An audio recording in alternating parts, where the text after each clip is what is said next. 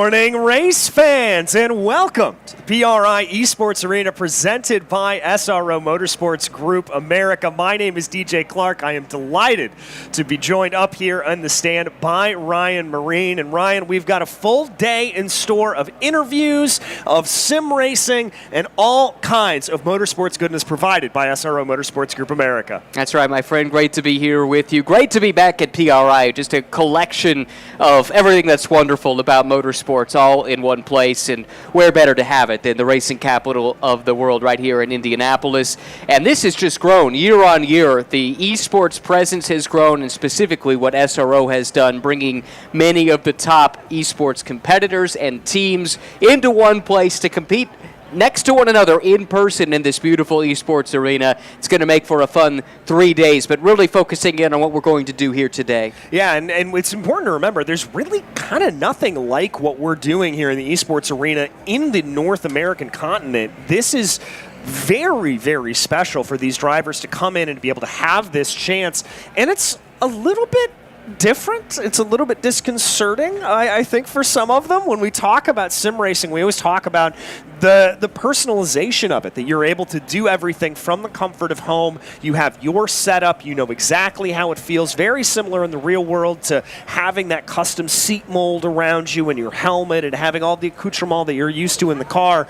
This would basically be the equivalent of jumping in your friend's hatchback and going for a ride around Willow Springs. This is a very different environment, and what this practice session that we're leading up to here at this point, yes, it's about making sure you've got everything on the track ready, but it's also about making sure all those creature comforts are ready when race time comes around. That's a great point, because these racers, they're used to thriving in their own environments. They're home-built rigs that have those little tweaks, the specialties, right, that they put there to make sure everything is just so.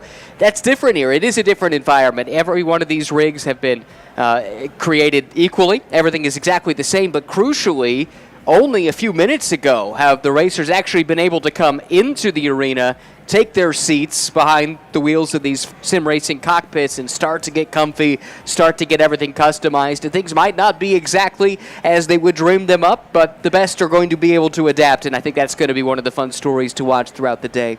Yeah, it'll be very interesting to see, and I can attest to all made equal in these sim rigs because I helped build them 3 years ago. So direct all complaints towards one DJ Clark. That's right. 100%. But no, it's going to be interesting to see how they get to do what we'll be doing over the course of the racing here. It will be at the Indianapolis Motor Speedway, as is fitting, on the road course that is laid out, and these drivers will be able to compete in a plethora of GT3 machinery, everywhere from the Acura NSX, GT3 Evo, all the way the Lamborghini Huracan, Porsche 911, the 992 variant that is out now and running on the roads and around the race circuits, as well as your classic standards, Mercedes-AMG, BMW, McLaren, all the kind of fun stuff that we're used to seeing in SRO Motorsports Group America. Exactly, and the host venue, as you mentioned, the Indianapolis Motor Speedway on the road course, home of the Indianapolis 8-Hour, a big pillar of the SRO Motorsports calendar when you talk about it being the season finale for GT World Challenge America, powered by AWS, but you also have it as a cornerstone of Intercontinental GT Challenge, powered by Pirelli as well, the globetrotting SRO GT3 series. So, look, it's a unique track, that's for sure, when you're talking about using part of an oval, the infield road course. It's got Formula One history, which is very neat, NASCAR history, IndyCar history, but GTs certainly have their part to play in the history of this speedway, and it all really got started when SRO turned up a handful of years ago. Yeah, and we celebrated the Indianapolis 8-Hour not too long ago, a fantastic race, a little bit more of a mechanically compromised race, I think, for a lot of drivers and teams. It was something that we hadn't really seen in the past. Reliability in the face of racing today is something you take for granted, and it was a little bit of a breath of fresh air. I know it wasn't for the teams, certainly. It was heartbreaking for many of the teams, but we really saw those reliability woes coming in and very much altering the landscape of the 8 Hours of Indianapolis. It certainly adds a different dynamic when you've got that that proverbial sword of Damocles, right, with a potential mechanical failure to take you out of a competition. And look, you never can feel totally comfortable if you're on the racing side of things, and as a fan or as a broadcaster, you just don't know what's going to happen next. So we certainly had a really fun time with the Indy 8-hour this year. Super dramatic finish with an American team that, on the road at least, won overall. It was time adjusted. They ended up second overall still in their class. But that was really cool to see with Wright Motorsports showing out against some of the world's top GT teams. And I think that's what makes Intercontinental such a cool concept, is you do have the top teams from around the world converging in one place, going up against the domestic teams and talent, and it makes for a really fun dynamic. Kind of similar to what we're going to have here on the esports world, with some of the top drivers and organizations in esports all converging on PRI here this week. Yeah, whether that is ST Racing or Veloce Esports, we've seen them come out here this weekend. A couple of unaffiliated drivers as well to be able to throw their way around. Getting some pictures taken, as always, Dynamic providing some of the background pictures for this race. Beautiful, beautiful stuff to be able to see that. The Audi and the McLaren there rocketing down that cavernous front straightaway at the Indianapolis Motor Speedway. Ryan, I know you're a hometown Hoosier. This is my hometown as well.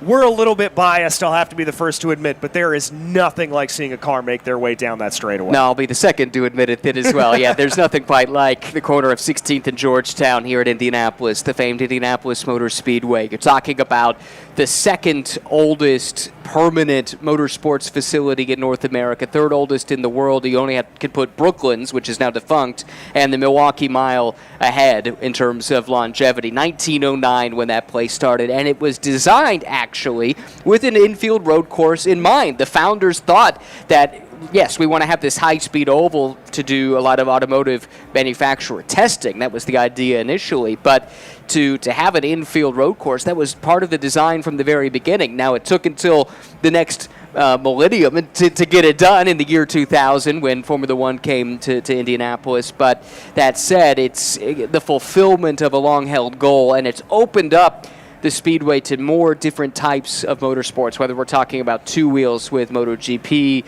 or Formula One, and now having a tentpole endurance GT race like the Indy 8-hour that certainly fits in the portfolio of such a historic venue. Yeah, it really and truly does. And obviously that infield road course, you mentioned it being originally conceived in 2000. Well, not conceived in 2000, but built and put on display in 2000. It's gone through some changes, and we should talk about one of the sort of unique eccentricities of the scan that we have here on Assetto Corsa Competizione. Now, this scan was done directly following the first NASCAR race at the Indy Road Course, which meant the curbing on the 5-6 flick that we're used to seeing was very torn up, and as a result, we run on the old Part 1, as it were. It's the long, curved left-hander that constitutes turns 5 and 6, as opposed to the fast chicane that we run on here today.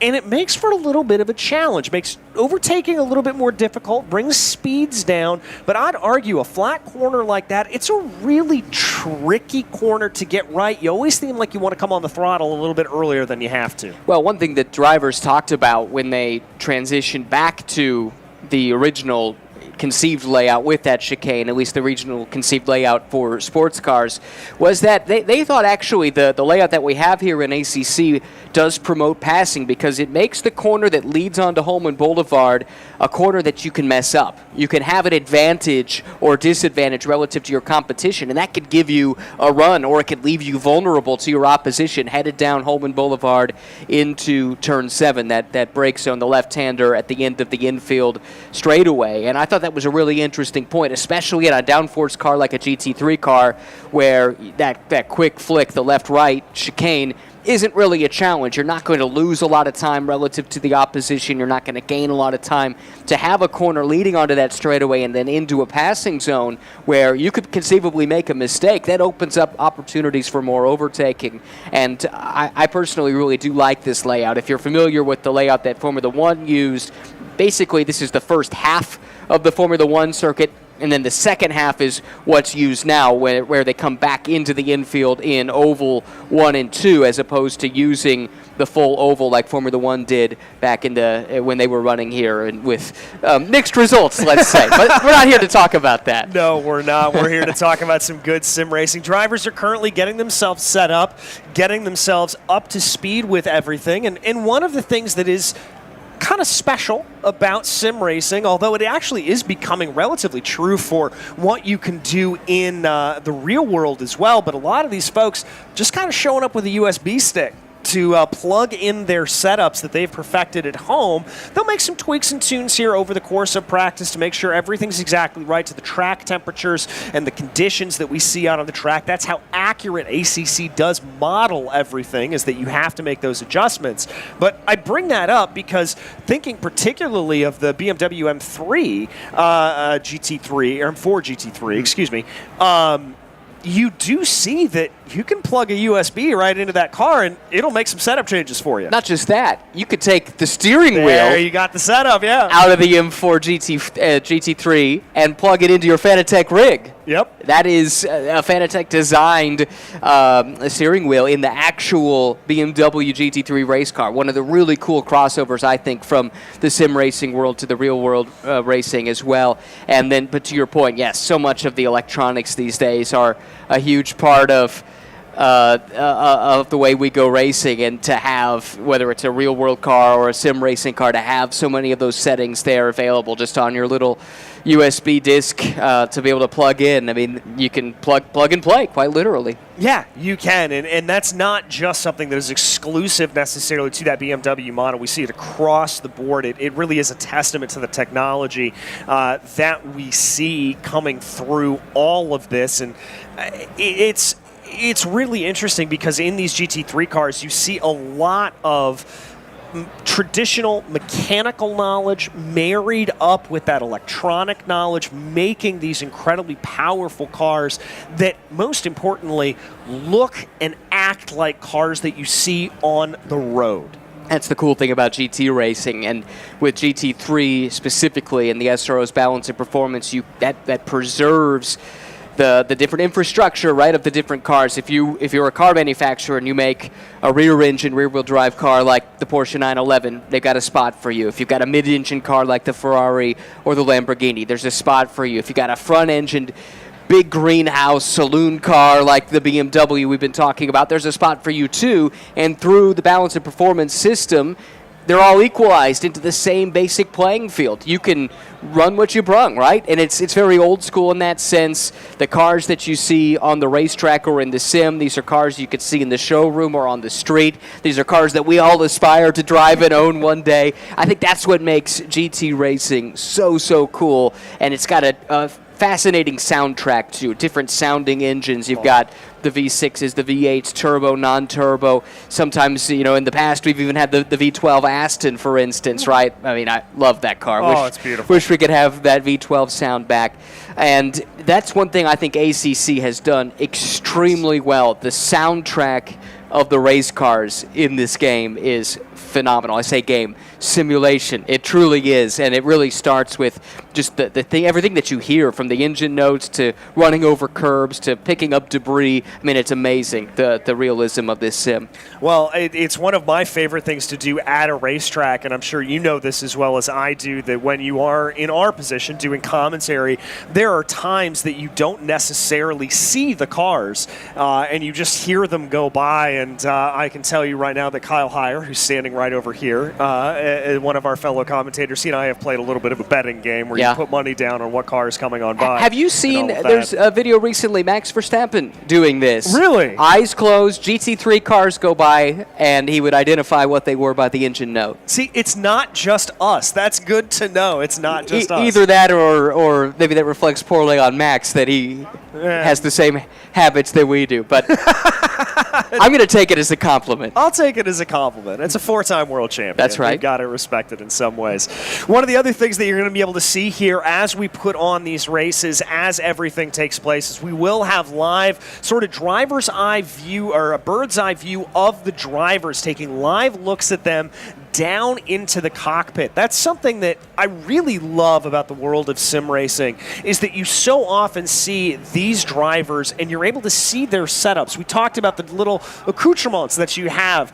It's really a source of pride in the sim racing world. The stuff that you put up on the wall, what your favorite series are, the memorabilia that you have, all of those kind of things in your sim rig at home. Yeah, it's really neat. I bet real-world drivers wish they could do that level of customization, especially in endurance racing where you're sharing the cockpit with multiple drivers. You really don't get a chance to do that. In fact, I think that's a pretty good analogy for what our drivers are going through here, where it's going to be a compromise. You probably aren't going to get this rig set up exactly the way you like, in the same way that a real-world driver sharing the cockpit with 2 or 3 other drivers, I should say, in the same car, don't have a chance to get everything exactly right. They have to find a way to live with a little bit of discomfort one way or another.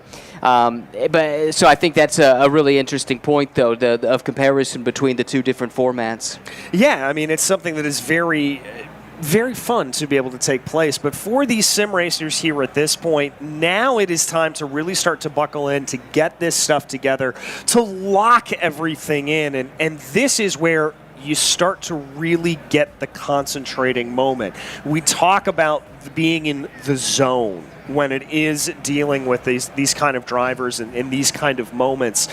It can be hard to be able to do that in an environment such as this, because we've got some music playing around, there's people walking around. We do our best here in the SRO Esports Arena to make sure that they're kind of shepherded away and that they've got their area, but it really shows you just how much you have to lock in on everything. Well, this is a different environment than when you're sitting at your home rig. You don't usually have people wandering through and kind of taking a peek in and seeing what you're doing, watching you as you go. You've got a live studio audience, let's say, here watching, and that's going to be something to get used to, and blocking that out, just focusing in on what's ahead. And these are crucial moments here for these racers, right? Going into this practice session, as we talked about, getting comfortable in the rig, but also making sure you've got that setup dialed in, getting a sense of the environment that we've set up in the virtual world, making any tweaks to the setup that you need.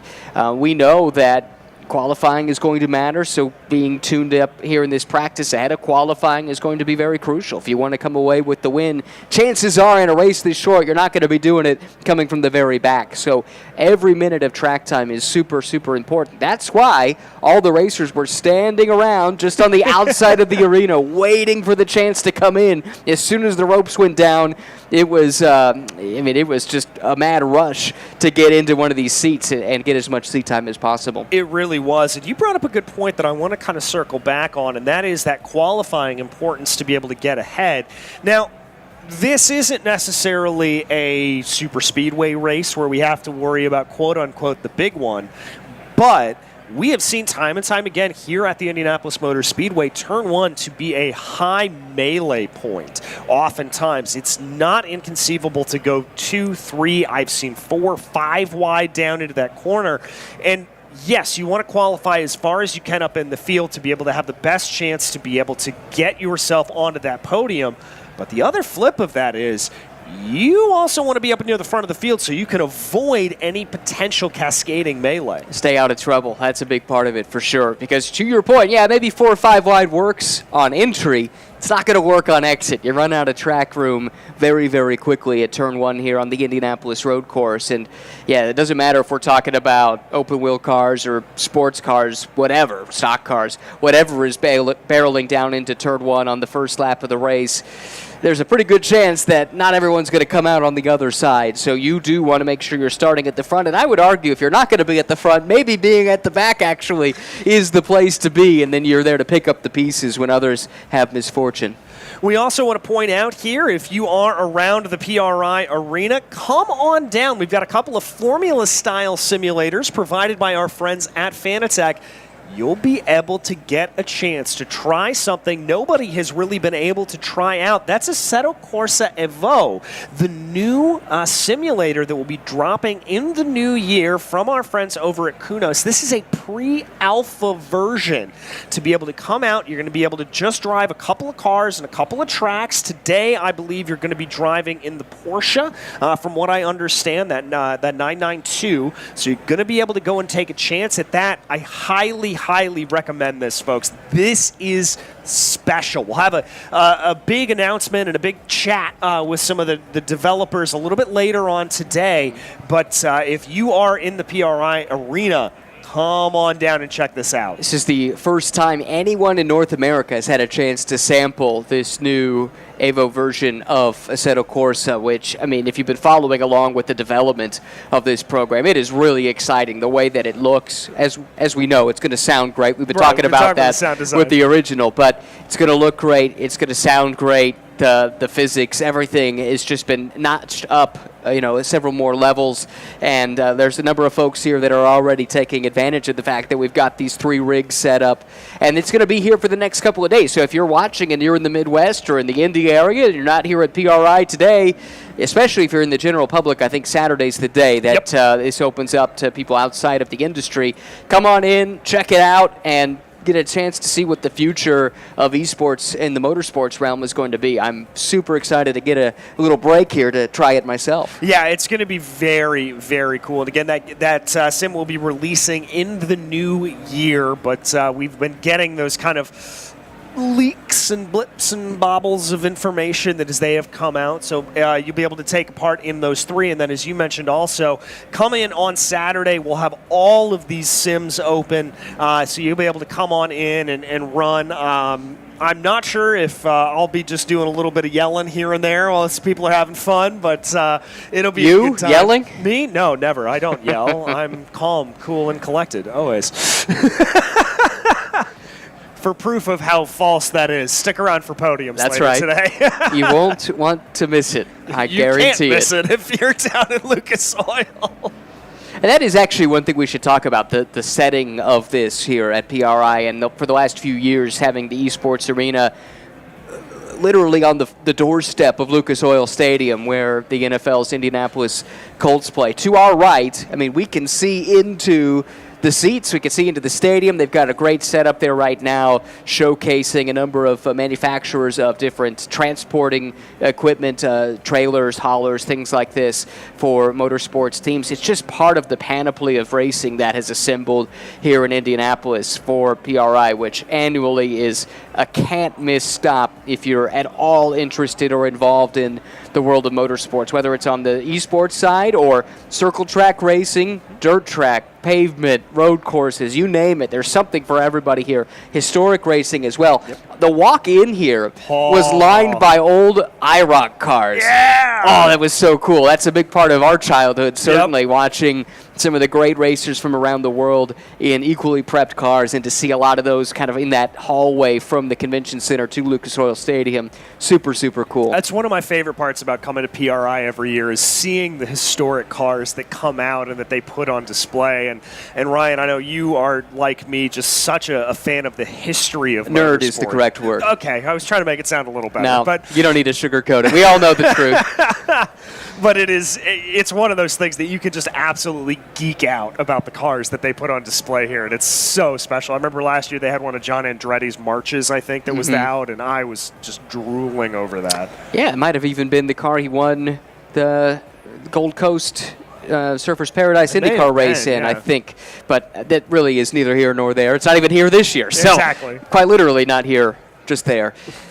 As far as that goes. Our point stands. You got to come check it out. PRI is super, super cool, and it's wonderful to see how over the years they've welcomed the esports side of the industry in at an increasing level, which goes to show just what a big part of motorsports now the sim part is, whether it's dedicated sim racing for its own sake or using simulation in preparation for real-world racing. There's such a crossover these days. Well, and it's a crossover in multiple lanes, I think, when you talk about that. When you talk about simulators like ACC, that the mechanics can come in and start to get an idea of, okay, what's going to work better here? Let me adjust this settings, do some suspension tweakings, this, that, and the other, see how that's going to play to get an idea of a good baseline to come in. As you mentioned, drivers coming in.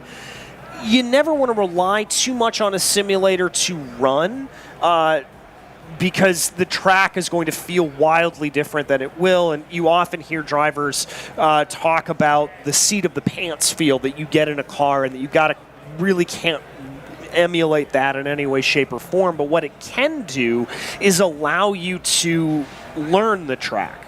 Come in and say, okay, well, shade might be a little bit different, trees might have shifted around, but I know where the 100-meter board is, and I know I need to brake coming into there, so I'm going to learn my braking zones as a result of that.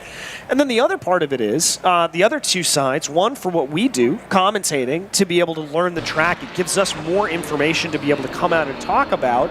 And then as a fan, I actually find that when you go to a race, to be able to come in and talk about a track having run it previously, you're a more educated fan. You know more of what's going on. You have a better understanding of what it is and a better appreciation of that race. Absolutely. I mean, you have a different perspective when you're watching the race on TV or calling the race as we do. If you've been in that virtual driver's seat, you can empathize with what the drivers are going through. You can kind of speculate on what may have led to a certain outcome. I think, too, it opens the door of motorsports to more people. You introduce them to the sport in a way that you're not just a passive spectator, you're an active participant. And I think that's one thing that motorsports has going for it in the esports realm that most other sports just don't, is what you do in the simulator. It more or less translates to what the real drivers are doing in the real car. It gives you a real appreciation in a way that playing Madden just doesn't let you know what it feels like to be an NFL quarterback. I mean, I've seen the size of NFL linebackers. I don't want to play quarterback. Right. I'm also terrible at Madden, so both of those are non-exclusive. But you can see some live pictures here of our practice session. Eli Singh leading the way over Philip Bouchard, McKinsey, Pulisic, and Moning, your top 5 here at the moment. We're not going to read too much into these times, as really only 3 drivers have set down times here at this point, and it's really all about learning the car, learning this feel for what we're going to be experiencing here, as we mentioned earlier. Yeah, and plenty of time, as you could see, still nearly 2 hours on the clock here in this practice session. So lots of time for the racers to get comfortable, test some things out. One thing I'm noticing that I think is very interesting is the time in game, 6:36. That tells me, are we having a night race? We very well might be, which, as we know from multiple instances, the Indy 8-hour is a night race. It runs from midday into the night, the only time that a car, that a series has run into the night at the Indianapolis Motor Speedway, that consistently does so, and the first time that it ever did as well. I know a couple years ago when we officially made that and made it into a night race, you and I both got to experience that, and kind of feeling the gravitas and the history of that, going, nobody's ever done this before. This is cool. Yeah, not on the big track. I do think, just because I'm a pedantic person, yes, there is the short track, and they do the BC39 dirt track race in the infield. But on the big track, certainly nothing has ever gone into the darkness, and it's amazing to watch the GT cars go around this place in the darkness, because unlike a track like Daytona, which you would think might have some similarities, being kind of a part oval, part infield road course layout, Daytona's got tons of artificial lighting. Indianapolis does not, and you're really using the headlights to illuminate your way around. It's very, very cool when you get into that final hour and a half or so, into the twilight and then into pure darkness, and the way that the race totally evolves at that point. Well, and it's one of the big talking points, and it's something that we're going to have to take into consideration if this is indeed going to go into the night. One of the big talking points that we always think about during the course of the Indy 8-hour is, what are the cars set up for? You may have a car that looks very strong early on, but then as things go along, you may have a car that's not nearly as effective. And so you're going to have to kind of play that back and forth a little bit and see what it will do in terms of that setup and that way to push forward. Continuing to watch here, these drivers get themselves together. It looks like McKinsey's been able to jump up into second place in that Acura NSX. And for folks watching at home, as well as folks who are here, you will notice that it is officially badged as a Honda here in the simulator. This is the obligatory note that we always have to give. Yes, That car is a Honda outside of the North American market. However, here in North America, it is a Acura. That is what it is branded as. That is what it is. So we will be referring to it as an Acura, despite the fact that it is branded here in Sim as a Honda. That is because this Sim ACC works for all around the world, and they are obviously based in Italy with Kuno Simulation. Yeah, so the North American and the Chinese market actually also, really? I believe it's branded as an Acura, if I'm remembering this correctly. So that's always good to point out. We do know the difference between the Honda and the Acura logos, but because we're here in Indianapolis, we're going to refer to the car as it has run in SRO America over the years as the Acura. A little long in the tooth at this stage. I mean, this car debuted in 2018 and has gone through a couple of different Evo iterations, but they've really locked into something here where it's proven to be a platform that is fast for the pros, increasingly more comfortable for gentleman drivers to jump in and go fast in as well. And one thing with this car, it has always been a rocket ship in the rain. Yep. Even back to the original version back in 2018. For whatever reason, this car has always excelled in wet conditions. I assume that would transition over to the Sim as well. And it does indeed. Okay, so I don't know that we've got rain in the forecast, but the rain model in ACC is a ton of fun. It is fantastic. Beautifully modeled, beautifully taken care of. It is pixel perfect, as we like to call it. And yeah, I have to agree with you what you said about that Acura NSX. We've seen it competed in the last couple of years to great effect by Racer's Edge Motorsports. Was particularly pleased last year seeing Zach Veach jumping on into that car. Really, really good stuff. They worked their way up and forward a little bit. They weren't necessarily as strong as Zach Veach and Luca Mars in the beginning. But in talking to Zach and in talking to Luca, the more time they spent in the car, the more they understood it, the better it was. And by the time of the Indy 8 Hour, they were up in contention for a while. They certainly were. That car, or that team, I should say, really, they put the deal together very, very late. And they did next to no testing over the course of the year, where much of their opposition was spending quite a bit of time testing. So they were on the back foot. They were doing their testing on the race weekend, which is not an ideal scenario, of course.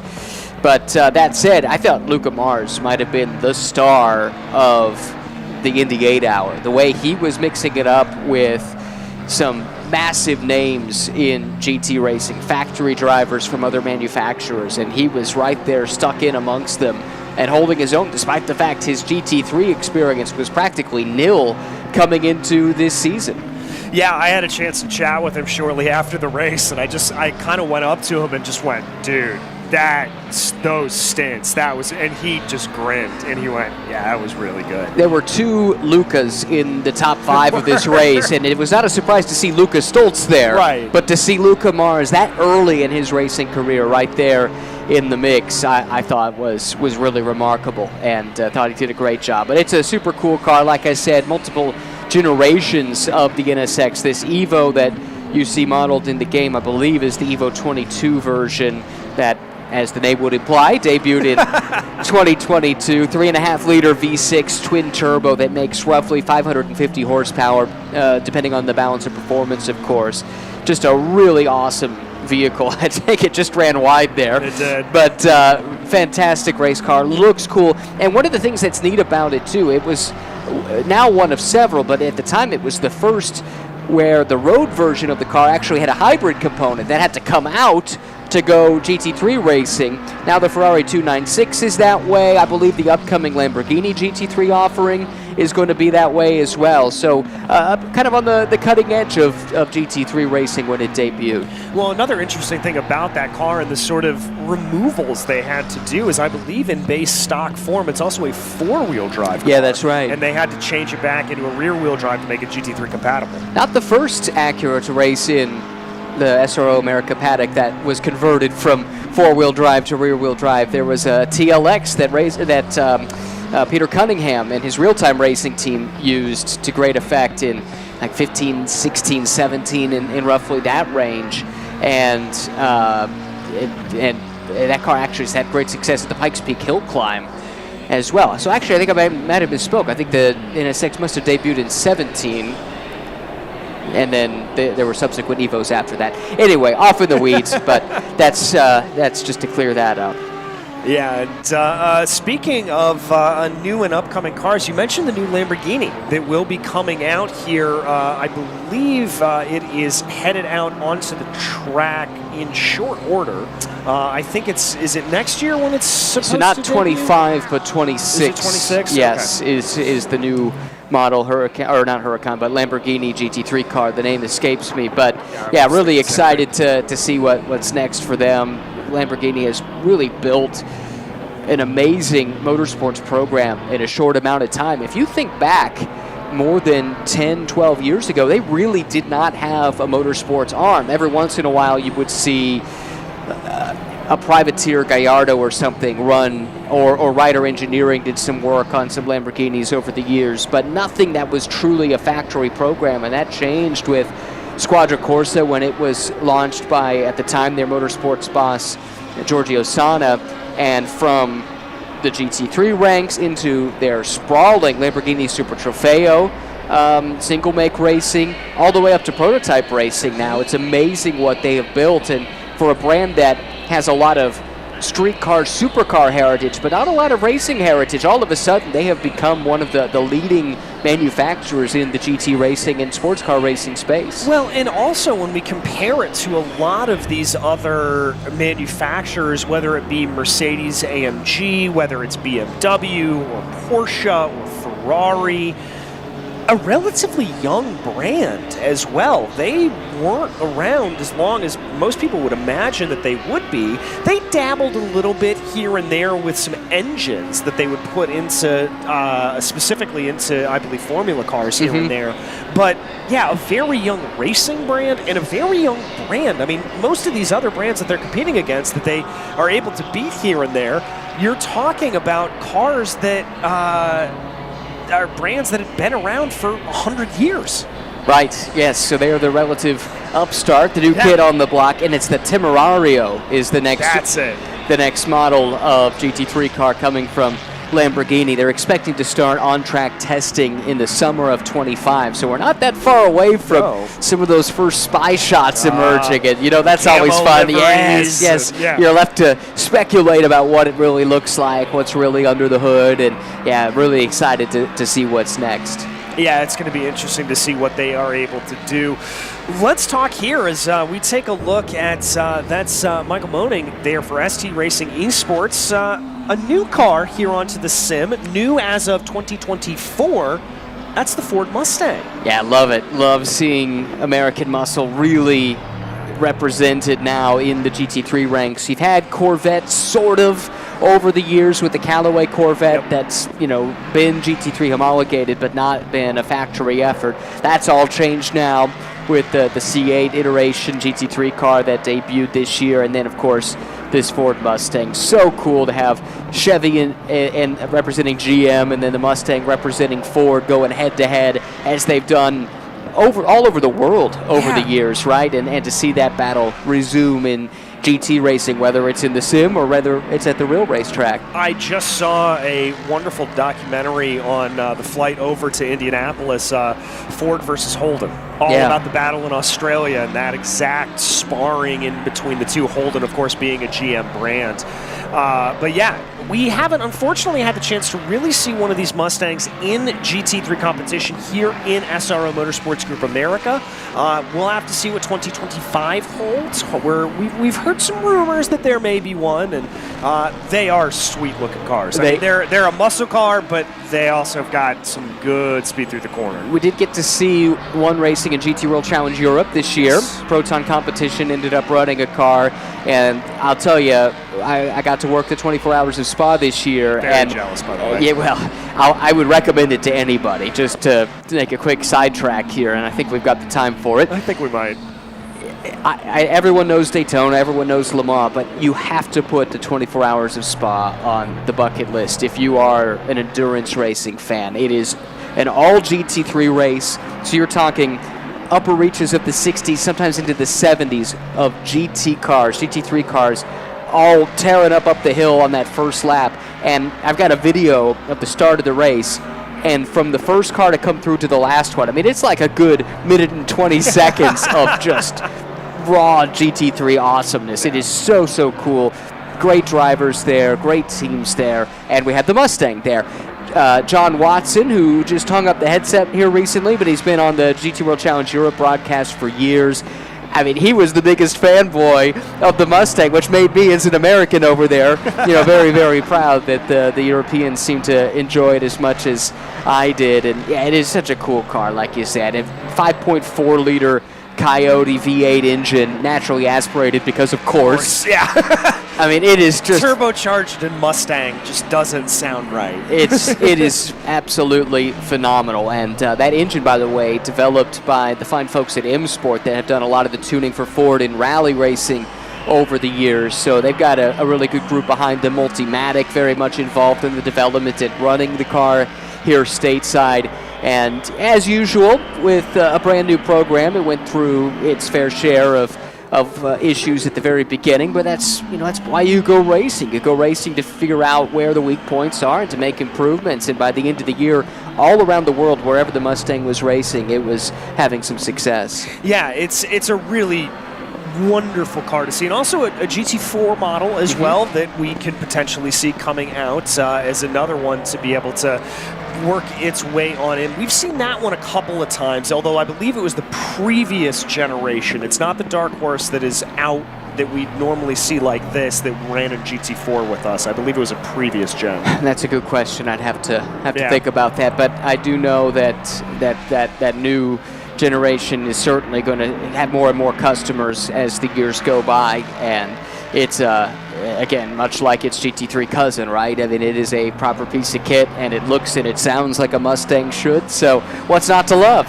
Exactly. Well, we talked a little bit about one side of American muscle. Let's talk a little bit about the other, because we've got to talk about the champs this year from Fanatec GT World Challenge America in the pro category. DXDT Racing in their Chevrolet Corvette. We've got a model of it out here to be able to take a look at if you're in the PRI space, but that car, it looks good, it sounds good, and it goes like the clappers. Yeah, what an amazing piece of kit, right? The Z06 GT3R, 5.5-liter V8 naturally aspirated engine, again, as you'd expect from a Corvette. And it took a little while to make its debut in SRO America. We saw a Pro-Am entry starting at Sebring. The Pro entry started at Circuit of the Americas. And that Pro entry was undefeated in every 90-minute traditional, let's say, race this season. Came up a little bit short at Indy. They were going for that championship despite the fact they missed the beginning, just barely missed out on it, but we're certainly very much in the mix, and it's awesome to have that car here representing DXDT, representing the Chevy brand, and I mean, what a remarkable season they had. The first win for that car globally happened in SRO America competition at Circuit of the Americas. And it was a big question mark, and I want to give credit to that team, because every single race they kind of went in and said, think we're going to do well, but we're not sure. There were a lot of unknowns going in to each and every circuit, because credit to SRO Motorsports Group America, we do go to a variety of circuits, whether it's Barber Motorsports Park, the Indianapolis Motor Speedway, Road America, Sebring, all of these places that have different tests for the cars. They weren't really sure how it was going to go, and it seemed like every time they rolled up, they were up front. It's what made their run so impressive, is they were not always the fastest, but their execution throughout the course of their season was pretty much unparalleled, right? Yeah. I mean, that's why they rattled off 10 consecutive wins, I think it was, from Circuit of the Americas in May all the way in through Sebring and in Barber in the build-up to the Indy 8-hour, and had a chance to go for a championship despite missing the first 4 races of the year. But, you know, when push came to shove, they executed. They didn't make mistakes in the pits, and they had a great driver lineup. You had Alec Udell, who I think this year really got to display his talent. I've thought a lot of him for many, many years, but he never had been in that high-profile situation until this year. And as the mandated silver in the lineup, I think he really shined and probably established himself as the top silver driver in that pro class. And then when you've got the guy who did all the development driving on the car, Tommy Milner, Corvette factory driver, to complete the lineup, you know you're in a pretty good spot. Yeah, exactly. Does a pretty good job. And let's also talk about, I believe it was Road America, and I'm blanking on the young man's name, the rookie that they were able to put into the car. But that was very special because along with Brian Sellers, they were able to get a back-to-back, a 1-2 punch, as it were, with DXDT. They won the Pro-Am as well as the Pro division. It was very, very impressive, and it was very special to be able to see them do that. Bryson Morris. Bryson, that was it. Yeah, yes. he was really impressive. Another guy, kind of, we were talking about Luca earlier, Luca Mars, and how impressive he was with limited GT3 experience, but Bryson as well kind of stepped right into this and looked right at home right away. Road America showcased what they were capable of, and then, by the next time out at Barber, they were really strong, running up at the front, winning races in class, along with Brian Sellers, who, by the way, has stepped into a team management role with DXDT, which is super cool. Hate to see him step out of the cockpit. I think he still had a lot of good years in front of him if he had elected to go that route, but he's someone who can bring so much experience, decades of experience behind the wheel with a lot of big teams and big programs, and help them in a leadership role with DXDT. Yeah, I'm going to be very disappointed to not see him on the grid necessarily, but I'm going to be very excited to still continue to see him in the paddock because he is one of those guys that you always want to chat with anytime you are out and about at a race. But great stuff from DXDT this year. Absolutely fantastic. And, being the customer supplier and the primary customer for SRO Motorsports Group of those Chevrolet Corvettes, really great to be able to see. We love seeing those different new brands coming on in. We obviously had the big unveiling of all of that back in 2023 at the Indianapolis Motor Speedway, and they came true on that promise. Yep. And it was remarkable. Well, I'd say it was a big vote of confidence from General Motors to, maybe select is the wrong word because it is a business transaction, it is customer racing, but they weren't going to have just anybody represent them on the SRO America stage. And for DXDT, which had some good results, but I wouldn't say it ever had just a standout year to be the team that was identified, I would say I was maybe a little bit surprised when that announcement was made at Indy in 2023. But any questions were immediately put to rest. They did a ton of work in preparation, lots of testing, lots of sim work, back to that crossover we've been talking about throughout the day. And they turned up and were absolutely ready for the challenge, as we've talked about. They started off very, very strong at Sebring with the Pro-Am car, and then running 2 cars starting at Circuit of the Americas, all the wins that they had. And then back to the execution we talked about earlier. They were picture perfect, absolutely flawless. And I know that other teams within the Corvette racing umbrella were kind of taking notes and learning from what DXDT is doing, which is the ultimate praise when your peers are looking at what you're doing and saying, hey, we need to replicate that. Yeah, imitation is the highest form of flattery, and really and truly was for them.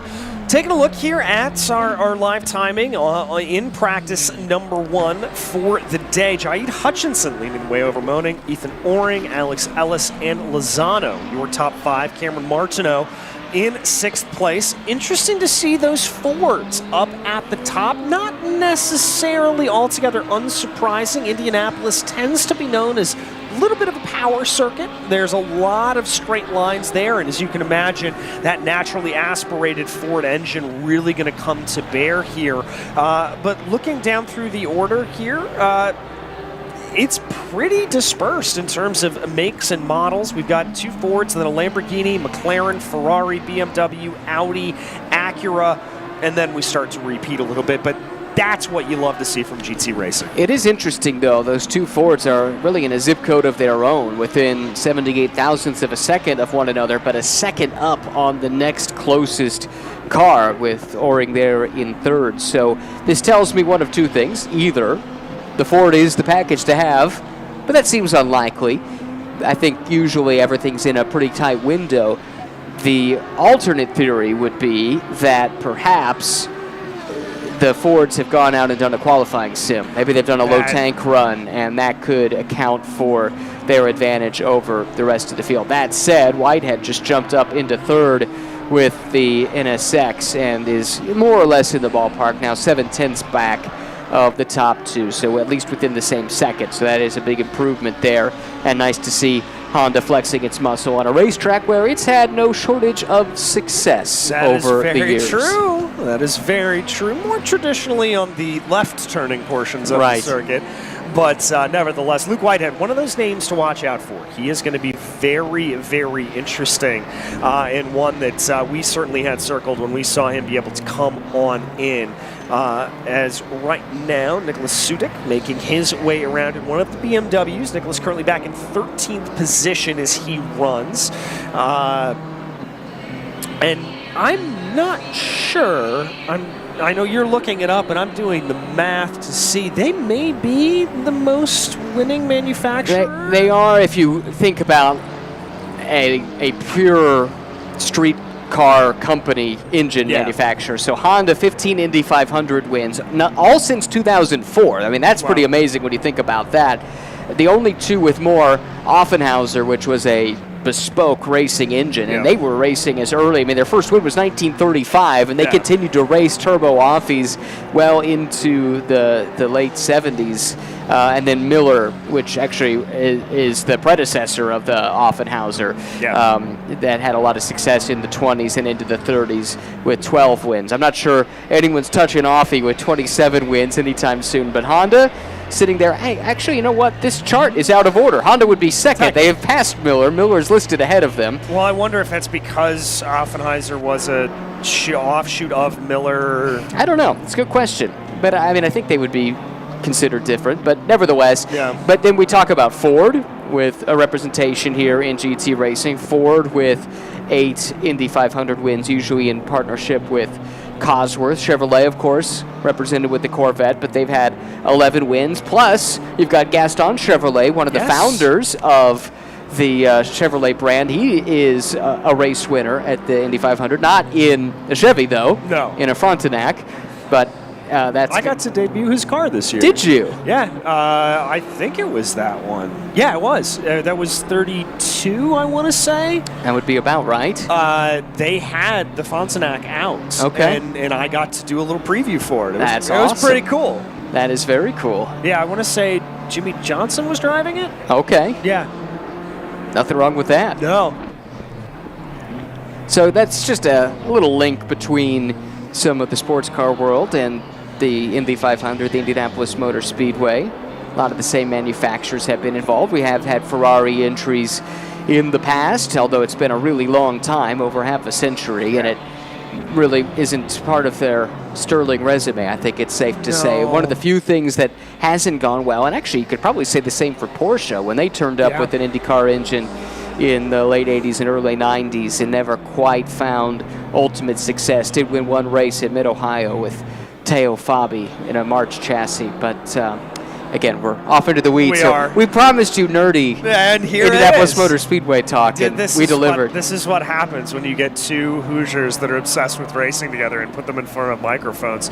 But right now, as we continue to look at those charts, a couple of names that surprised me. Phil Bouchard, one of the drivers that was successful last year at this event. Bouchard down in 8th right now. Maybe looking for a little bit more speed there. Still in pit lane. Don't know how many laps he's been able to do. Cameron Martineau, another one that I'd suspect to be a little bit farther up the order. But again, we've got plenty of time here to be able to sort ourselves out. Well, a name that jumps out to me, Alex Ellis there in 5th. Real world racer, of course. Did a handful of races in Pirelli GT4 America this year at Barber Motorsports Park, and I was chatting with him a little bit ahead of this, and he said he doesn't have a whole lot of time in ACC, so he was downplaying his chances, but Alex is 5th fastest so far. Listen, it's like riding a bike.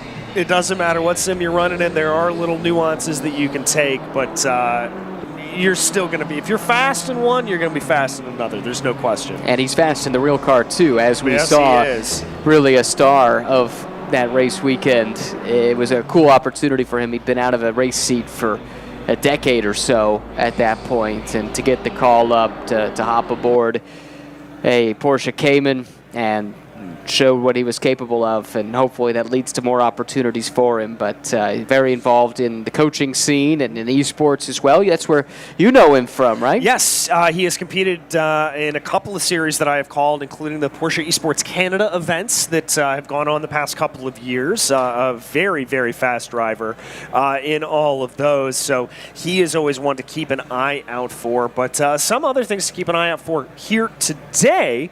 We've got some interviews coming up here in a little bit. You're going to be sitting down with James Clay, yes, I believe, about around here shortly, as that'll be happening here relatively soon. I also believe Tyler McQuarrie is going to be stepping up and chatting with us a little bit later.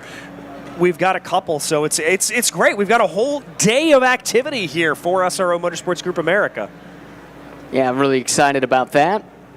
Great chance to chat with James, who is a two-time Pirelli GT4 America M-Class champion, also has a touring car championship on the resume, has been in this game for a long, long time. First started racing in this paddock back in the World Challenge days in 2002, and his team, that Pimper World team, just stalwarts within the BMW tuner community and then as well as the racing community. They've been BMW customers for 20-plus years. Yeah, and runs it across the board, really and truly across the board when we talk about BMWs. A big player in the Pikes Peak Hill Climb. Yes. He's gone out and run multiple times. I kind of surprised him on the top of the mountain 2 years ago that he got up to the top and went, "What are you doing here?" Which was kind of a fun little interaction for us to have. Now it's my turn to say I'm jealous. I've never been able to get to Pikes Peak. I've had a couple of opportunities, and I've always been busy that weekend. Yep. That is way up there on my list. I mean, literally and figuratively. Yeah, it is exactly. way up there, as you could attest. We mentioned Kyle Heyer earlier. Yeah. Kyle is anchored at the past 2 years. Let me just say, he has the cush job. Yeah. He has the job that you sit down there, kind of like us, and just talk through the day and talk the cars going up. I had the less fun job that was sitting up at 14,000 feet at 2 in the morning. Talk about, too, the change in climate that Right. you go through that day. Because your day does start that early, and it is cold. Oh. But by the afternoon, it's pretty toasty. At 14,000 feet, it was still pretty Still cold. pretty cold? Okay. All right. But no, and you know, you have oxygen. That you are above the dead zone. You Yep. are in that area, and so that is a very special event. And if you've never had a chance to go out and do that, highly recommend it. It reminded me of Indianapolis in terms of the loyalty of the fan base, the fervor of the fan base, and the people that kind of went, "This is our event." I mean, it is probably what the local community is known for best, Yeah. right? And what's neat, I think, about that is, and we're way off piste here, but, you know, this is what we get when you bring us together. Exactly. The way that event has gone through so many iterations. I mean, in the early years, it was kind of jalopies and whatever you could build, you would bring and see what happened, into an era where it actually was part of what is now the IndyCar Championship, at the time the USAC Championship Trail, or even AAA Championship Racing, that paid points towards the national championship. And people would bring their dirt cars, their dirt Indy cars, and they would run up the hill, and you'd get your, the Unser family made their name going up Unser's Hill, as it's called, because of all their success there. Then it started to get paved in portions, and then you start to see some of the WRC Group B cars come over, things like this, and that was a time when those cars ruled the roost. And now it's totally paved, and you start to see sports cars. It's now they've got a whole class for Porsche Caymans, exactly, for the 718s, and the SRO does the BOP for some of their sports car stuff there as well. I mean, it is amazing to see how the event has evolved with the motorsports industry, and right now, its ties to GT racing, sports car racing, have never been stronger. No, they certainly haven't, and it is remarkable, and it is wonderful to be able to see as they continue to grow and continue to build everything out. And it's really what is so fantastic about motorsports as a whole is, yes, it has gotten so big over the last couple of years, but it's all interlinked, and it's all rising tide raises all ships. I certainly situation. believe in that. Do you know how this is? A little peek behind the curtain. Yeah, We've got our some of our guests here, but I'm not entirely sure what the format of this is going to be, if they're popping up here or if we're taking this someplace else. So hopefully somebody will let us know what the plan is. And thanks for sticking with us. Yeah, I see the powers that be huddling behind us. There we got the look of acknowledgement that they heard us. Gotta love live TV, streaming, whatever. You make it up fantastic. as you go along. It's absolutely wonderful. No, it's great to be able to see, and it's fun. And it's one of the things I love about motorsports is you develop a quirky little family like this, and it's just great to be a part of it. Well, cool to see James Clay here, one of his drivers from the last handful of years. Tyler McQuarrie, he's here too. Our buddy Joe Peak is here. Hey! Oh my goodness. This is some esports broadcasting royalty. I'm surrounded. I've got the DJ Clark, and Joe Peak, Kyle Heyer. What am I doing here? You're the one that brought us into the real world, so. Do what we can. Yeah. Sharing the love.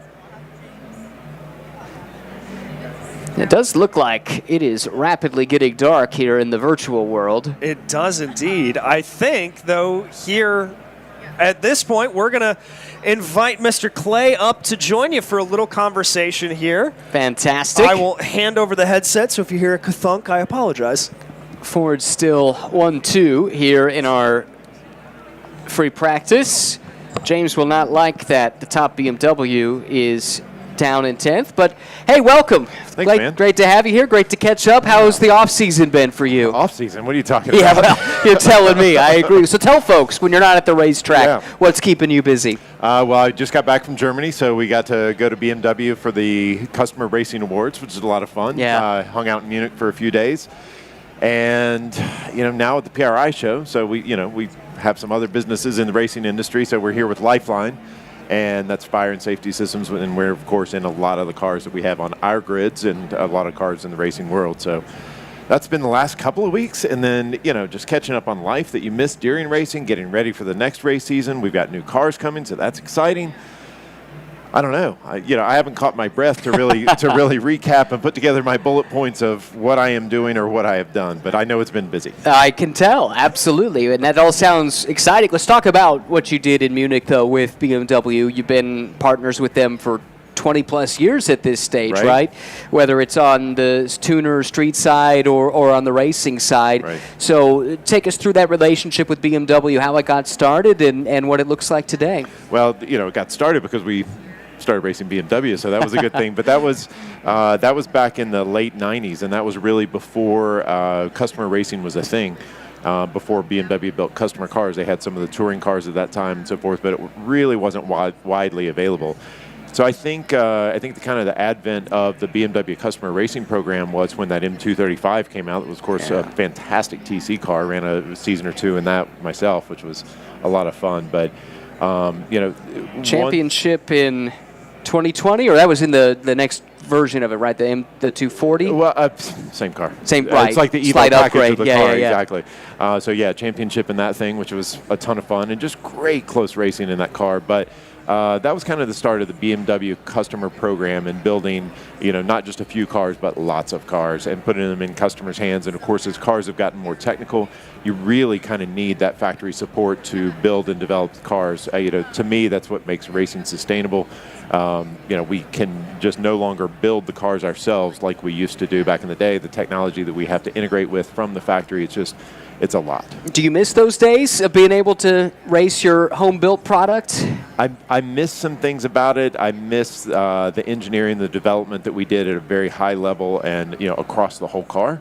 That was a lot of fun.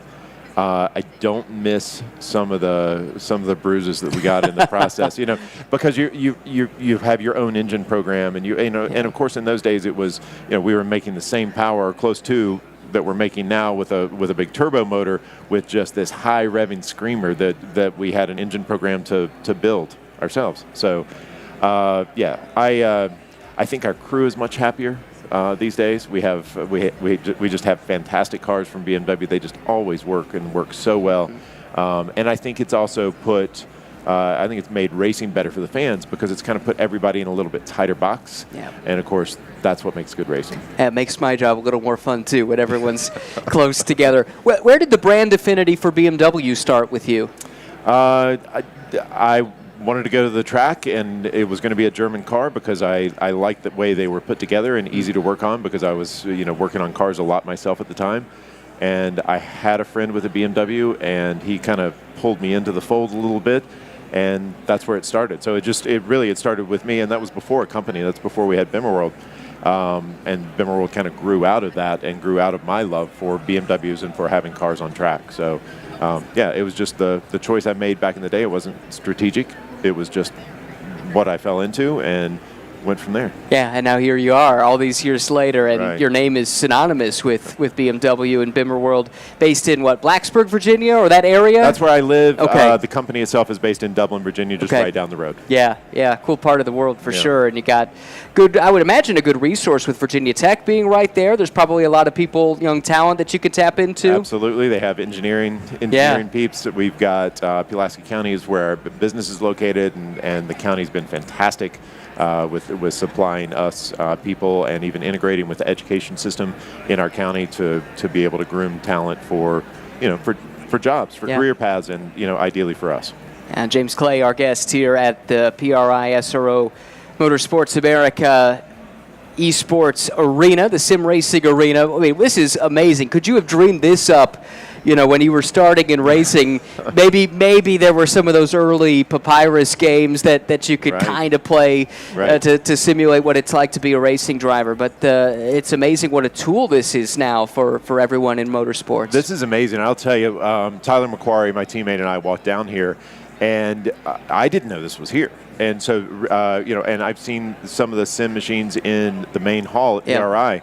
But to walk here, and we were late, and I apologize for that. But, it's all right. So, but to come through the doors here and just see what this thing is, and I haven't really gotten to dig through, but watching everybody race just here as I was waiting, this is amazing. So yeah, amazing training tool, but it's not just a training tool; it's kind of its own thing too, and it's really cool to see it at this level. This is exciting. Do you see, when you're working with young drivers, are they more prepared today than they would have been 20 years ago? Things like racecraft, which I would think would transition right from the sim to real world, yeah? Right. There's I think a lot of people look at sim racing and say, okay, I'll do this, and I'm not a sim racer, but it tells me where the track is. It tells me when I need to brake for important turns and so forth. So it kind of takes off the rough edges of learning something. But I think especially for young racers, for people coming into it that do invest the time, racecraft is hard to learn. Racecraft is really hard to learn. And it can be expensive to learn. It could be, and it usually is when it's on the track, right? And, expensive in whatever way, right? Expensive in damage or expensive in the cost of whatever your investment is for the season or for a race, or and having a result that's like, that was a great move. I wish I'd seen that one before. It's always, racecraft is something you always learn the hard way. And just like racing and damaging things, the racecraft itself, the hard way when it's in esports isn't that hard. Right. It's a very, very cool tool for that, I think. Definitely. Well, let's talk a bit about the last few seasons that you've had. Maybe we should start with 2022 and 2023. Those are probably happier memories for you, with back-to-back AM-class championships in Pirelli GT4 America, and getting to do it with a friend. I mean, I don't think anyone was having more fun than you and Charlie over the last few seasons. Yeah, we have a good time, and that was really special to be able to join with him and to have that couple of years. Last year, 2024, this year, I suppose, obviously not quite as good, but still, what takes the edge off of those challenging weekends is being able to do that with a friend and being able to do, maybe you don't have the best weekend or the best day. But when you're doing it with friends, and that's what our Bimmerworld team is, and our other car with James Walker Jr. and Tyler McQuarrie. I mean, we have a great time at the racetrack, and of course, we're not there to have a great time, but we make sure that we do, because at the end of the day, it's important. And those seasons, the ones that you had those 2 years, they don't come that often. So to have them come back to back, to have that many wins, that much success, I mean, it speaks to the level of preparation from the team and on your end as well. But how much did you just have to step back and try and enjoy the moment? Because you've been in this game long enough to know that that is not normal. Well, it's not normal, but the crazy part of it is with the support of the Bimmer World team and with having Charlie as a teammate, it started to feel normal, which is a weird spot to be in. And I really, it takes a season like 2024 to kind of look back and realize I should have maybe cherished those moments a little more. We were audacious enough to think that, 2 years, that was, it wasn't easy, but we were on a roll. Let's go ahead and do 3 in a row. and I also think that speaks to the level of competition within the SRO series and, of course, all the other teams and drivers that we drive against. And, obviously, after those 2 years, you have a little bit of a target on your back. And, there's some great teams. Yeah. So. And I would suggest as well, maybe you didn't have Lady Luck on your side too much here in 2024. Man, it was like every weekend, 2 races per weekend, and every weekend it was going to be a good race, and then something happened, and we got involved in somebody's mess, some mess rarely of our making, which I guess I'm proud of. Our team executed well. We talk about after events, and then, of course, after the season. How did our team perform? And we had cars on track. We didn't have anything mechanical, anything that was preparation related, but maybe that almost makes it even a little bit harder when, because I don't believe in luck. Because I think you can make your own luck, you can work harder, and you become luckier. But I think if you just say, well, that was bad luck, that's a bad habit because you're just dismissing a learning opportunity. But it was really hard to learn anything of value through the challenges we faced this year, which is really frustrating. Well, you and Charlie, each of the last few years, you kept saying, "Oh, we're gonna bow out on a high. We're gonna be done after this one." Surely, you can't be done after the way 2024 went. You got to be back for another one, right? Yeah, you would think that we still want that third. So it's driver lineup TBA, but. Okay. Yeah, I think we might race some cars next year. Fantastic. Well, let's talk about what's to come next year because BMW doesn't stand still. And whether we're talking about GT3, GT4, or the touring car level, even on down to club level racing, they've got their tentacles out in just about everything. And some exciting things for 2025. Yeah, for us, like I mentioned earlier, we're getting new cars. That doesn't mean a new model of car because it's still the same G82 that came out a couple of years ago. But we have our Evo package cars. And the cars are are so good that it really didn't take much, but we have a couple of new things on the cars that will make them a little bit more reliable, a little bit more competitive. So that's going to be nice. And was that based on feedback from customer teams like yours? Yeah, absolutely. Customer feedback, and of course, we fill out reports. We work closely with BMW on any given race weekend, and we come up with things that it'd be nice if and so the Evo package is all of our ifs lined up in a brand new car. Wow. So they answered all the requests, huh? I think so. But and again, BMW after they've started doing these customer cars and they, just pulling a number out of a hat, I'm going to call this the 6th or 7th customer version. Sure. They're getting really good at it, and so there weren't so many things that they had to rub on. The one big wish for us was the front splitter, and we get a new front splitter that's a little bit more robust and has some cool features to it.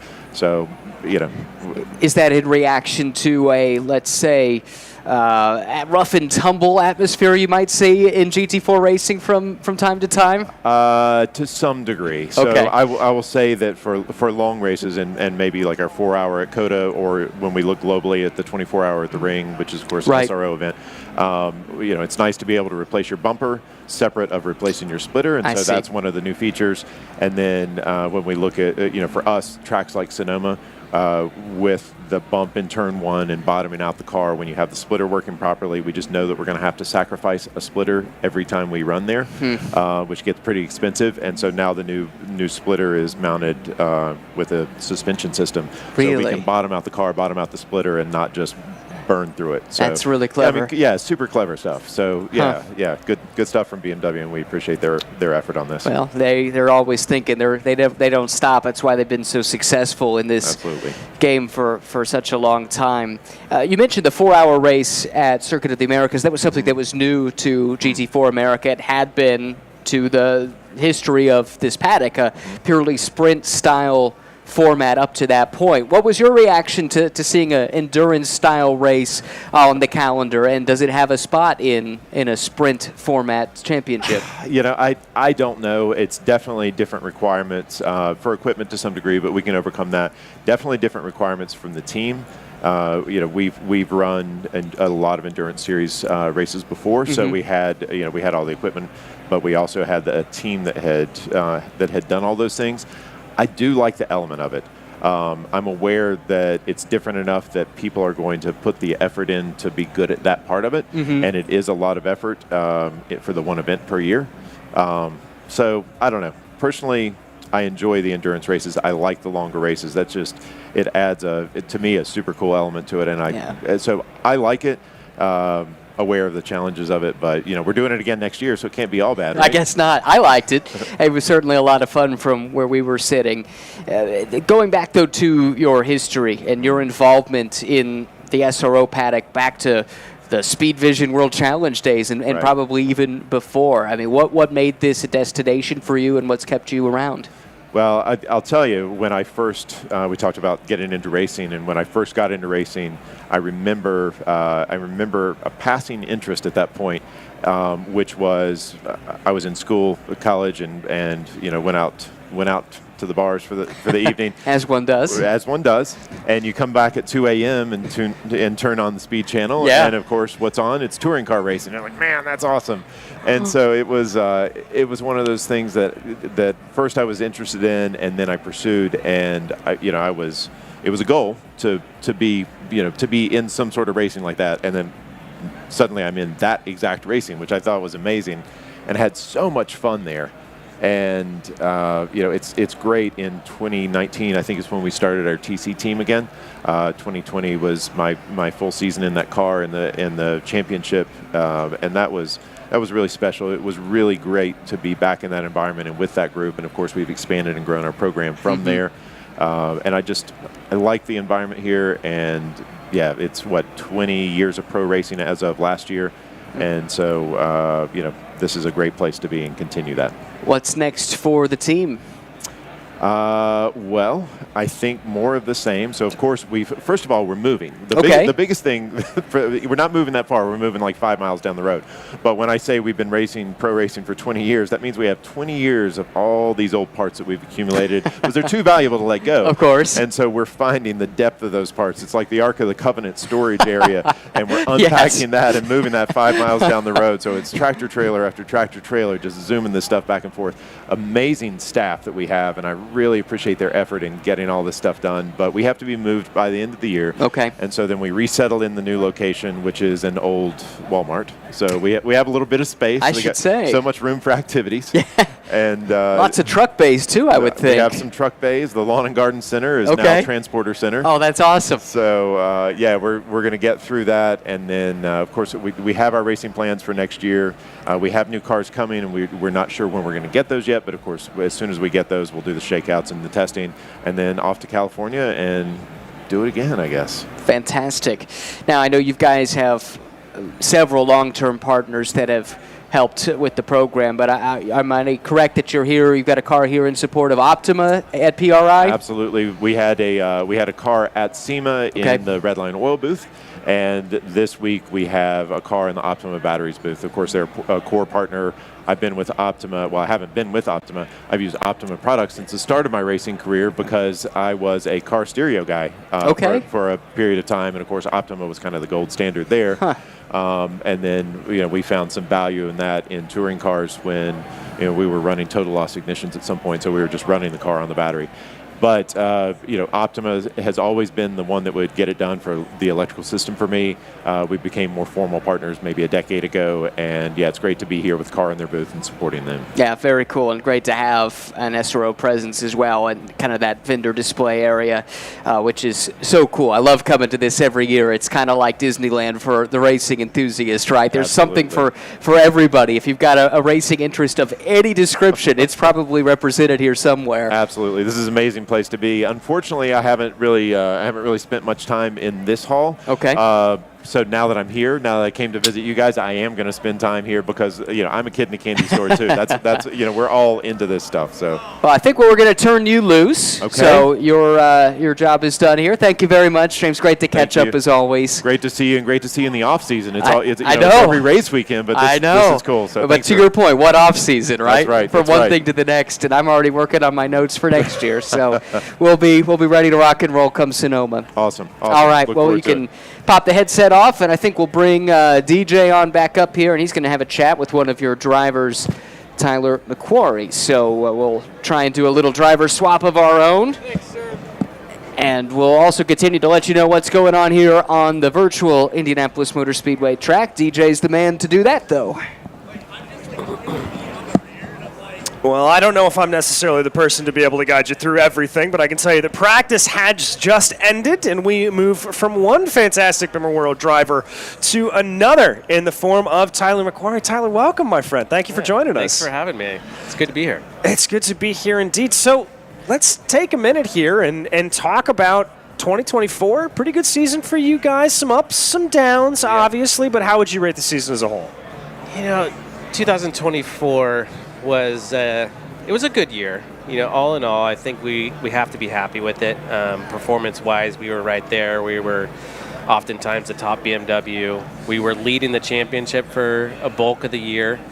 But we went into 2024 wanting the championship. Yeah. 2023, we came into Indy the last round leading the championship and lost it by 1 point, which you can imagine was devastating. For the whole team. So we went into 2024 with one goal, and that's win the championship. And it was looking pretty good. And we had a couple of hiccups, some crashes that happened. And, we were leading one race and got churned with a couple laps to go. Just you go back any season, you can look at, some moments that really determined the year. And those low moments definitely determined our year, and we ended up third in the championship. So disappointing for sure. But some things that were out of our control, and that's just racing. That's how it goes. So you leave that and you go to 2025 and you're like, same goal, got to go win it.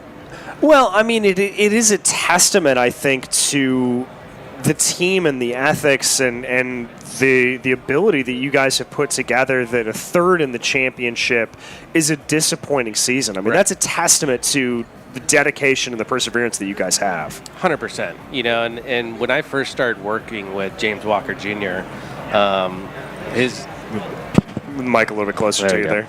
So when I was working with James Walker Jr. for the first time in 2023, his goal, he's like, I just want to be relevant going to the weekend, And so to go from being just relevant to being the car to beat, oftentimes, a lot of weekends, we were the car to beat, and definitely in the championship when you look at it, So to go from just wanting to be relevant to being the car to beat in the championship and always being in the championship hunt, you've got to be happy with that, And I know James was happy with that. His driving over the last couple of years has improved so much. I think he's just become, I personally think, one of the best dams out there in the field. If I can give him the car up front when he gets in with all the amps, he's gonna beat him. I'm super confident with him behind the wheel. So all in all, really happy. And like you said, it's a testament to the team that they can put a car on the track for us to go win races. And every weekend we have that ability. And it comes down to all the crew guys, the preparation. Preparation is everything. And the whole Bimmer World crew just puts together a really good program. Well, looking ahead here, 2025 on the horizon feels very strange to say. It feels like 2024 should still be here. But what's everything looking for you and for the team? 2025 is looking very similar. Okay. James Walker Jr. and I will be back together running the Pro-Am class in the 82 BMW. We got an Evo kit coming out for the BMW, so little changes there. So we're going to do some preseason testing, get out there and try and fill some of the gaps that we want to be better in, some of those areas. So spend some time at that and just getting used to the newer car. And that same mindset.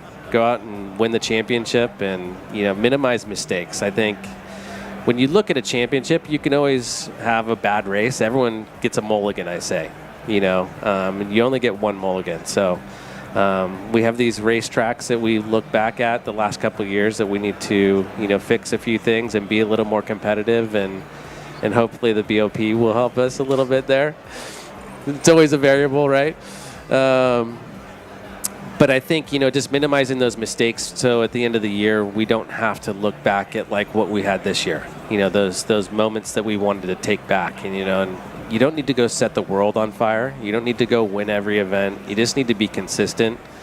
If you can be in the top 4 every single race, you're going to be there at the end, and be a contender for the championship. And so I've been lucky enough to win some championships, and James Walker Jr., he's been racing for a long time, but doesn't have a championship. And so I really want to go out this next year, 2025, and get that Pro-Am championship. I think it would be amazing, and he deserves it, and he's been super dedicated to this whole program. And so I think it would be awesome for him and the whole BIM World team, because like you said, we're right there all the time. I love the way you in particular talk about your bronze driver. There's a real sense of compatriotism between the two of you, and almost I'm getting a little bit of a paternal vibe to it in the way that it goes. But tell me about that relationship and how it started, how it's grown, and what your experience has been, not just with Tyler individually, but working with other drivers in that capacity.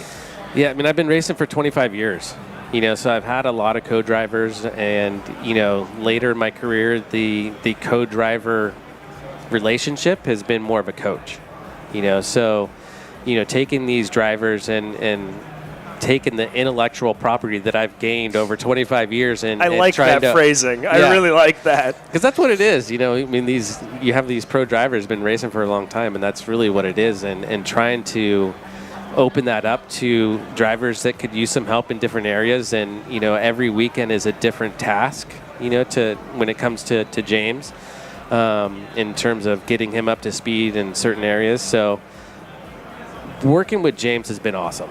We've really become really good friends, and I think it's been one of the most fulfilling coaching jobs I've had is been working with him, because it's been a really good increase, and to the point where watching back some of the TV coverage and listening to the commentators talk about, wow, James Walker Jr. is just doing so awesome. And, I get just as much fulfillment as getting a fast lap as James does, watching him do it. It's super gratifying, super fulfilling. And so he's made it a really good experience. And like I said, we've become really, really close. And like COTA last year was a crazy win, but it wasn't just a win because that was his. And he came to me a couple months before COTA. He's like, I don't know if I can go to COTA. It's my daughter's graduation from high school. I'm like, and I'm a dad. Like, I get it. I'm just like, man, that sucks. On multiple levels. Like, we're going to be in the championship hunt. He's like, if we're in the championship hunt, I'm going. So we planned this whole thing, and he was looking at getting a helicopter, looking at getting airplanes, like looking at every possible scenario, win the race, or like if we can get him in first and then he leaves. Like, so we looked at all that, and it just came to that, he wasn't going to be able to leave. He was going to have to stay. So he's like, we talked with the whole family, everyone's cool with it, but we got to go win, and so that last 10, 15 minutes we were leading, right? And it's like, whenever you're leading a race towards the end, you start hearing all kinds of stuff. But there was something about that race and just the weight of everything around it Like, it was super emotional. Like, he was sobbing. Like, I mean, just watching him, like, how happy he was. And, like, we gave Shelby, his daughter, the trophy. And, like, so it was awesome. And so I love the success with James, you know. And last year when we lost that championship by 1 point, I was not disappointed for myself. Like, I wasn't pissed at all. I was pissed. But I was more upset for James. Yeah. You know, hands down. Like, it wasn't about me, it was about him. And I think that's that role that we have, you know, with me trying to coach him to success, you know, and seeing him succeed on track is, like I said, super gratifying and almost just as good as when I succeed personally. So those low moments are tough, you know, so but I think that's a sign of our relationship, you know, and it's been a really good one, and we work really well together, and definitely enjoy our whole BIM World team, you know, the 36 with Charlie and James and myself and James Walker. We have so much fun at races. Like, we really enjoy being around each other and just going out to dinner, and we get Airbnbs and just hang out with each other. So we're a little foursome. We like hanging out.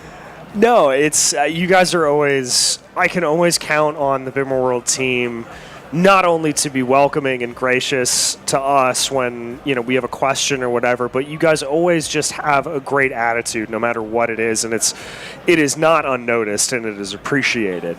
But That's awesome. I wanted to ask you, you know, so often we hear about the driver mentality that you have to have when you strap behind the wheel of the car and that sort of winner take all.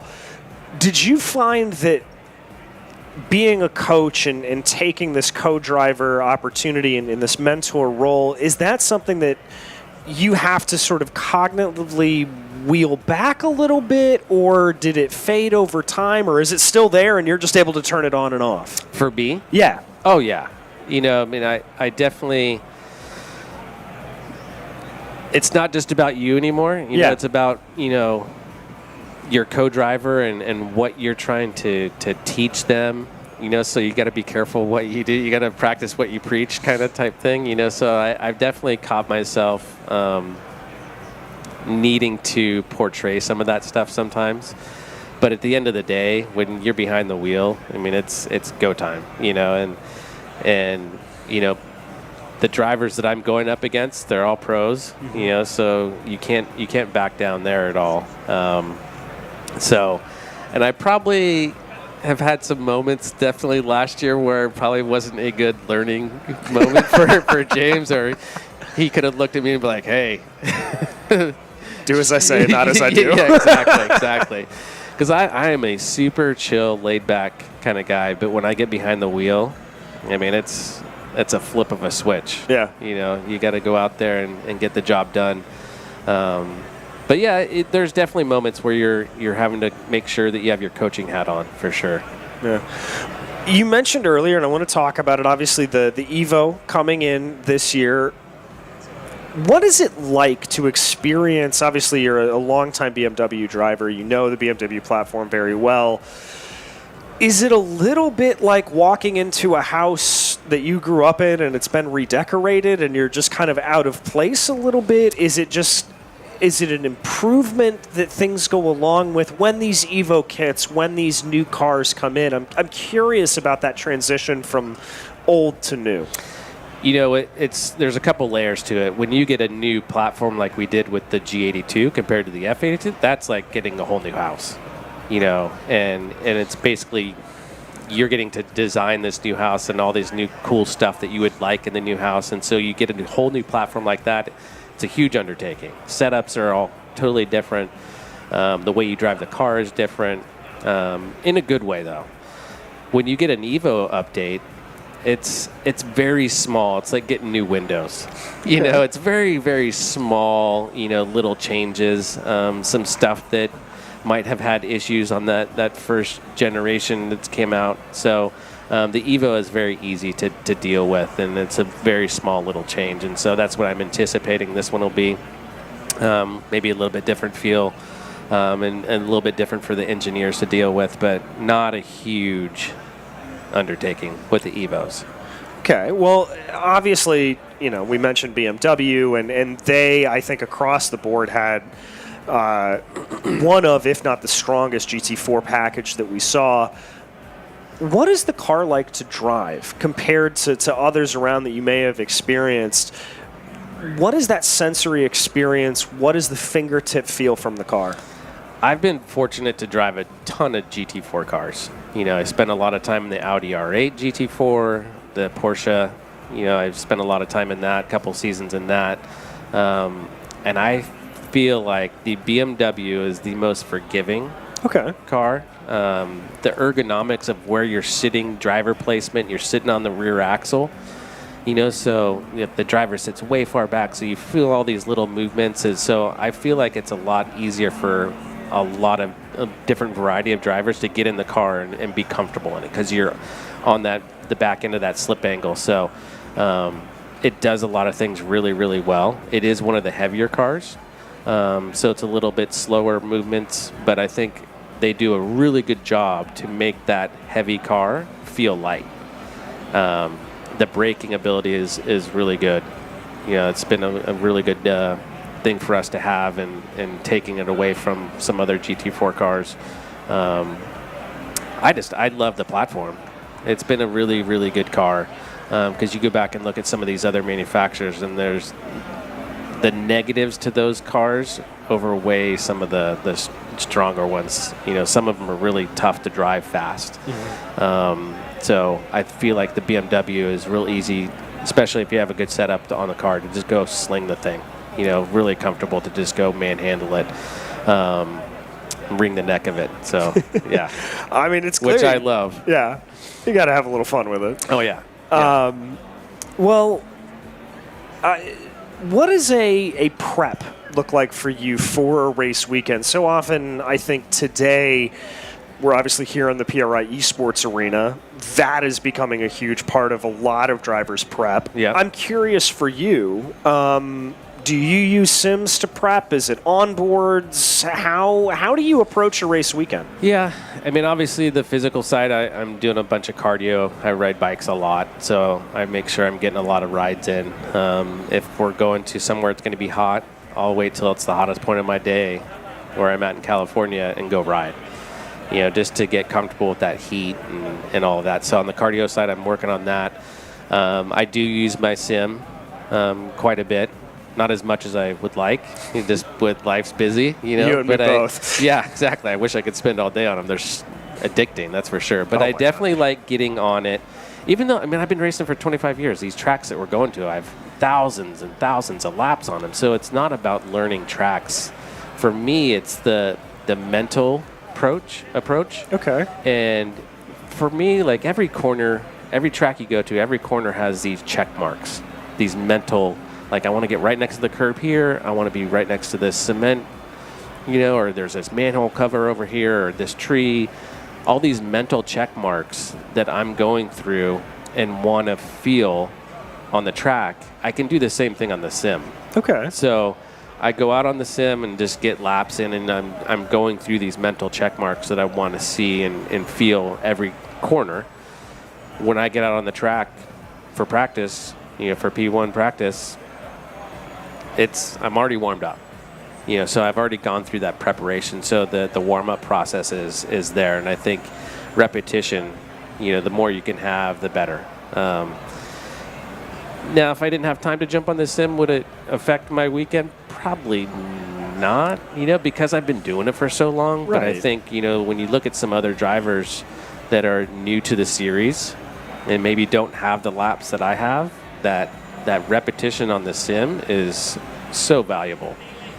So I wish I had this stuff when I was first getting into it. It was like, man, because I remember I raced in England in 1998, and I didn't know any of those tracks, and we didn't even have YouTube, so you couldn't even go find videos and stuff. So you literally had to just go feel it out, So to have what we have today, the assets of these sims, and it's amazing, I fully agree with you. I go out to a track as a commentator, and name a track. Barber is a prime example this year that we went to for the first time in a long time, that I got there and I knew my way around already because of the time I had spent on the sim, and I can only imagine from behind the wheel how that's that when I spent a lot of time at the Barber one. Yeah. Because, I mean, I hadn't raced there since IMSA was there, like 2010-ish or something. Like, it was like, it was a long time. Yeah. And so it's been probably 10 years since I've raced there. So that's one where I was like, okay, I need to go get a bunch of laps here. And I think it totally helped. Yeah. And to your point, you know where the track's going, and for you to be able to know where the cars are going and what they're experiencing, it's important. And in terms of translating that from the sim to the real seat, I've heard a lot of drivers talk about the seat of the pants. You don't get that sense in the sim. Do you have that same exchange, or are you able to kind of differentiate and use the sim for its specific purpose? No, I can definitely get that. And I have just a fixed chassis. It's no motion. But I don't know if it's just I've been doing it for a long time, but I can get fully immersed and get to feel the car and set up and just feel the tires and all of that in a fixed chassis, which is kind of crazy. So and like James Walker Jr., he doesn't have a sim. Okay. He doesn't use one. I've tried to get him to get one, but he just can't, get that immersion that, some drivers can. But I think it's about this time. I told him, I guarantee you, if you get one and just spend some time on it, you'll feel it. For sure. But if you jump on it for 5 minutes, you're not going to feel it. It takes time. Well, and I mean, it's, and this is partially my excuse to my fiance of for me not working out as much as I should. But, as you said, cardio does raise the heart rate a little bit. You do get a little bit, I don't know what your settings are like, but you do get a little bit of that workout in the arms that you're used to that motion. And that's such a weird muscle group to isolate, I feel like. Yeah. So. Yeah, it definitely is all part of it. So the sim preparation before a race weekend is super important to me, for sure. And even watch it. I'll go back and look at data before going to a race weekend, and then video. Video. And you combine that with the sim prep, the data, the video, all of that, and you're ready to go. Do you have any weird traditions, superstitions, anything like that coming into a race weekend? Not really, but I definitely have superstitions. I put everything right glove goes on first, right shoe goes on first, all of that kind of stuff. I don't know why, have no idea. There was a period when I won a championship back in 2019 where myself and my engineer at the time, we wore red underwear. We didn't know what we won some races, and I was like, I've got to wear my lucky red underwear, and he's like, wait, you do too? And so then it became we had to wear red underwear, and we won the championship. And then the next year I had a couple bad races. I'm like, all right, screw the red underwear. It's out the window. Yeah, it's out the window. No more. So I think all drivers have some little superstition. Yeah. What's it's a high stress environment, obviously racing and that kind of thing. Do you have anything that you do to come down from that, to kind of ground yourself a little bit when you're at home, when you're with your family? No, I mean, we're pretty busy and adventurous people. I ride mountain bikes a lot, and the mountain biking I do is pretty intense. Okay. When I'm coming down, I ride Mount Diablo all the time in Northern California, and I charge it, and and there's just something in me that everything's a race. Okay. And I just, it's a lifelong disease that I'm stuck with.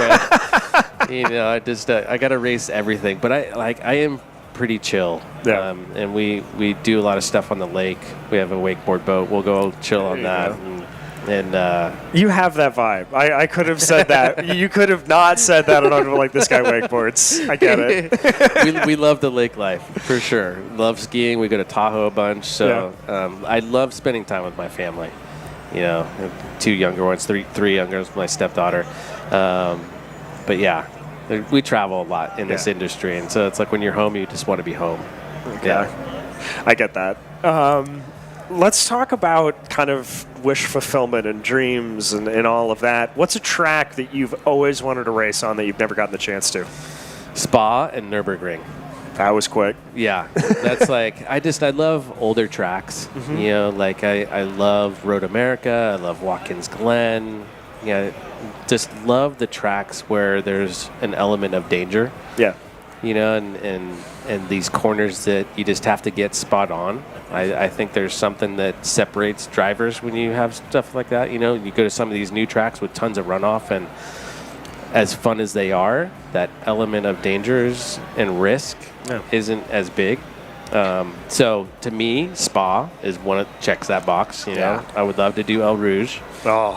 And Nürburgring, like those two tracks would be awesome. And I have tons of time on them on a sim, so I feel like I'd be totally fine. You can get there. Yeah, exactly. What about a style of track or a particular track? I don't want to say that you hate, but it's kind of like your bogey track that you're like, oh, I've never gotten that one right. I don't know if I have a bogey track. I just like fast. Yeah. Just so if it's a track that's tight and slow, it's just not super exciting for me. Yeah, I really like the fast stuff. But honestly, I can't think of a track. I mean, Daytona, I haven't had a ton of success there for whatever reason. And I don't necessarily think it's the pace that I've had there. But I haven't had a ton of success there. A place that I haven't had a lot of success is Baja. So I race trophy trucks also. I didn't know that. Yeah. I did Formula D for 13 years. Did that for a long time. But while I raced, I was always a racer first and then did drifting. And then got away from that. But I've always done off-road also. Okay. So I've raced Baja 1000 6 times in a trophy truck. Done San Felipe 250, you know, mid 400, all that kind of stuff. But there's something with Baja that is always just like, Baja always wins. You know, you're never racing the competition. You're racing against Baja. Oh yeah. And, you know, it's been brutal, but I love it. Any desire to do? I mean, obviously the big of that would be like something like Dakar, but like anything to go bigger with that kind of thing. No, to me, Baja is the Baja 1000 is the pinnacle. You know, Dakar is a different vibe. Yeah. You know, different cars. I think the technology in trophy trucks is better. All right. You know, when it comes to like travel. Yeah. You know, suspension travel. So to me, that is the pinnacle. But racing trophy truck class, because I'm usually in the spec trophy truck class. Okay. Trophy truck all-wheel drive would be amazing. But another one I would love to do is Pikes Peak. I was going to ask you because I know James was waiting. Been there. I was always waiting for James to give me the keys to there his you BMW. Go, man. Like, let's see you do it. I would have loved to have done it when it was half pavement, half dirt. Because I think my drifting would have been, you know, really good there. And I think for Pikes Peak, I'm really good on cold tires. Okay. You know, so I'm always pretty quick to getting up to speed right away. And so I feel like it would benefit, you know, even though a lot of classes have tire warmers and stuff, but it's like you got to charge. You got to just go right away. Yeah. So Pikes Peak would be an awesome one. Yeah. Have you been able to? Okay. Yeah. I think when I was drifting with Falcon, they brought all the drift drivers there, and it was an eye-opener. Like, I had no idea that you just pit on the side of the road. Right. Yeah. You're just like, wait, what? There's no, like, paddock or anything? I mean, I think now they have a little bit more space, but... It's not much. No. And it was like everyone's showing up with trailers and flatbed trailers and just send it. Like, so there was something really cool about just that whole scene, how it wasn't like some of the paddock that we have, right? And the big rigs, and it's people just showing up and just whatever they got, they're going for it. So, yeah, I definitely wanted to do that. Yeah. Well, I was lucky enough. James was there to be able to go do that a couple of years ago, and that was fantastic. But I think we're about out of time here, man. Awesome. Thank you so much for joining us. Thanks for having me. And really and truly, I mean this from the bottom of my heart. 2025, we're cheering for you, buddy. I appreciate it. We need it. We need some luck. I don't know if you need it, but you just need some luck to fall your way. Yes, I think that's all it is. Exactly. Awesome. Well, Tyler McQuarrie, thank you so much, my friend. Appreciate it.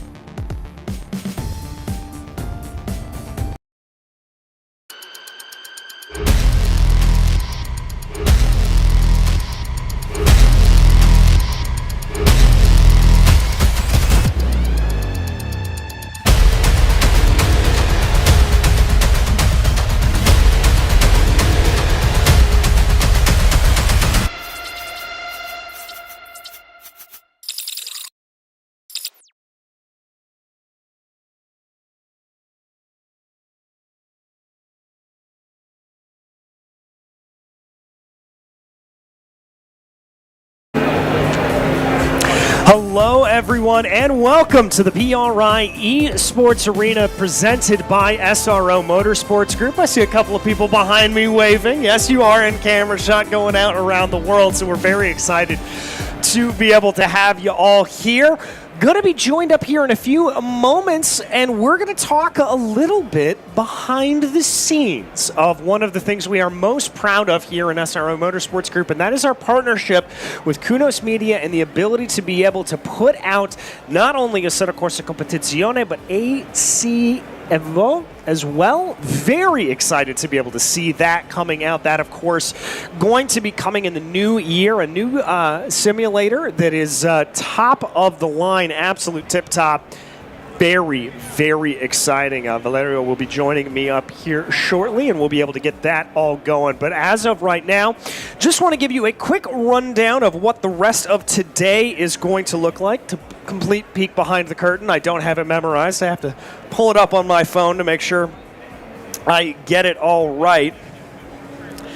At about 1:45, we're going to have the SimPro playoffs. That'll be practice 2 for them.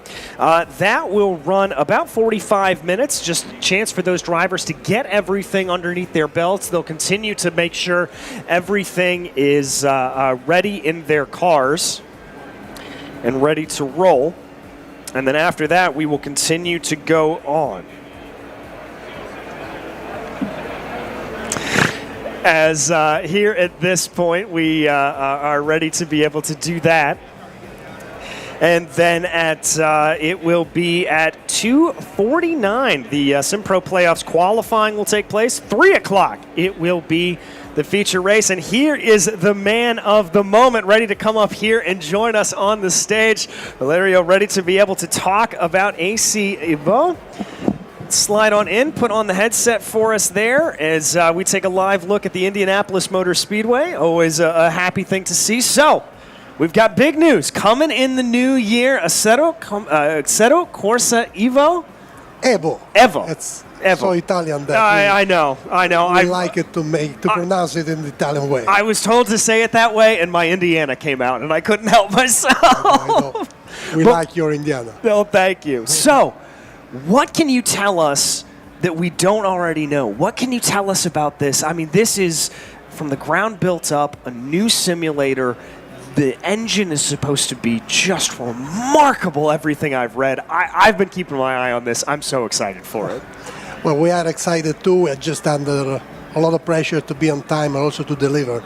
We are really, we love our community. We know that there's a lot of expectations. So that's what Evo is about. It's the result of a lot of work behind the scene for some years. And so, through the work also with SRO Competizione, we had a lot of improvements on our physics model. And we in Evo, we own both the physics model, which is from our side, and the graphics model. So we had to build the technology behind Evo to be ready for the release. The release is coming on January 16. Here we brought the first playable version for US of the game, so people can try and have a first insight of what it will look like. We just disclosed some of the news in the last days about what's gonna come, and clearly, there's a lot of commitment from our side. Most likely, no Christmas this time. Well, that's okay. I'm happy to wait for a little bit of a belated Christmas present for this. I want to talk about one of the things that I just saw drop. The newest news that I saw about it is the fact that we've got a little bit of open world going on here, if I read correctly. Tell me about this. Yeah, clearly Assetto Corsa is always about simulation. So it will be fully simulative in every aspect, but it doesn't mean that you have to stick to the track. So basically what we want to transfer in the game is the life of a petrolhead. So, and it's something that, given the region we chose, which is the Nürburgring region, that's something that you can actually have. So through the open world, you can live the experience of what it is like to go and access the track, go out, maintain your car, have fun with the different aspects of owning a car or just renting one. That's also something possible when you go there. So it's really, a gameplay that will be transferred, and there's a layer that will allow people to interact also with the real businesses in the area.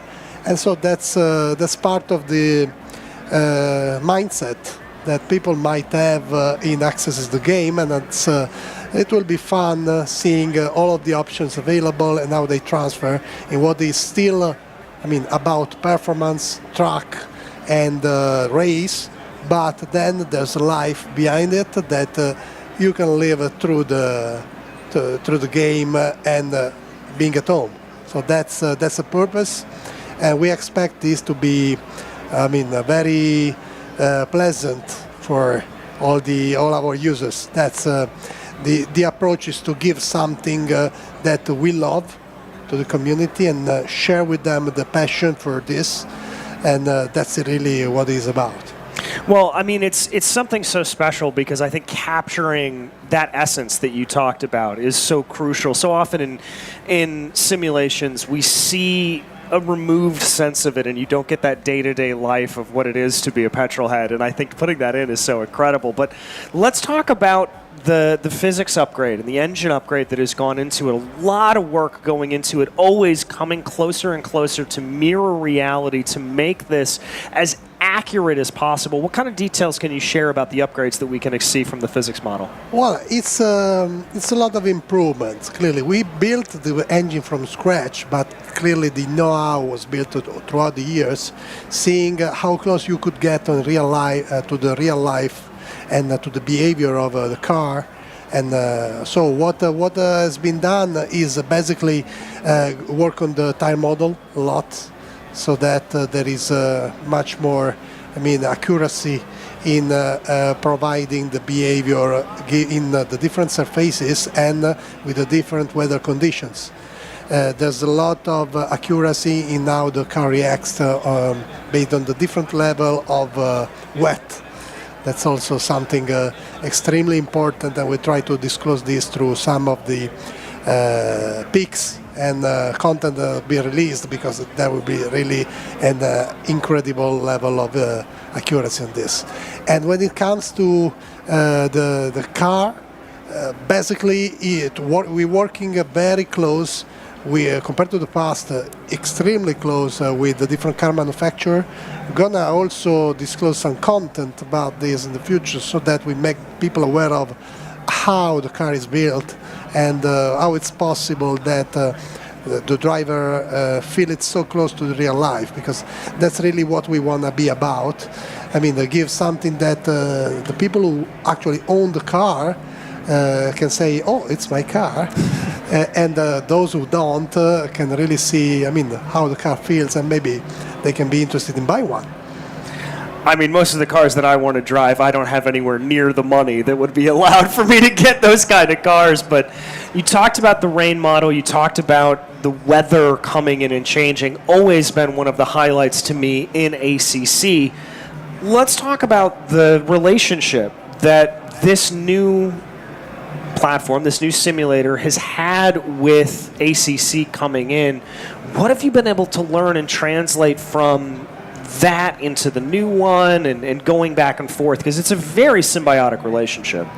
Well, ACC has been our platform for improvement throughout the last 5 years, basically. And we had a lot of improvements. We basically built like a new game from scratch throughout the years and gave it for free to the community, because we really are into the fact that it needs to be a platform, and we want people to stay on the platform, to see the upgrades, enjoy, and be part of the community.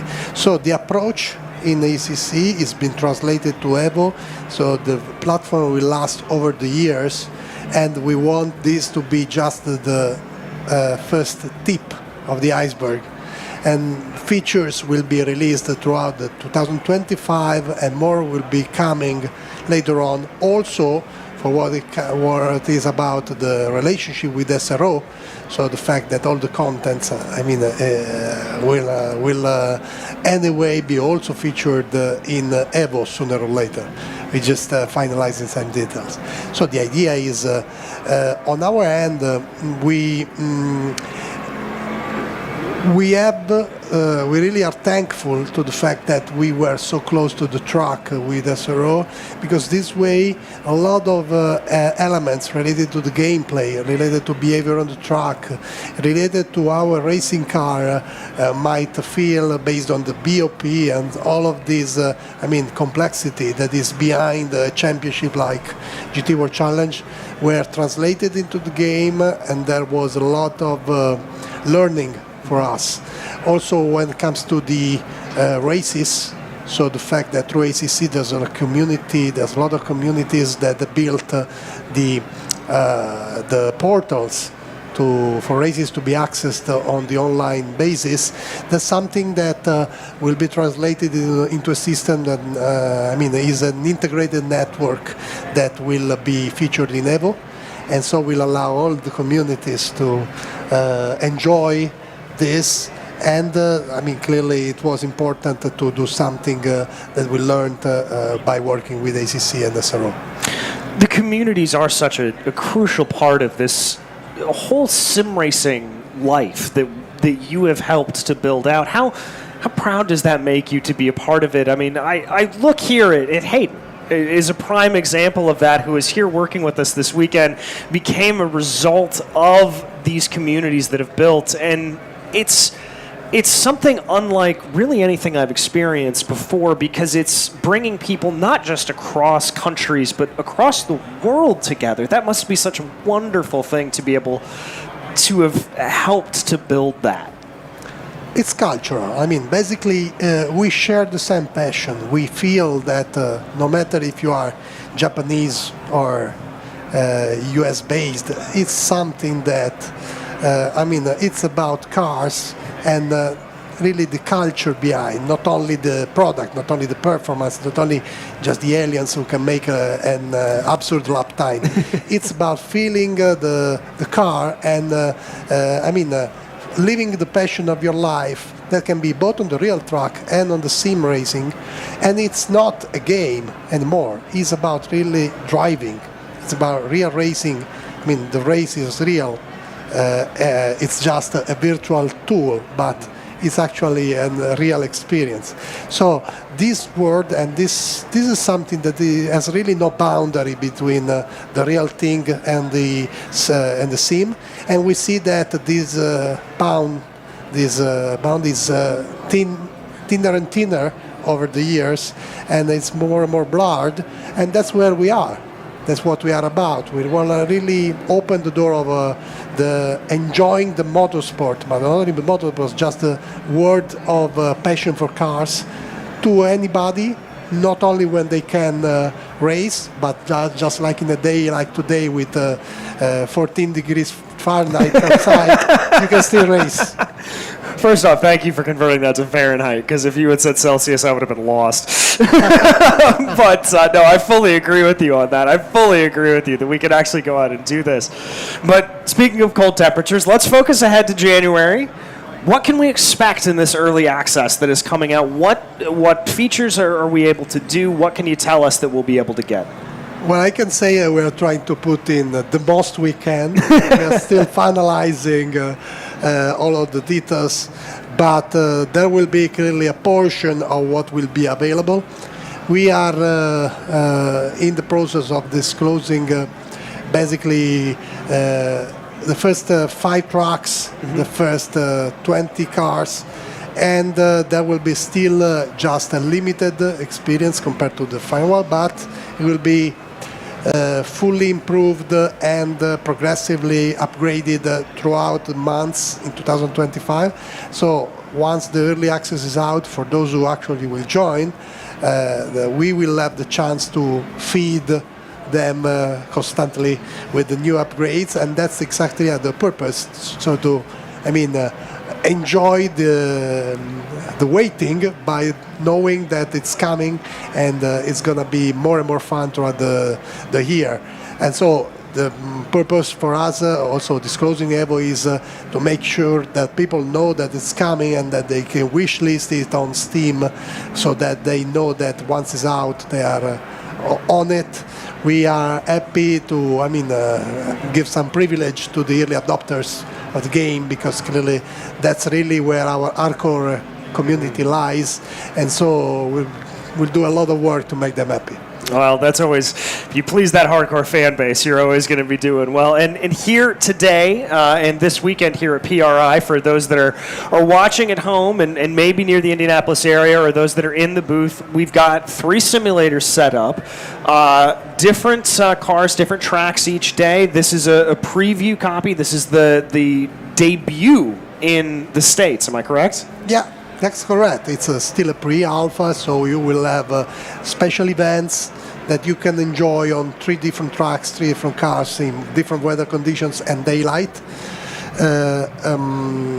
But it's really, we are really happy about the spot we are in, because it took a lot of work to make it, to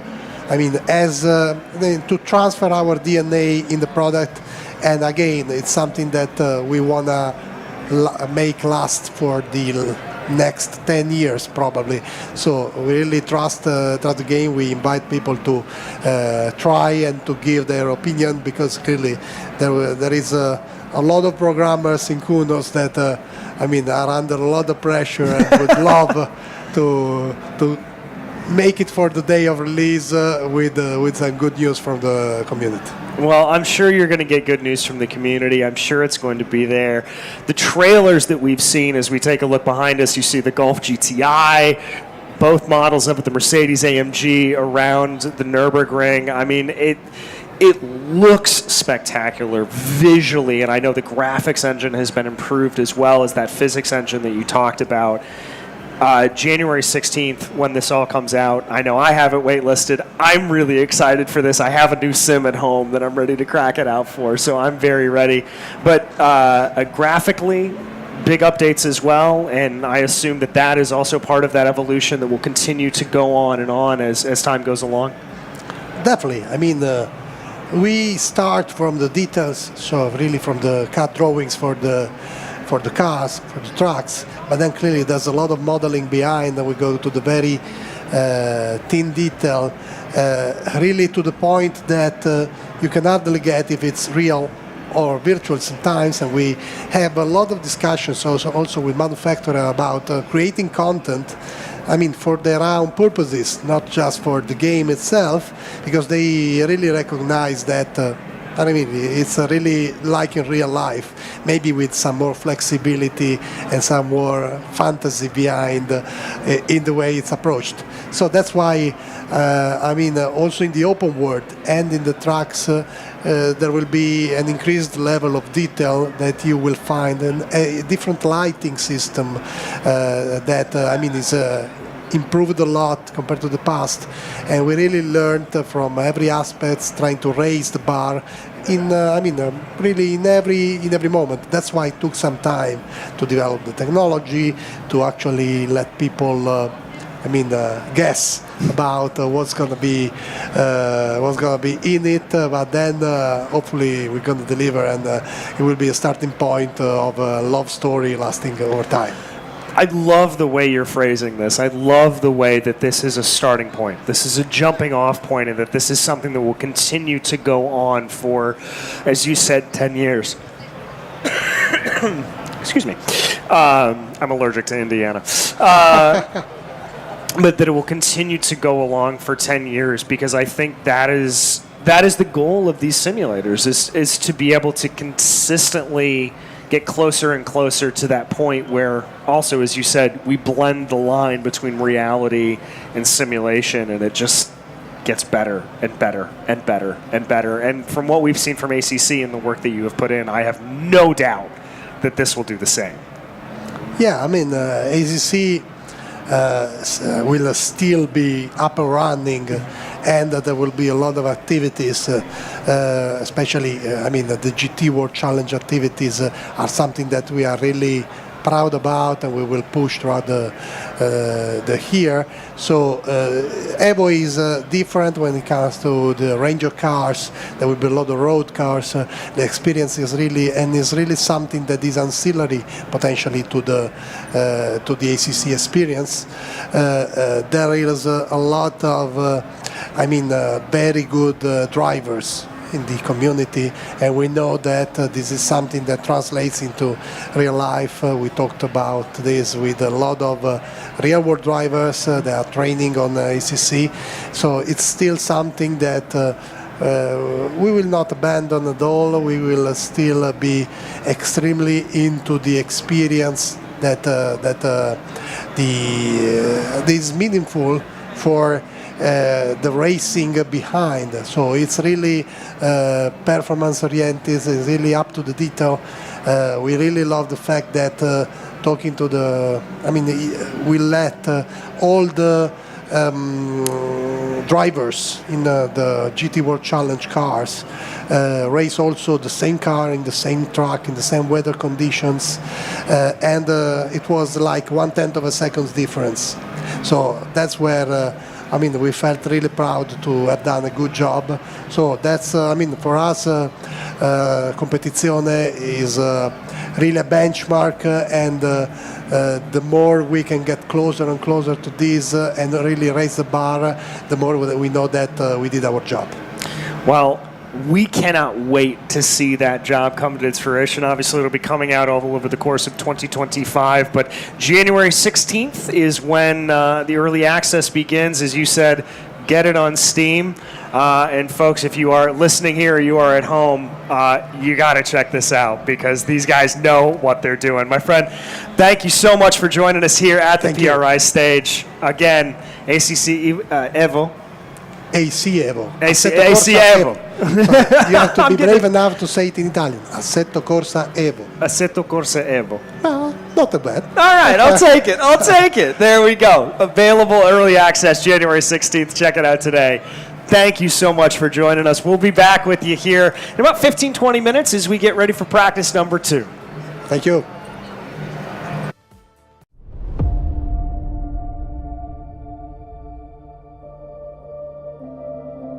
This is not about your age.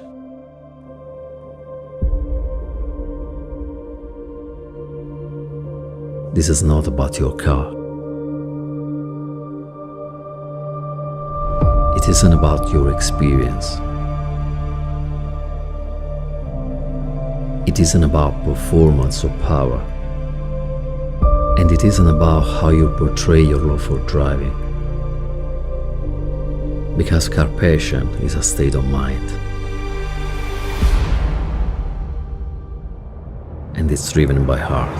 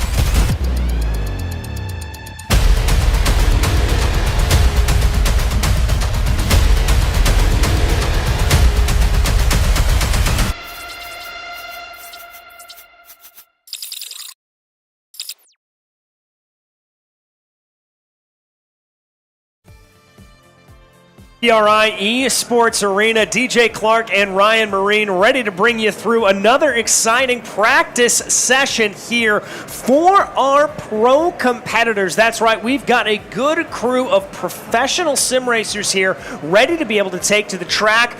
Got some of the problems figured out earlier on, a little bit earlier in the session. We had one this morning, got some practice underneath their belts, getting used to the simulators.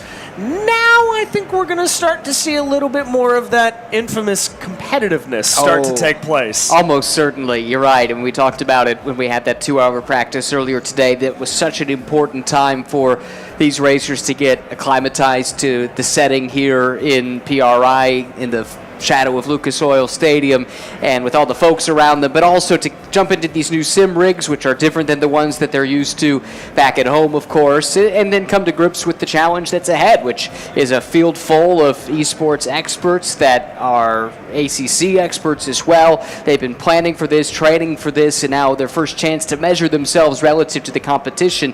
It was, as we anticipated, a really informative 2 hours, very useful for the drivers to learn about what they have upcoming. But now, all of a sudden, that timetable gets compressed, right? We've got a short practice here, then we're into qualifying, and then the race, and that's when the big prize is paid. Yeah, it certainly is. We've got some absolutely beautiful trophies that I have to say I was able to take a look at earlier on today. Also, you get the rare pleasure of me screaming your name on the podium, which I have been told by many a GT driver is something that they aspire to hear.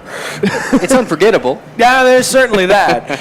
Yeah, practice underway right now. We had a great morning being able to talk with quite a few folks. Tyler McQuarrie and James Clay from Bimmer World were up joining us, talking about the season, talking about everything that had been going on. And then we were also joined and talked a little bit of AC Evo, as I was taught to pronounce it. I heard you really working hard on that, and it still didn't come out when you tried to say it the first time. I said Evo because but it's Evo. Evo.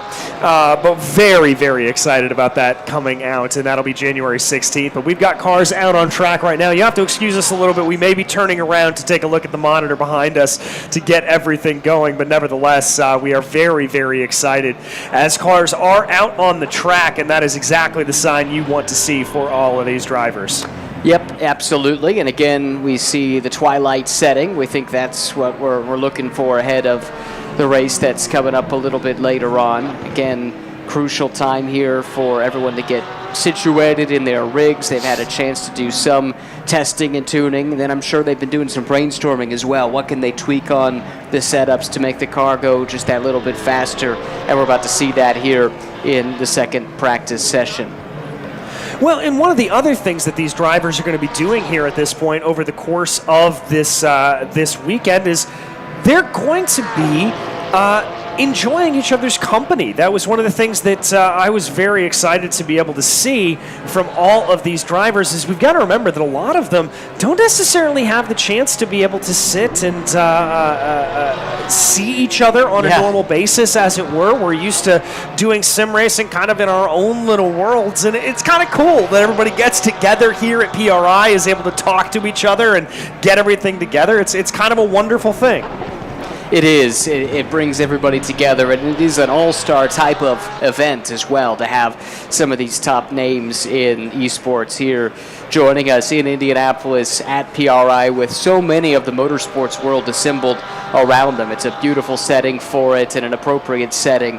And as we talked about earlier this morning, it's great to see esports and sim racing in particular get pride of place here at PRI, which welcomes motorsports of all types, and certainly virtual racing has fit into that mix increasingly over the last 3 or 4 years. Yeah, it certainly has, and we are internally thankful here to PRI for allowing this to happen, for allowing everybody to come on in and be a big part of this. It is a really special event that we are able to be a part of here, and I think rightly so. Sim racing is absolutely one of the crucial keys to the motorsports world. To see everybody taking to the track and being a part of it like this, it's kind of a big deal that sim racing is included like this, and we're very happy that it is. Yeah, it's massive, definitely, and it's great justification for all the hard work that's gone in behind the scenes over the years to make sim racing such a realistic facsimile for the real thing, to the point where on a given race weekend, no matter what series we're covering around the world, you talk to the drivers and inevitably they will tell you they spent hours on their home sim just getting prepared for the upcoming challenge. And then that's the real, or the virtual to real world transition. But sim racing in its own right, it stands alone these days as an accepted form of the sport, and in events like the SRO's FIA World Motorsport Games, yes, you know, sim racing is a huge component of that, which brings top names and manufacturers and you name it from across the width and breadth of motorsports together in one place. And I think, again, it just goes to show what an amazing improvement in the technology that we've seen over the past few years that's allowed this big growth. Well, and that was one of the things that really, really impressed me in my conversation earlier today with Valerio, talking about not only AC Evo, but also ACC, is that constant growth, that constant evolution, making cars, making tracks, making the physics, making the graphics better by better, inch by inch by inch, continually making it as realistic and as perfect as possible to real life, absolutely making the difference. And it's why ACC, and what we can only assume ACC Evo, will stand on its own for. And for those that are curious to see what AC Evo is going to be all about, I mean, if you're here at PRI, we've got 3 sim rigs set up. 2 of them are empty right now, so you can make your way over there and check this out. This is a pre-release version of this sim that actually, this is the first time in North America that it's been available for the public to sample. And I'm curious, what stood out to you in that interview that you did talking about what's coming next in this updated version of Assetto Corsa? Well, I think one of the things that I am most excited for is the free open world element that they are envisioning around the Nürburgring region of Germany. Yeah. Very exciting to be able to do that. That kind of focus on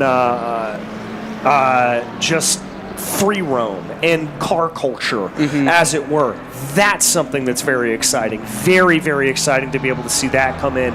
But the thing that stuck out to me most, Ryan, was really and truly the sense that this is a jumping off point.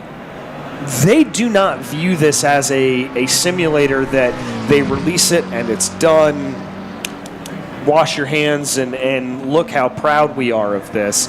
They really view this January 16th date as this is the first time you're going to see the work, but this is by no means done. We're going to continue to build this thing and make this better and better and better over time. Yeah, that is really exciting to see what the community as well ends up doing with the title. I know the original Assetto Corsa, there's been a lot of work done by a bunch of different developers, you know, independent of Kunos themselves, that have brought additional life to it, and that's always a fun part of it too. So really exciting stuff for the future of sim racing, and you can sample it here if you come out to PRI. If you're here already, of course, as we mentioned, you can check it out. But if you're in the Indianapolis area and you're watching the stream, and you can make your way out, Saturday would be the day when it's open to the general public. And again, we've got a couple simulators on hand that are showcasing the new Assetto Corsa Evo, but also we have these rigs that are open behind, or that are in use behind us by the eSports pros today. My understanding is that's going to be open for some folks to do some hot lapping on come Saturday. Yeah, come Saturday, they're going to be able to come here and take part in pretty much whatever they would like to be able to do. Give a chance here to sample the equipment that the pros have been in up to this point. And Ryan, you know, it really is a point that you brought up earlier, that this is the great thing about sim racing in particular, is the fact that it is a direct one-to-one comparison when you talk about racing in the real world. You're doing the same actions as these drivers. You are applying the throttle, applying the brake. It's not a back and forth where you're pressing buttons where you're normally throwing a ball.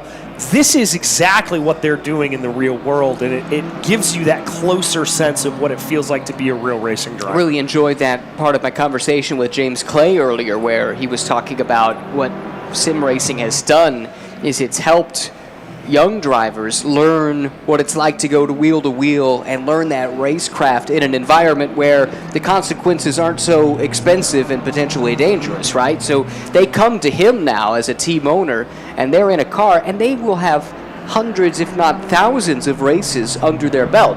Virtual races, but the lessons, to your point, that you take away from this, doing effectively the same thing that their real-world counterparts are doing, it prepares them so well then for when they jump on the real track. And, you know, I think it's no wonder why we see teenagers excelling at top levels of racing these days. These are people who have been playing games and then into sims from a very early age, and so when they turn up in their first Formula 3 race or their first GT4 race or whatever, it's not totally new. They've been in these situations before.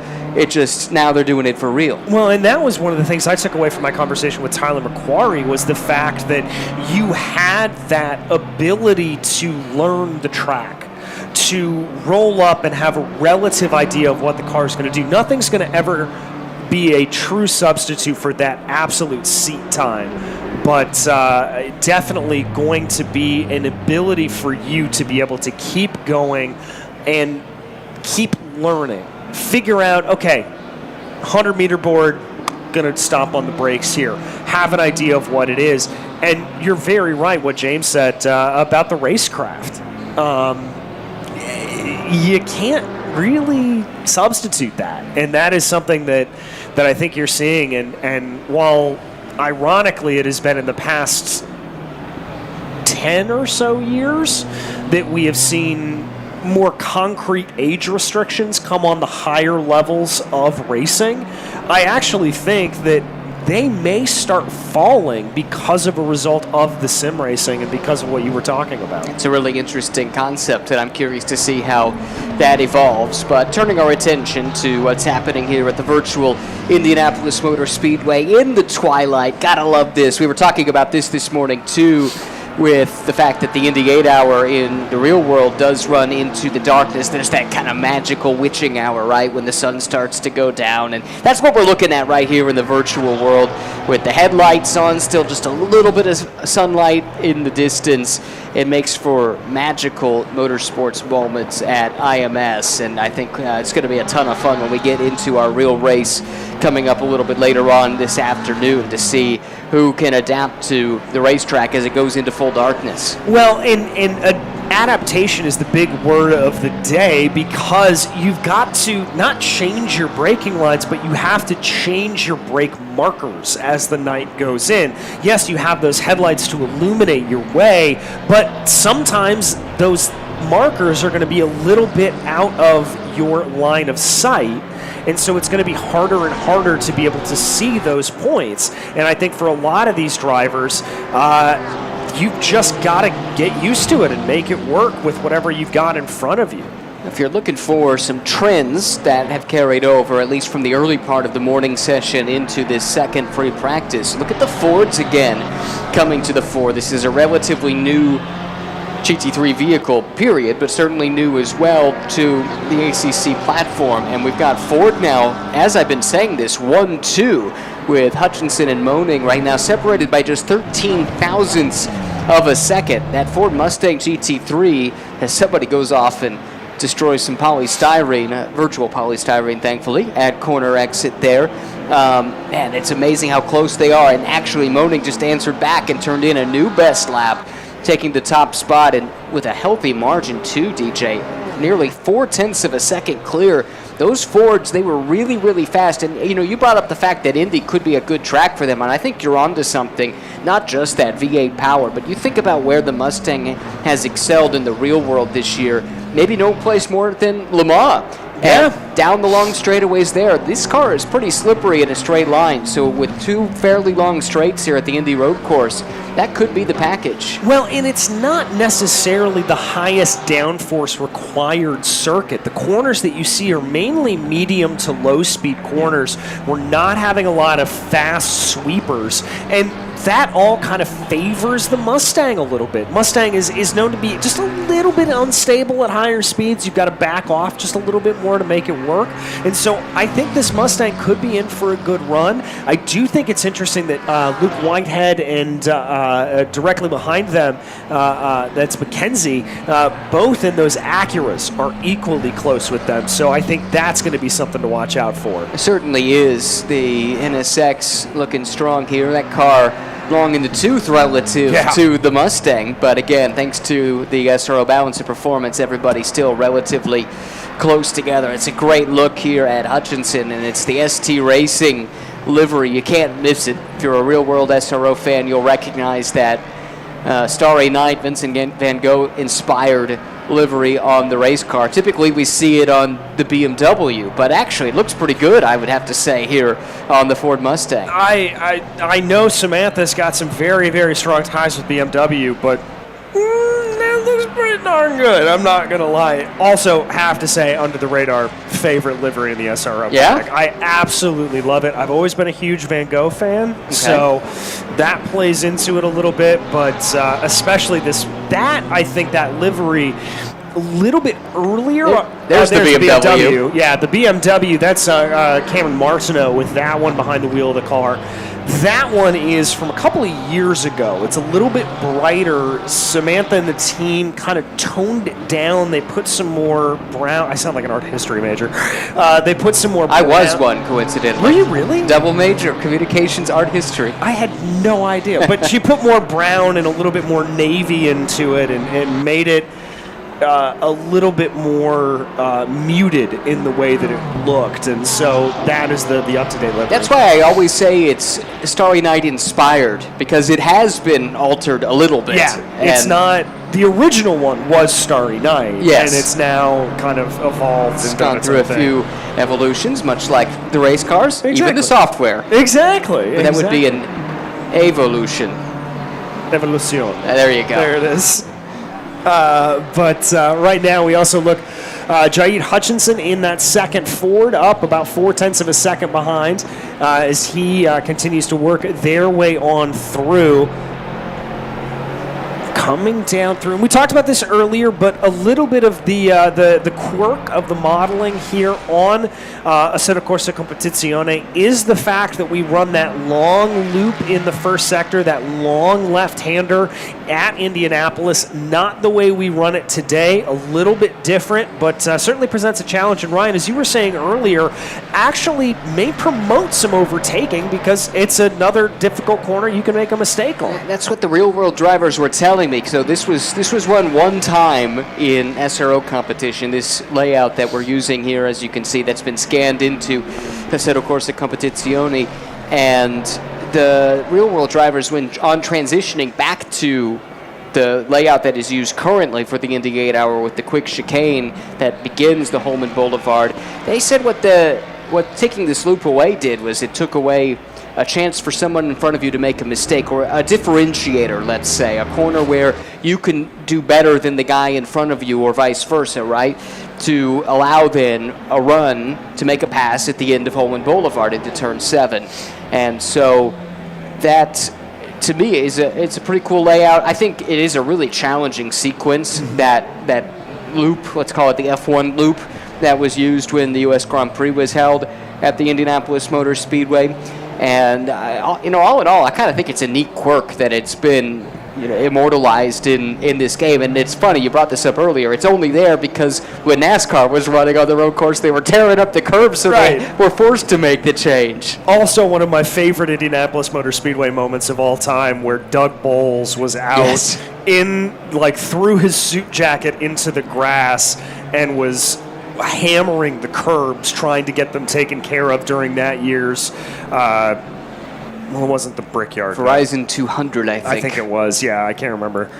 Logan McKinney right now here in the Acura NSX in that silver livery.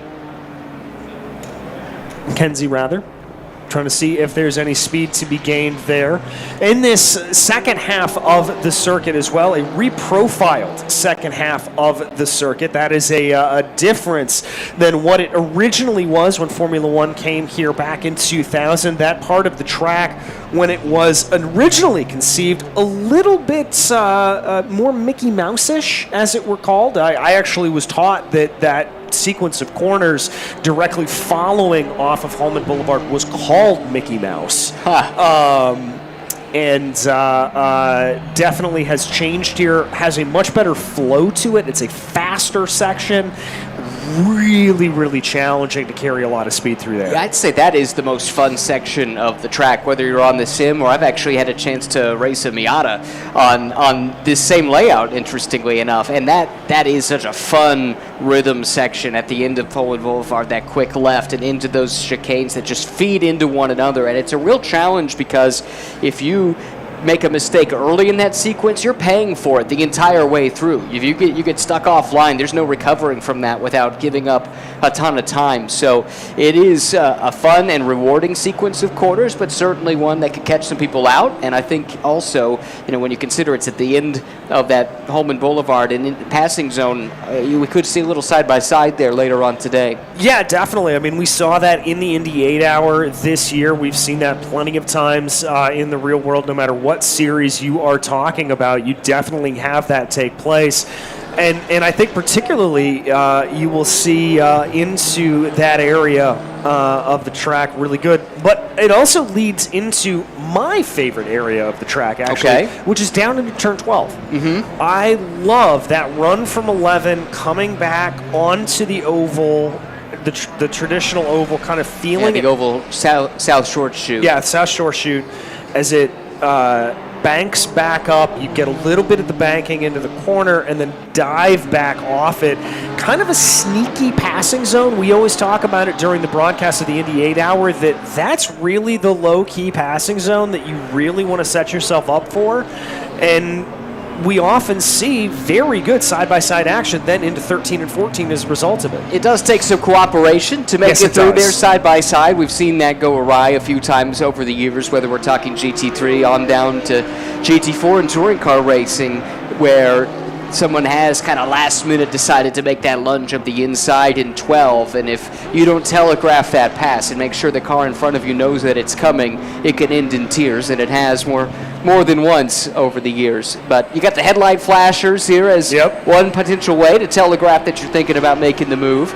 And I think especially when we come down to crunch time late in this race, going for the trophy later on today, that definitely is in play for a potential passing opportunity. Well, we saw it 2 years ago on the final lap of the Indy 8-hour, a pass down into turn 12 to decide the race. Yeah. Absolutely remarkable. Very good to see as we take a look here at what is taking place on the track. One of the Audis out there, I believe that is Phil Bouchard, working his way around right now.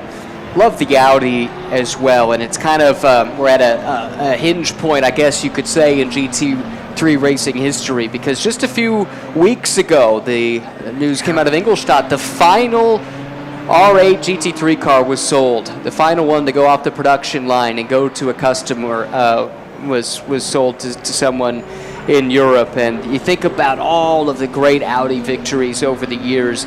I mean, certainly you think about them in prototype racing and what they did in Le Mans, but the R8 has become a staple of GT3 racing, and the sound of that V10 is unmistakable when it comes by. Love the look of the car. I'm going to be sad as it starts to slowly phase out of competition because it had such success, so many memorable wins, big-time drivers, big teams that have run those cars over the years, and certainly the end of an era with the Audi R8 GT3 officially factory-blessed, let's say, program starting to wind down. Well, and I always remember when that car first came out, hearing Audi built a supercar was just sort of a, huh? They totally reimagined their image. Yeah, and they have become this name of performance that is so well known now, and the R8 was really, really a part of that. and it is just remarkable that that era is coming to an end. And I do sincerely hope that we will see in the next several years a new R8, that we don't lose that R8 or lose that Audi sports car from the rest of the world as they continue to go. But Bouchard leading the way and holding on to that Audi right now. Still, there it is up at the top is moaning, but I want to give some credit here to Luke Whitehead. Yes, he's got that Honda Acura up in second. I got tripped up because I saw the logo. We were talking about this earlier today. We have to make that disclaimer a second time, I think, now. The car is listed in-game as a Honda, but of course we're here in North America where the car is badged as an Acura, so in general that's what we're going to call it until I have a little slip of the tongue. But yeah, really good run for Luke in the number 55 as we check in on the other Acura in the field with Polasek down there in 11th right now, nearly 2 seconds off of that fast time. But everyone's on different agendas right here. We shouldn't read too much into these times. We don't know who's maybe doing a low fuel tank run, trying to prepare for qualifying, who's doing a long run. I did have a chance to chat with the rules makers a little bit ahead of this race. So a couple of things as we look ahead to the race. It's a 1-hour race.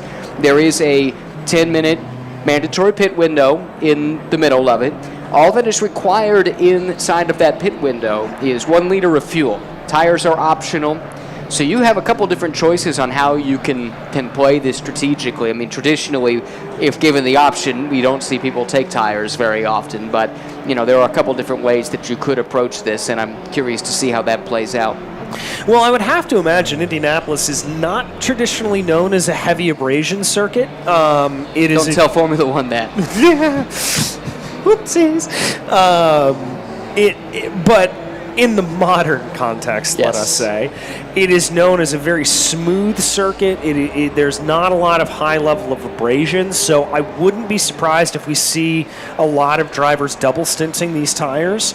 I would be interested to see if they decide to run it empty to come into pit lane, or if you save time by starting with just as much as you need for the whole race and then only putting the single liter in, and you can make up some time in the pit window. Yeah, I had the same thought, so we'll have to see what folks ultimately elect to do. See the McLaren jump up to 4th right on cue. We cut to it here, watching it work through that fun section we've been talking about, those S's that just feed one into another. Here's a Lugobi in that McLaren. That's a name that's been around the SRO esports world from the very beginning. I remember during our 2020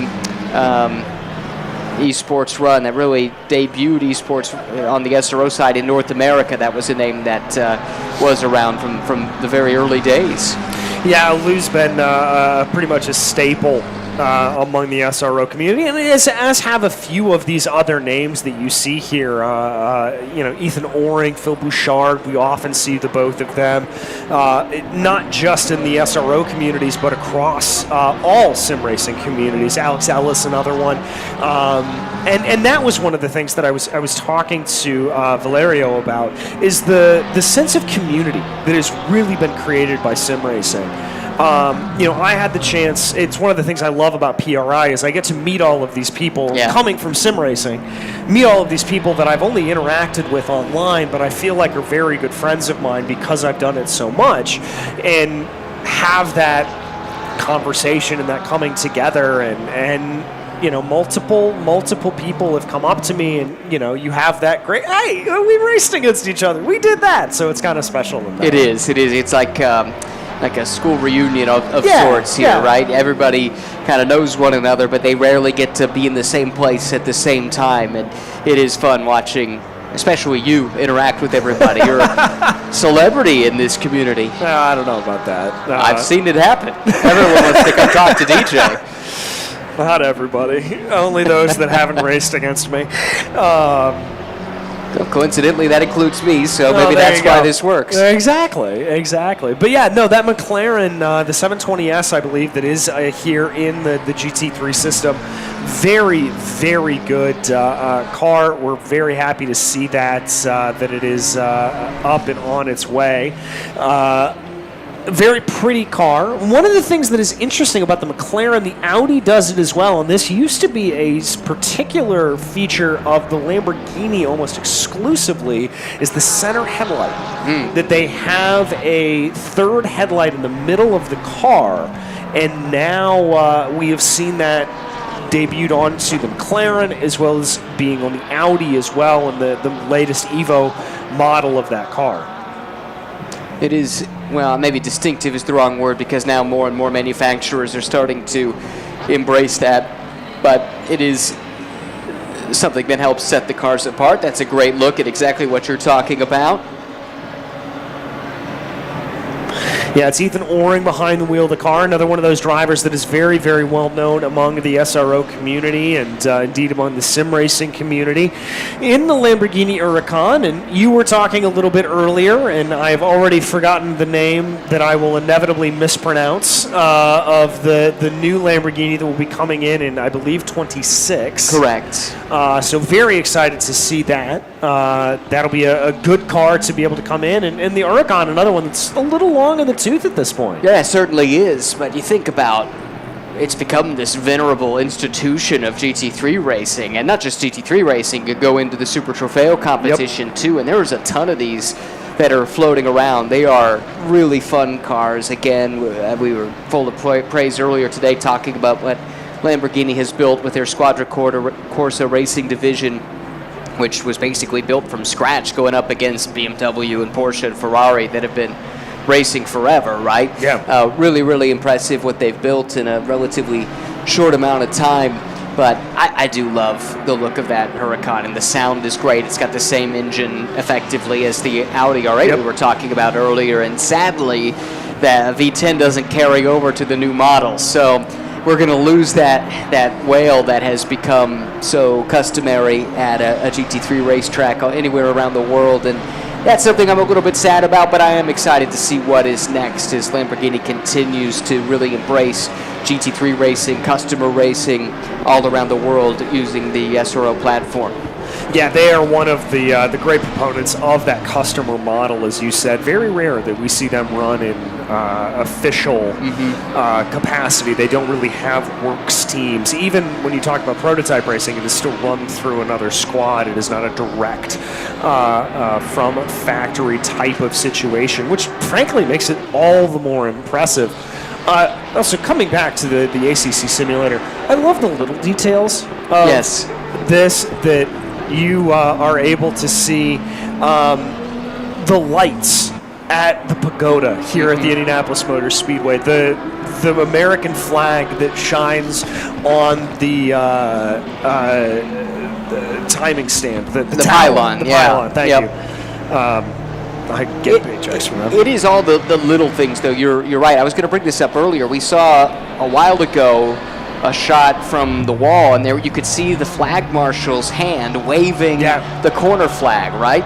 I mean, little things like that, you know, if Kunos had decided to leave it out, you would have forgiven them. They're certainly not standard in a modern racing sim, but they did go that extra mile to portray the realistic racing experience, and that's one of the things I just love about ACC.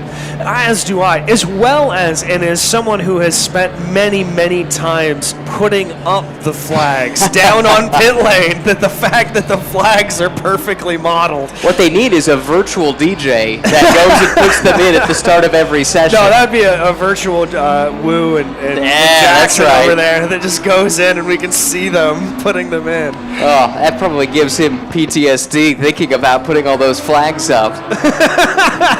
For those who aren't here, we've got some of our wonderful SRO staff that are at many of our events, and that's a big part of the start of every weekend, making sure everything is spick and span and have all the appropriate signage up. Someone's got to do it. Exactly, and I have been a part of that team to do it, and I'm happy that we are in such capable hands. The team ops guys and gals here at SRO, really and truly some of the best in the business, and that goes for all facets of the SRO Motorsports Group, it's really pretty special when you come to these weekends. There's a real sense of family, there is a real sense of bonding, and there's a lot of fun that goes on. Definitely. It is. If you had never made it out to an SRO race anywhere in the world, you basically can go and do this. And they've got championships on 4 continents, right? Yeah. Of course, here in North America with SRO America, but it all started in Europe, so the European Series, both sprint and endurance. So you've got a nice mix of types of racing and formats. You've got GT World Challenge in Asia, as well as Australia now, the newest member of the SRO family, and Intercontinental GT Challenge that ties it all together, that pops around to the different continents, drops in on some of the biggest races in the world. When your championship includes races at Bathurst, Spa, the Nürburgring, and Indianapolis. And Suzuka and for next Suzuka year. comes back next year, you're right. I mean, you're talking about some of the top tracks anywhere on the planet. And all in one championship. And the one thing they have in common is I can't drive any of them. Indy I can do. I can't do Bathurst. Suzuka I've never figured out the rhythm on. And we had a really fun chat, actually, just before this practice session started with Rob Holland, who's a racer and a champion in GT America here in SRO America. And he has had the experience of racing at Bathurst on a couple of occasions, as well as at the Nürburgring. He used to live just outside of the Nordschleife, which is incredible in and of itself. But he was telling us about what it takes to compete at some of these tracks that are just on the next level, right? And those stories are absolutely priceless. I loved what he said. Talking about Bathurst in particular is, remember when we said that this is a corner that now is a differentiator? I mean, this is what we're talking about. Yeah. Nobody would spin out of the chicane, but out of that inner loop, we did see someone get sideways there and make pretty heavy contact with the wall. So, hey, this is the time to do it. Yeah, I think that was Logan McKenzie that did it there at that point. So definitely love to see that. But one of the things I loved talking with Rob about was the fact that he said, going downhill at Bathurst. Yeah. Was no problem. You're basically flat out. It's the crest that's terrifying. And I have to agree with him. Anytime I've driven it on the sim, going downhill, I'm like, okay, this I can kind of manage. Coming over Skyline, you just go, It's a type of racetrack you just couldn't make today, so I'm glad they made it when they did. Some amazing stories, too, about all of the fans that love that event, that love that racetrack. I mean, it's a special place. I guess it's a kind of a state park or whatever the Australian equivalent of that is when it's not being used for a race event.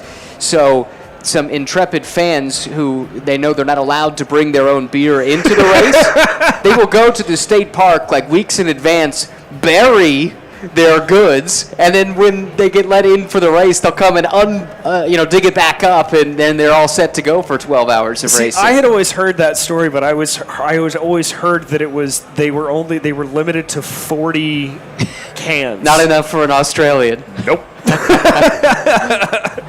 Well, all right, folks, that's going to wrap up practice here. We should be back for qualifying in not too much longer than now here at this point. Qualifying will begin at about 2:50.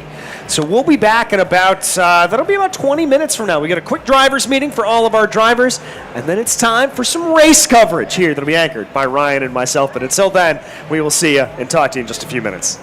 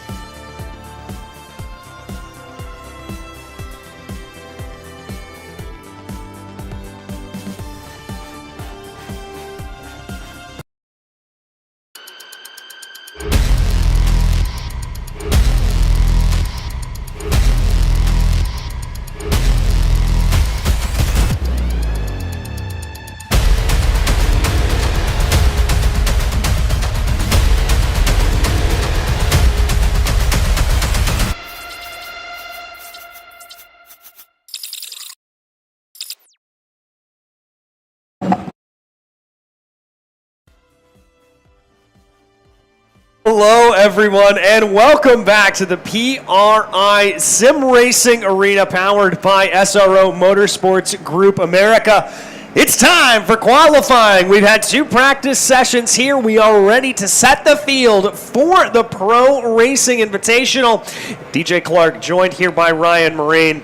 This is when all the speculation goes out the window, Ryan. It is time to go racing. Yeah, I'm really curious if the form book holds, because when we saw practice earlier, it was Ford, it was Honda. They appeared to be the package to beat at this Indianapolis Motor Speedway road course. But will that hold true in qualifying? I suppose we're about to find out. 14 turns, you run down that long 5/8 of a mile front straightaway.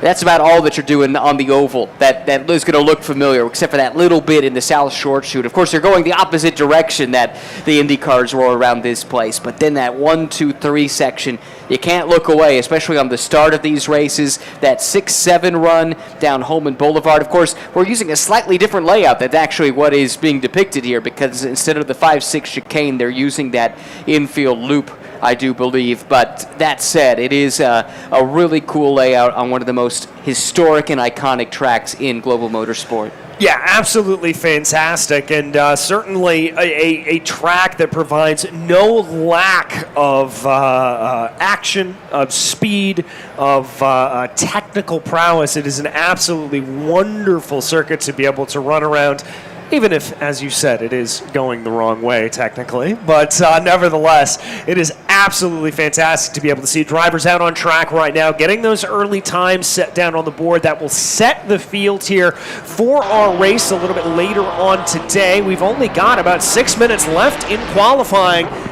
And Ryan, you called it right, hit the nail on the head. Jade Hutchinson and Mooring there leading the way in those Mustangs. And the Mustangs have been so strong through the practices. But again, we will see. Still very early in qualifying, but it comes at you fast. Just a 10-minute session, and it leads into our 1-hour race at Indianapolis. And as you can see, we're running in the late afternoon here into the twilight. It should be a relatively dark race. That'll be an extra challenge, because just because your car is fast here in the sunshine doesn't mean it's set up to go fast when it matters the most, and these racers will have had to take that into account as they prepare for today's race. Well, and remember that we've had varying track states, varying track degrees of light over the course of the weekend, and so that means that those cars are going to act a little bit differently, as you said. We follow here, looks like Michael Serra going to bring the lone Porsche in the field down through turn 1. Serra down in 14th position, although I don't think we've seen a competitive time from him. But I'll tell you one driver who's put a very competitive time together. That's Luke Gobi, the Canadian, up into 3rd place in that McLaren. Just getting stronger and stronger throughout the build-up to the race. Kind of crept inside that top 7 range in that practice and got bumped to 4th a moment ago, now back into 3rd spot. Great to see. We were talking about brands that have pedigree racing at Indianapolis. We neglected to bring up McLaren, which of course has a lot of history racing on the oval at IMS, including multiple race wins in the 70s and into the 80s. Yeah, so up at the top of the board, though, Luke Whitehead has been able to replace Jade Hutchinson as your pole sitter here at this point. Whitehead in that Acura NSX number 55 will lead the way. Alex Ellis in the 2nd McLaren in the standing order, behind a Luke Gobi in 5th place. So that's a good run for Ellis. That's been about where we've seen him on average over the course of this entire day. So I'd say that's about perfect pace for him. Not bad for someone who told me he had about 20 minutes of ACC experience coming into this event. But to your point, a good racing driver, whether it's on the sim or in the real car, and he is both, let's not forget. He had a really good junior career, kind of ran out of money and opportunity, but got as high up as what was then known as Indy Lights, now Indy Next. Took about 10 plus years off, jumped in a GT4 car in the real world earlier this year, and had some really strong pace, challenge for podiums down at Barber Motorsports Park in GT4 America competition. But now going back to the sim side of things, where he's very, very active and loops the car around as he looks for a little bit more speed there. That's going to scupper this lap, and with only 3 minutes on the clock, that puts him in a bind to try and go a little bit faster. Yeah, that's going to be a little bit tough, especially considering his reset back into pit lane. That may be session done and dusted for the number 5. There could be just enough time to get back out there, but it's going to be very, very close. Part of the reason for that is Indianapolis, very long, very slow pit lane. Yeah, it is. I mean, just the straightaway portion is 5/8 of a mile, and it starts really when you kind of dive in back before you get to the final sequence of corners. So it is costly. Did look like he pulled back out, and the good news is that car where its pit grid was, let's say, was relatively far up, and with 2 minutes on the clock doing 90-second laps, even a 2-minute out lap, I think he'll have enough time to get one more flyer in, but as we said earlier, that puts a lot of pressure on you to perform. Yeah, that's a lot of pressure bearing down on your shoulders. You've got to really, really deliver here at this point.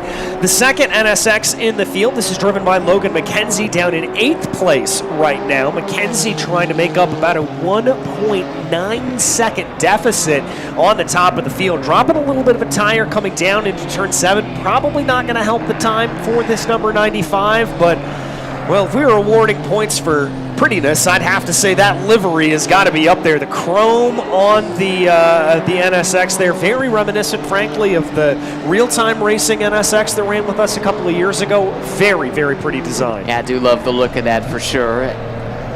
It's the dive back into the infield on the south end of the speedway. Yeah, love the look of the NSX. We've been singing its praises all day. And we know it's a fast package. We're watching McKenzie here, so that tells me he might be on a pretty good one. But Whitehead in a similar car is at the top of the charts. McKenzie does improve, goes up to 7th, but still quite a ways off, over a second, nearly a second and a half.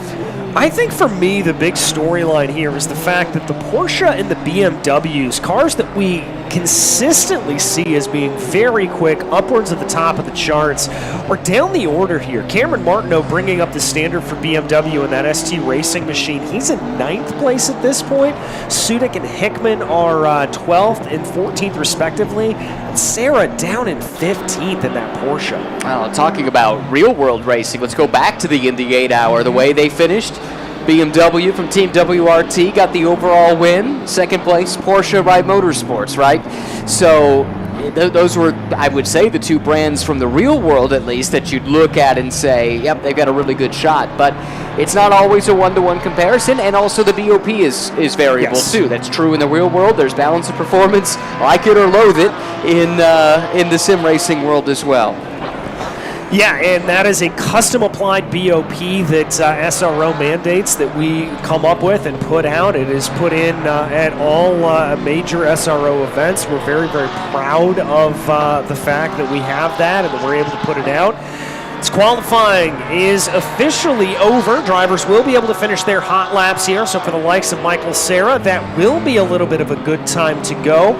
The 113 coming around out of turn 11 down into turn 12 right now. Little bit off the apex right there. This is a great look, though, at the environment that we've got here at PRI. Again, this is part of the Performance Racing Industry Show in Indianapolis. A big showcase here at Lucas Oil Stadium about what esports is all about, the latest and greatest in esports, and some of the very best esports competitors here on site competing in person, and with the big audience around as well, walking amongst them with peering over their shoulders. That's a little extra pressure, no question. Yeah, it's a little bit of a change from what we're used to, where you're doing this by yourself in your office or your bedroom, kind of alone, able to lock in and rid yourself of distractions. Of course, as soon as I say that, people recognizing they're on camera and waving. You can see us there, hello, in the background as well. But it is a little bit of a different environment. But as we saw last year, drivers can really perform in it well. Yes, it brings out the best. And again, I think it's super neat that everyone's got the same rig here. There's no performance advantage in somebody spending a bit more money on their rig to have that little edge at home. Everybody's working from the same play sheet. And we talked about this a lot throughout the day. These drivers with their home rigs, they're going to do everything they can ergonomically, creature comfort-wise, right, just to tailor-make it for themselves to get the best performance that they can out of themselves in their equipment. But here, it's standard. Everybody's working with the same stuff, and whoever adapts best is going to have some success. Well, and think about this. One thing we haven't really talked about is the physical equipment that we have here today. We have wheels. Mm-hmm. They're not formula-style wheels as you see in most GT cars today. They are physically circle wheels, and that would be a huge change. For me, my rig at home, I've got a formula-style wheel. If I came in to try to run a circle wheel, I'd be thrown a little bit. It would throw me for a loop.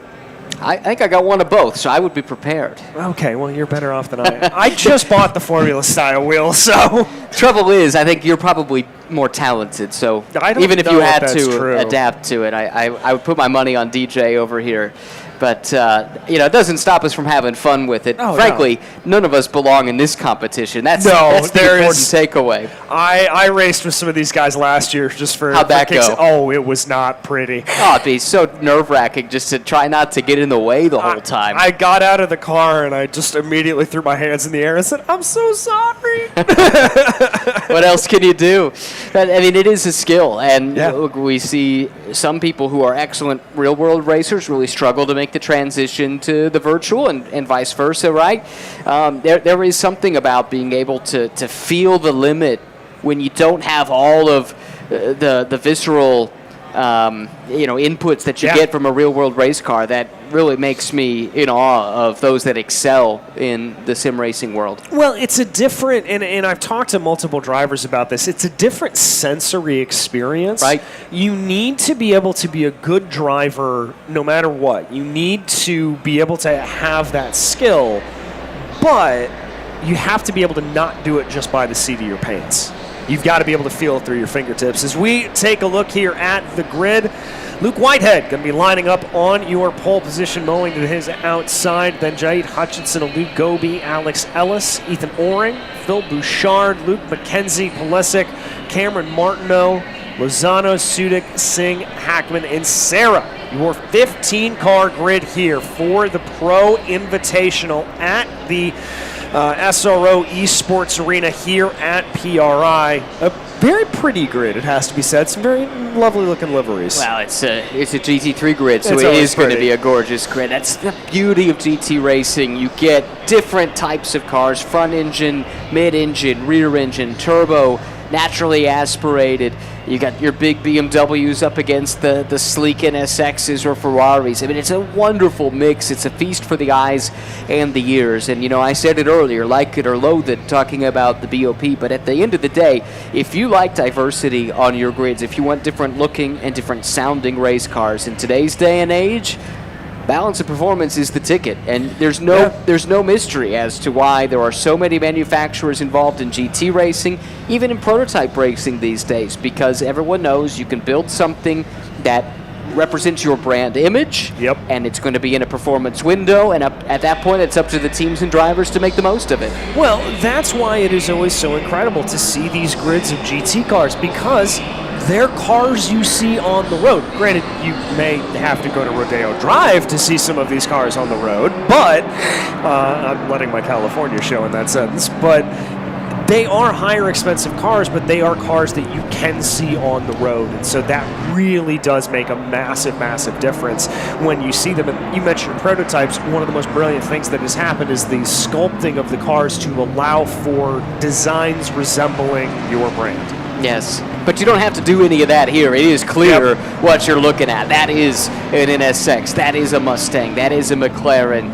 And, you're just bringing together all the big brands in automotive, in performance, together into one place. If you've got a rooting interest, if you've got a brand you're interested in, chances are it is represented on a GT3 grid somewhere in the world, be it a real-world SRO race or here in the virtual space. One way or the other, it is just a car lover's dream, no doubt about it. Yeah, it certainly is. And to be able to run here at the Indianapolis Motor Speedway, as we said, kind of going into this twilight era of racing, twilight time of racing on the sim, Very excited to see. We'll probably be finishing under the lights here, which will be a very special thing to be able to take in. Seeing these GT cars rip around here with the headlights going. It does become a little bit of a commentator's nightmare to try to figure out just by the headlights which cars are which, particularly looking at the McLarens and the Acuras. My head starts to spin a little bit, but one of the BMWs just stopped on the formation lap and did that right in the middle of traffic. So that is not an ideal situation. There's the BMW. No, or it was is the the Mustang. I'm sorry, I'm thrown off by the ST Racing livery. Yeah, I know, I did the same I immediately jumped to BMW. Well, we will have to see as the field starts to get their way into double file. Again, something to remember here. Watch out for that turn 1. Always perilous at the Indianapolis Motor Speedway. Turn 1, lap 1, as they funnel down into that tight corner at the end of the front straightaway of the oval. Field in good alignment here. DJ coming into turns 13 and 14 for the final time before the green flag. Honda and Ford on the front row. Ford and McLaren in row 2. Lamborghini and Audi in row 3, and we're about to get going. That's all you can ask for a GT grid as the field works their way onto the front straightaway at the Indianapolis Motor Speedway. We get a live look at some of the drivers as they get ready to go. You've got to wait until the flag is flown, and there it goes. We are racing here at the Indianapolis Motor Speedway. It looks like it's a good getaway. Maybe some contact there farther back in the field. Here comes that 2-3 wide we were talking about, as it looks like there it's going to be Luke Whitehead. Maybe a little bit of door-to-door contact into one, but it looks like through most of the field has gotten through cleanly. That's what you want to see, because so often races end in tears on lap 1 into turn 1 at IMS. Now at speed for the first time into this infield loop we've been talking about a couple of times. Look at those Mustangs. They've been able to get off to a really strong start, trying to keep the Acura honest, and we got problems further back in the pack. That was a Ferrari and a BMW. I'm not sure which two it was necessarily, but they definitely ran into a little bit of problems. Meanwhile, a 3-car breakaway up at the front of the field here, it looks like. Whitehead, Moaning, and Hutchinson starting to break away a little bit. We get a nice little drone shot coming down the back straightaway off of Holman Boulevard. A little bit of side-by-side action. As you would expect, great passing opportunity there at the end of Holman Boulevard and into this technical section, most technical on the racetrack here, the S's, and then back up onto the oval, South Short Chute on the oval before that quick dive back into the infield. Early advantage to the NSX with Whitehead leading by over a second. This has been a really strong start. Oh, and problems again. A couple of cars go off.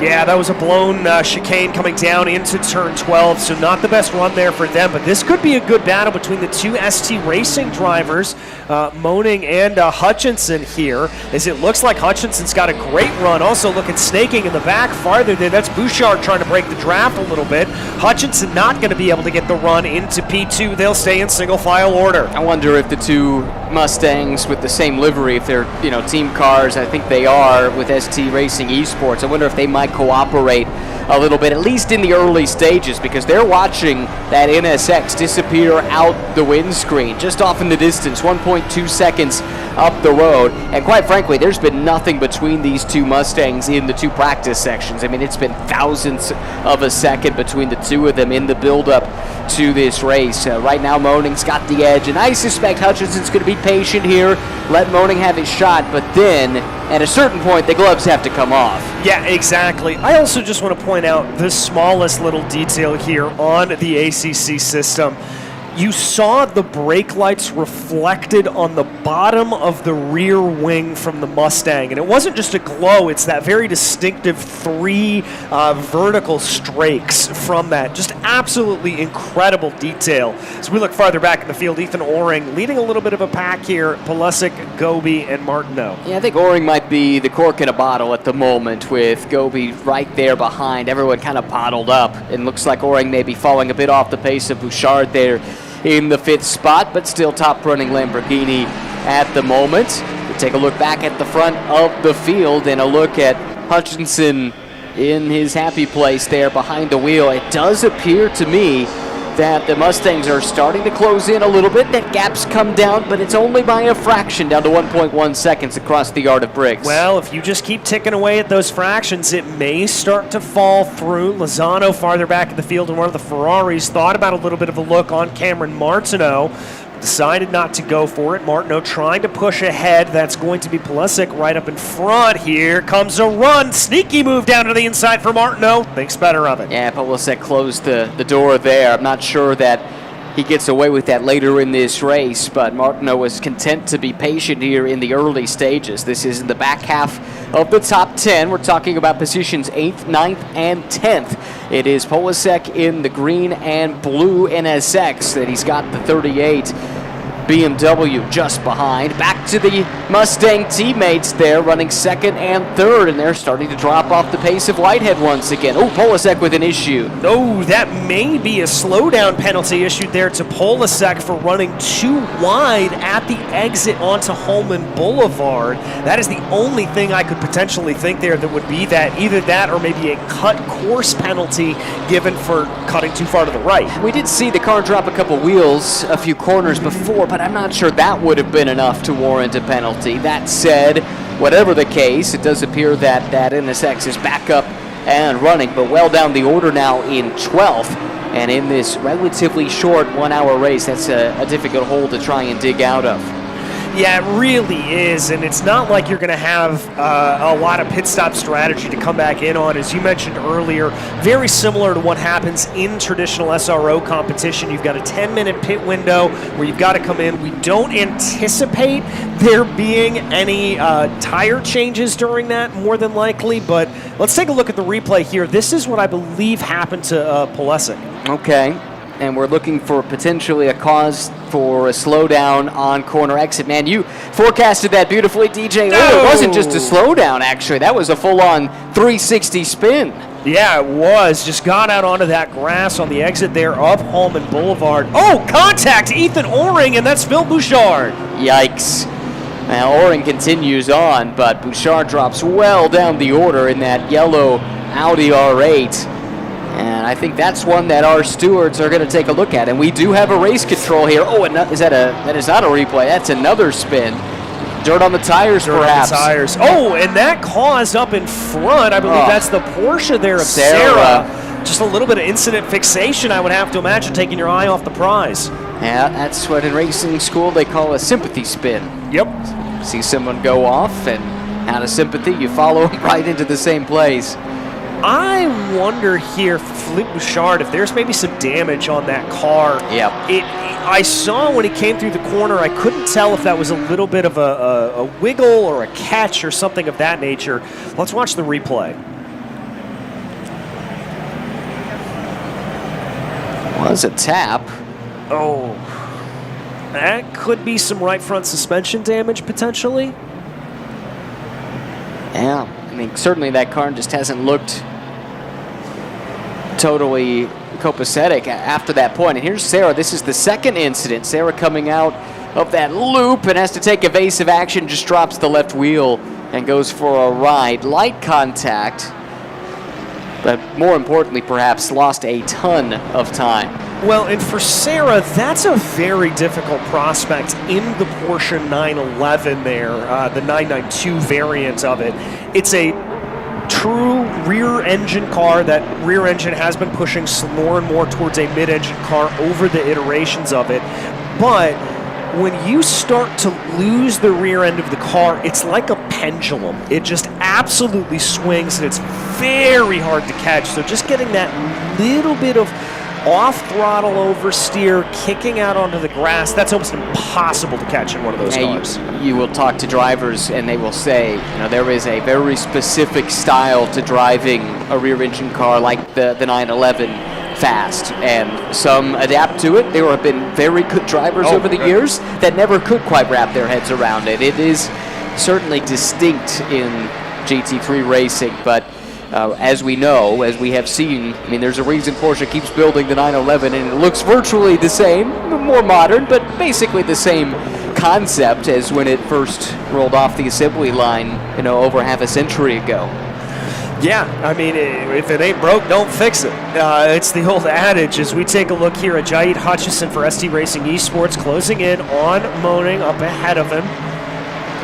Little bit off the apex there for Moaning, trying to see if there's going to be that little bit of daylight. Now, here's Michael Hickman farther back in the field, and that is a penalty assessed to that BMW. And 10 seconds at the pit stop.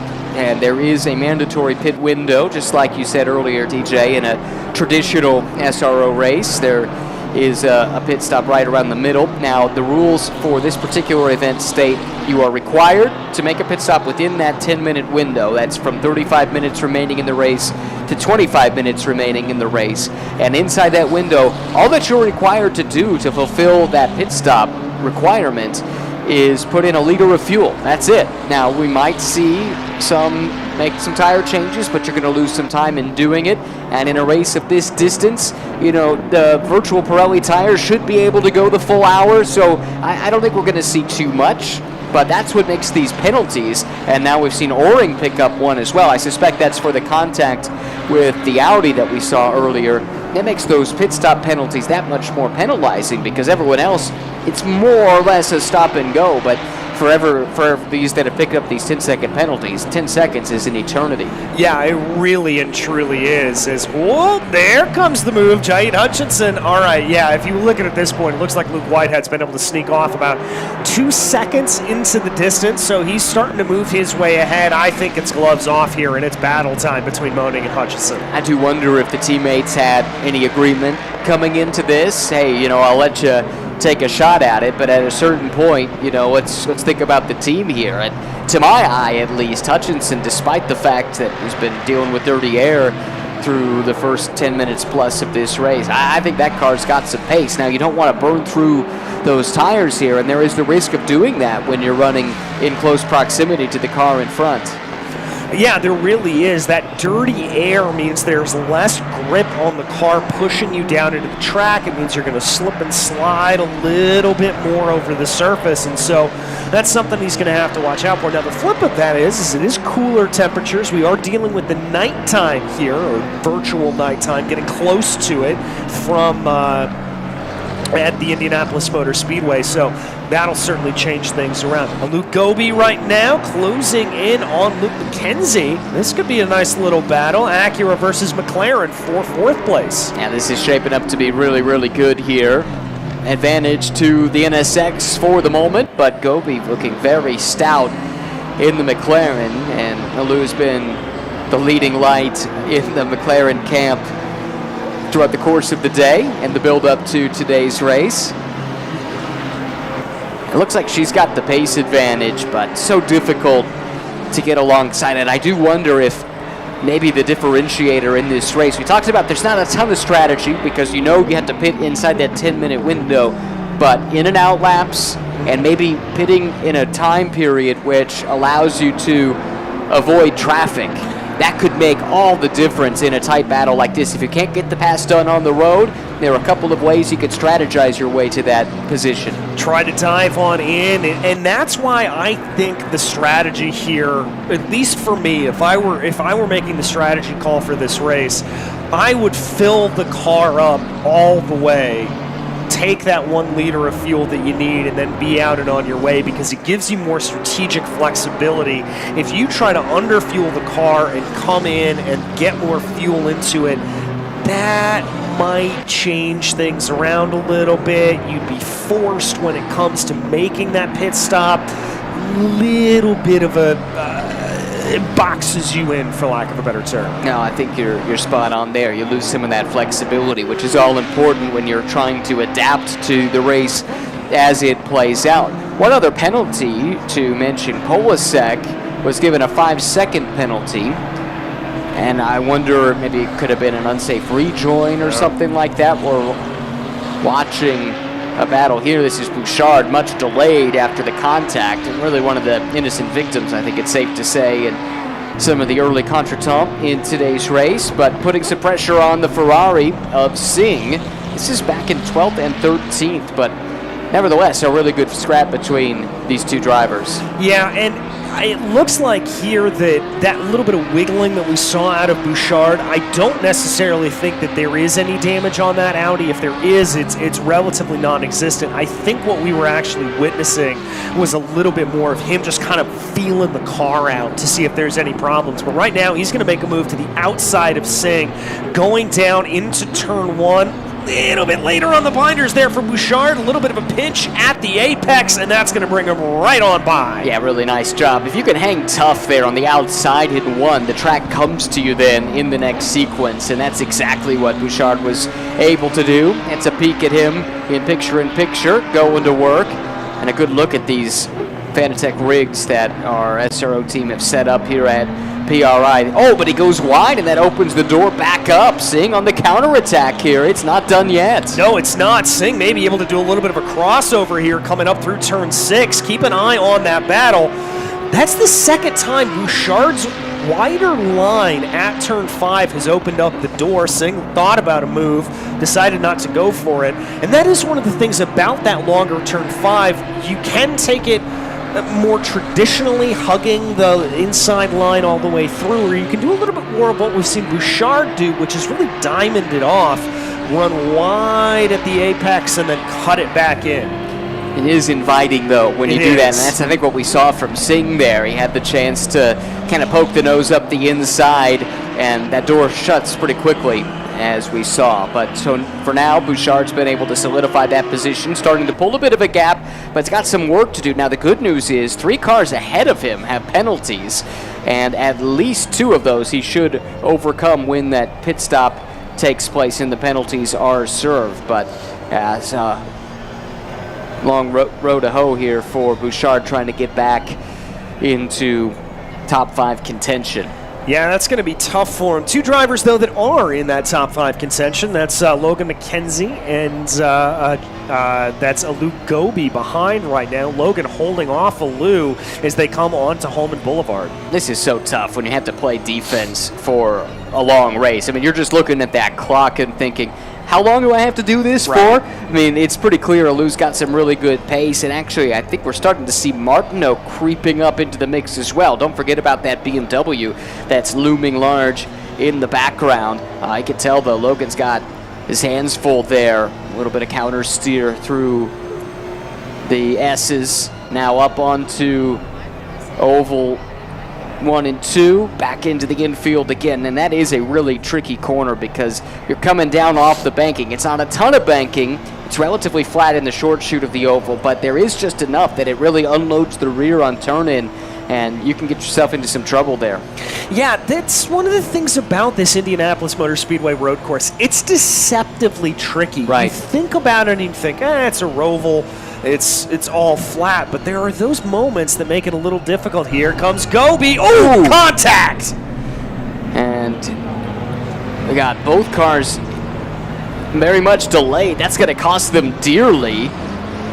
Out of the top 5, I think it's safe to say. Gobi's continued on. Now we see the NSX moving on as well, but that's a real shame because those 2 had a chance to have a really good day today, and now the top 3 are definitely in their own zip code. Yeah, they really and truly are. That's going to promote the likes of Martineau and Oring up into that spot here at this point, and now it is an 18-second advantage over Cameron Martineau from Jaid Hutchison. That is lights out.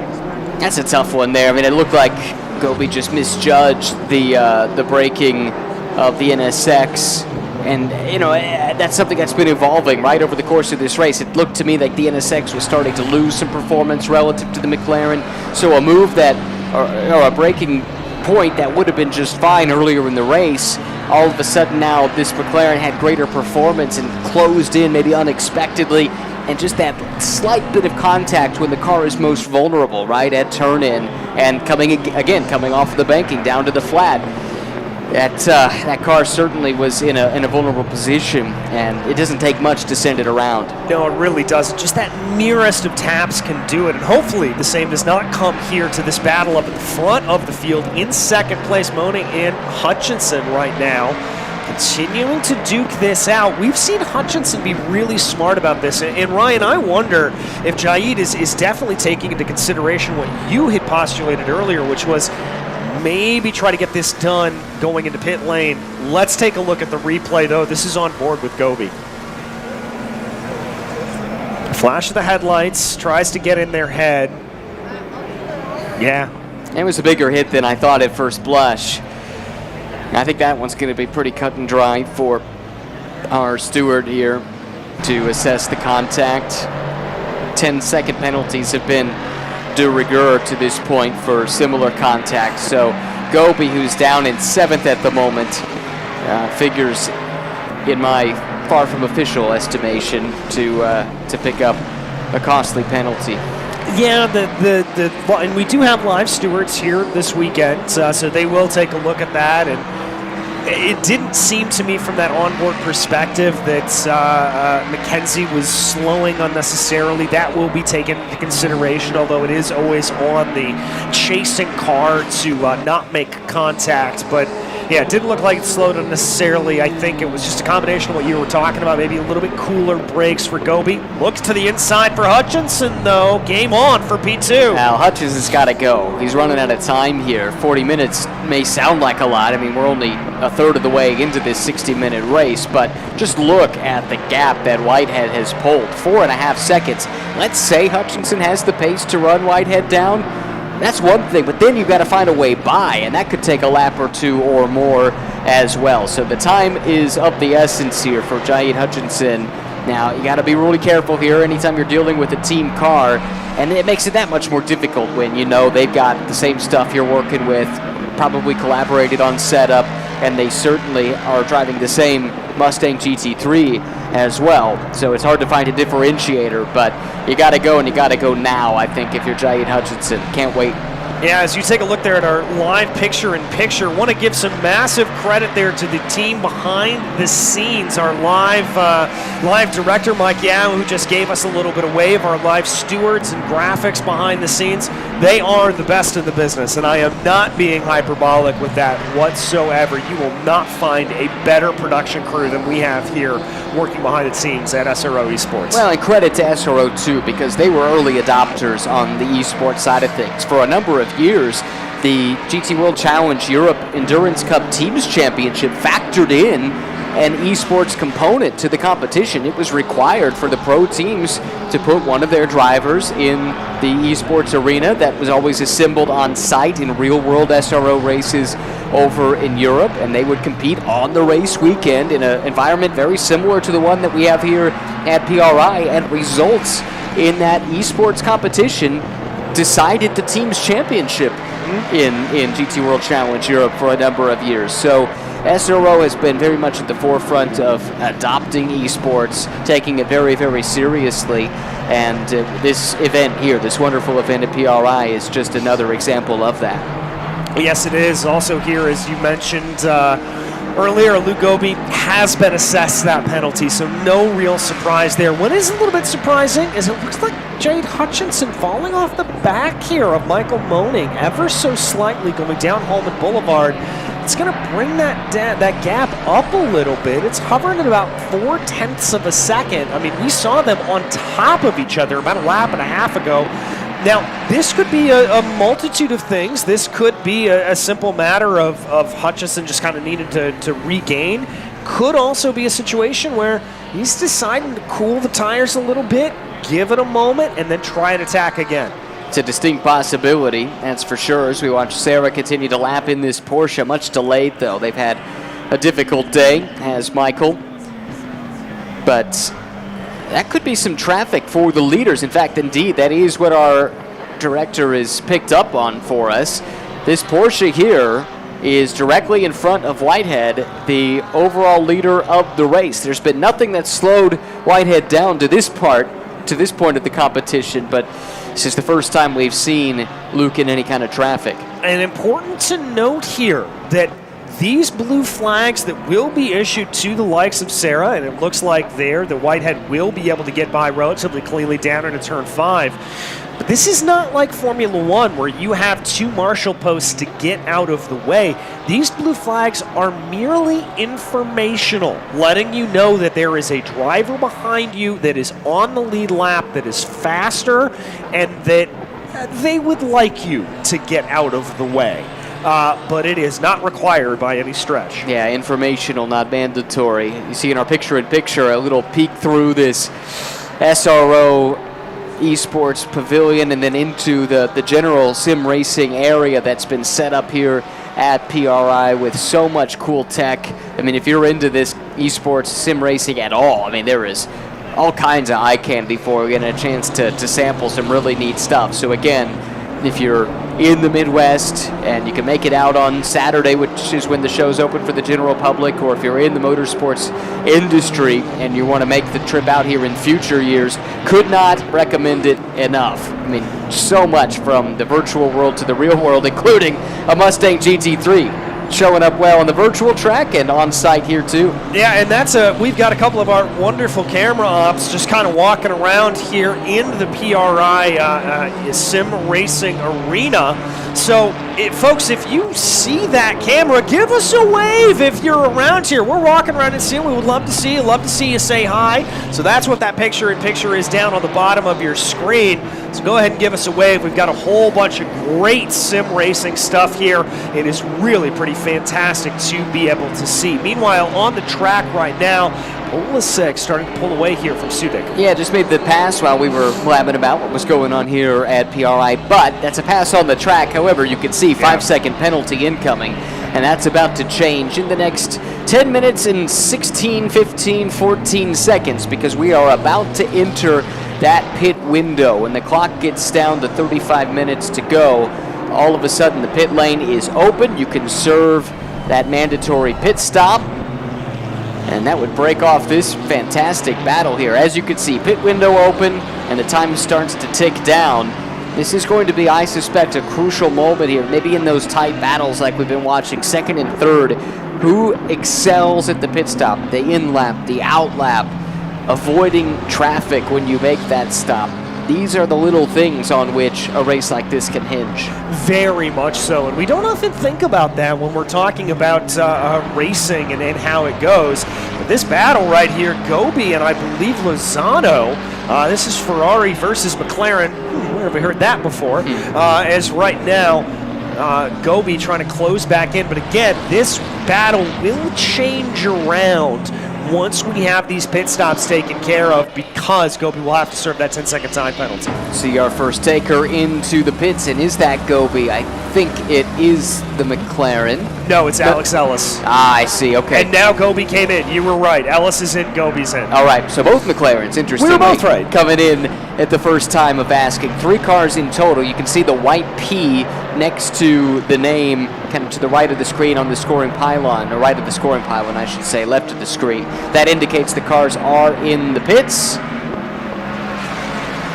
for their mandatory stop. Leaders electing to stay out. I'm not sure that they came by with the window open, so they might not have had an opportunity to come in, and I'm really curious which of these 2 Mustangs blinks first.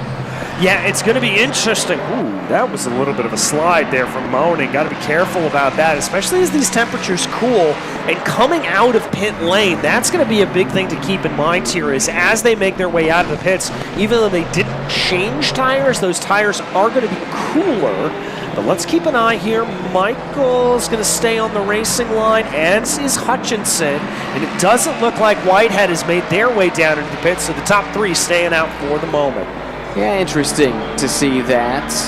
And another thing you can tell looking at the timing and scoring pylon is who has fulfilled that mandatory stop. If you see a green rectangle to the right of the card number, that indicates that that stop has been served.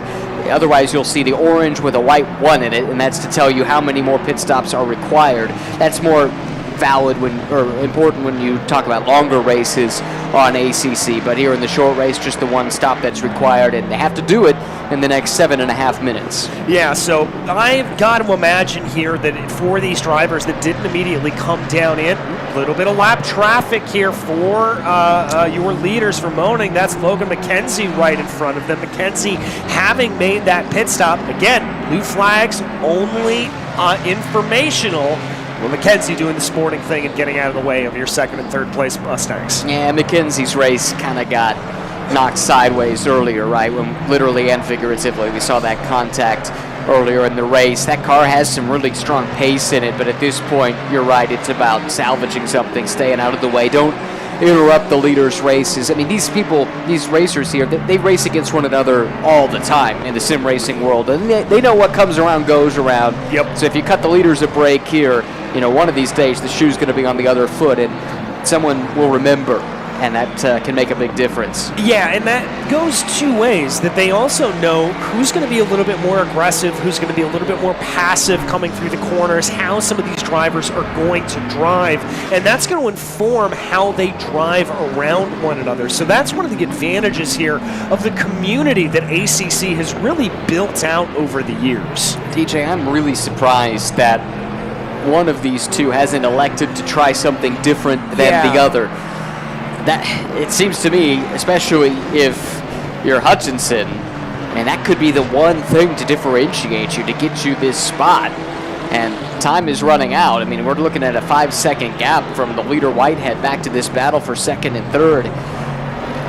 Maybe they've got information that we don't, that if they had made a stop, they would have come out in traffic. I mean, that's one thing you have to try and keep in mind. Difficult, though, to draw these conclusions from the cockpit. Maybe you can shed some light on this. Do they have anybody helping with strategy, or is it all up to them? On the course of a normal race weekend or a normal race when you're at home, you're going to have either someone who is spotting for you, that you'll often be in a Discord channel or something like that with a teammate that will calculate fuel strategy for you.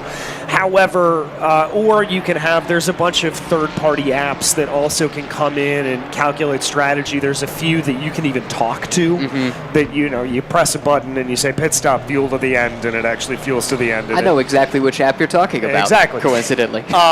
It makes me feel like a real race car driver. And yes. It's very cool. Although my fiance laughs at me every time she goes by that I'm sitting there being like, stay out.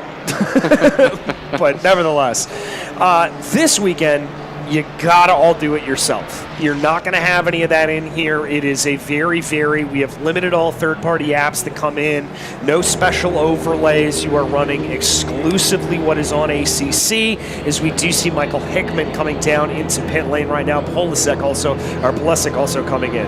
Yeah, okay, so that does make it a bit challenging then, trying to time this and do an undercut or something along those lines. Oh wow, this is a big penalty coming here for Polasek. Not just a 10-second, but a stop and go for 30 seconds. So I think that's going to necessitate an additional trip down the pit lane. You can't serve that and do that pit stop. In fact, we see that reflected on the screen here. You can tell, green rectangle, Polasek's done the mandatory pit stop, but still owes that stop plus 30.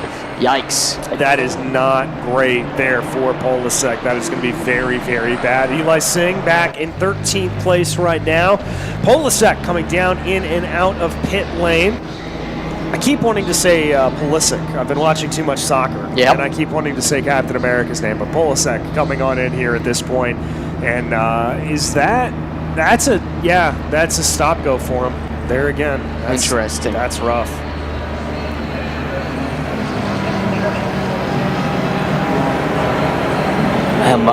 Haven't been many drivers that have not been affected by either contact or a penalty at this stage. I mean, it's pretty much the top three.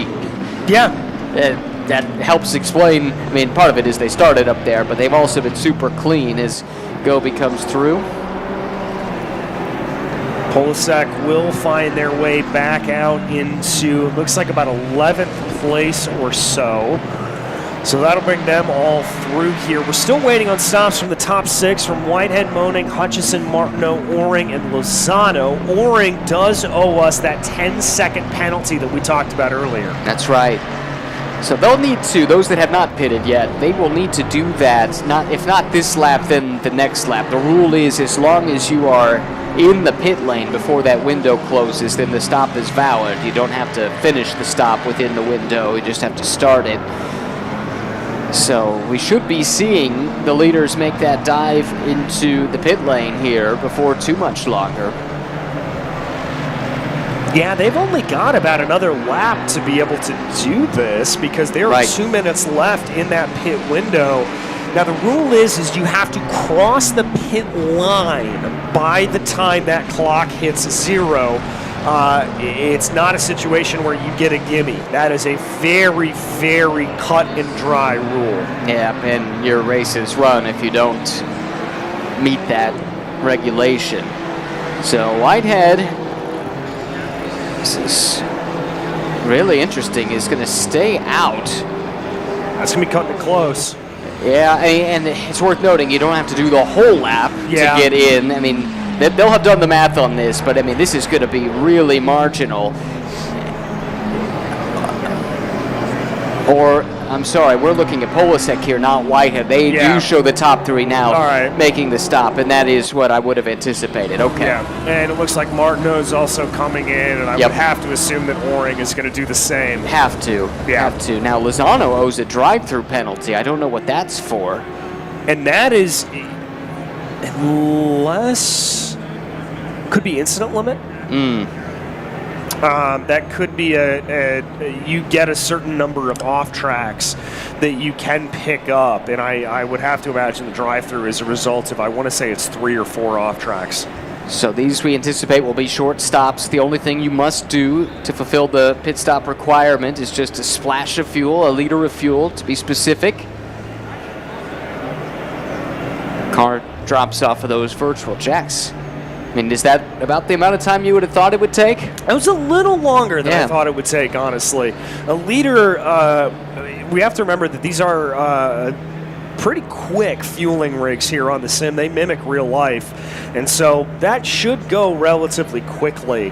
And a single liter shouldn't take all that long, so that was a little longer of a stop for Oring than I thought, but Oring did have to serve a bit of a penalty. That's a good point. Yep, that's probably the explanation for the delay we were looking at. So Whitehead, that was one of the last tripwires to get through, was that pit stop. Everything seems to be on the up and up there. No speeding penalties or anything like that. Did lose a little bit of the advantage, but from 5 seconds and change down to 4.9 at last check. There's a look at Luke. All business. As you can see, look at the concentration, and that's what it takes, especially with an abnormal amount of distraction happening around with this competition happening here on the showroom floor at PRI. Yeah, I mean, he's waving to the camera. I said all business, but I spoke too soon. You know, sometimes you do have those little moments where you are able to break away. That's one of the great things about the Indianapolis Motor Speedway, is it's very similar to, you were talking earlier about Spa. It's like going down the Kemmel Straight, that's your moment where you can breathe. As a driver, you look for those moments on the racing circuit where you're able to stretch your fingers a little bit, where you're able to flex your toes, get that little bit of a stretch, take a minute, then get ready for the next corner. Those are really, really crucial. It's what makes certain tracks like Long Beach, for example, so very difficult, is that with that curving front straightaway, you really don't have that. Yeah, fewer opportunities to take a breather, that's for sure. Again, picture in picture, you can see this is where we are here at Indianapolis, part of the convention center, which is attached to Lucas Oil Stadium, home of the Colts.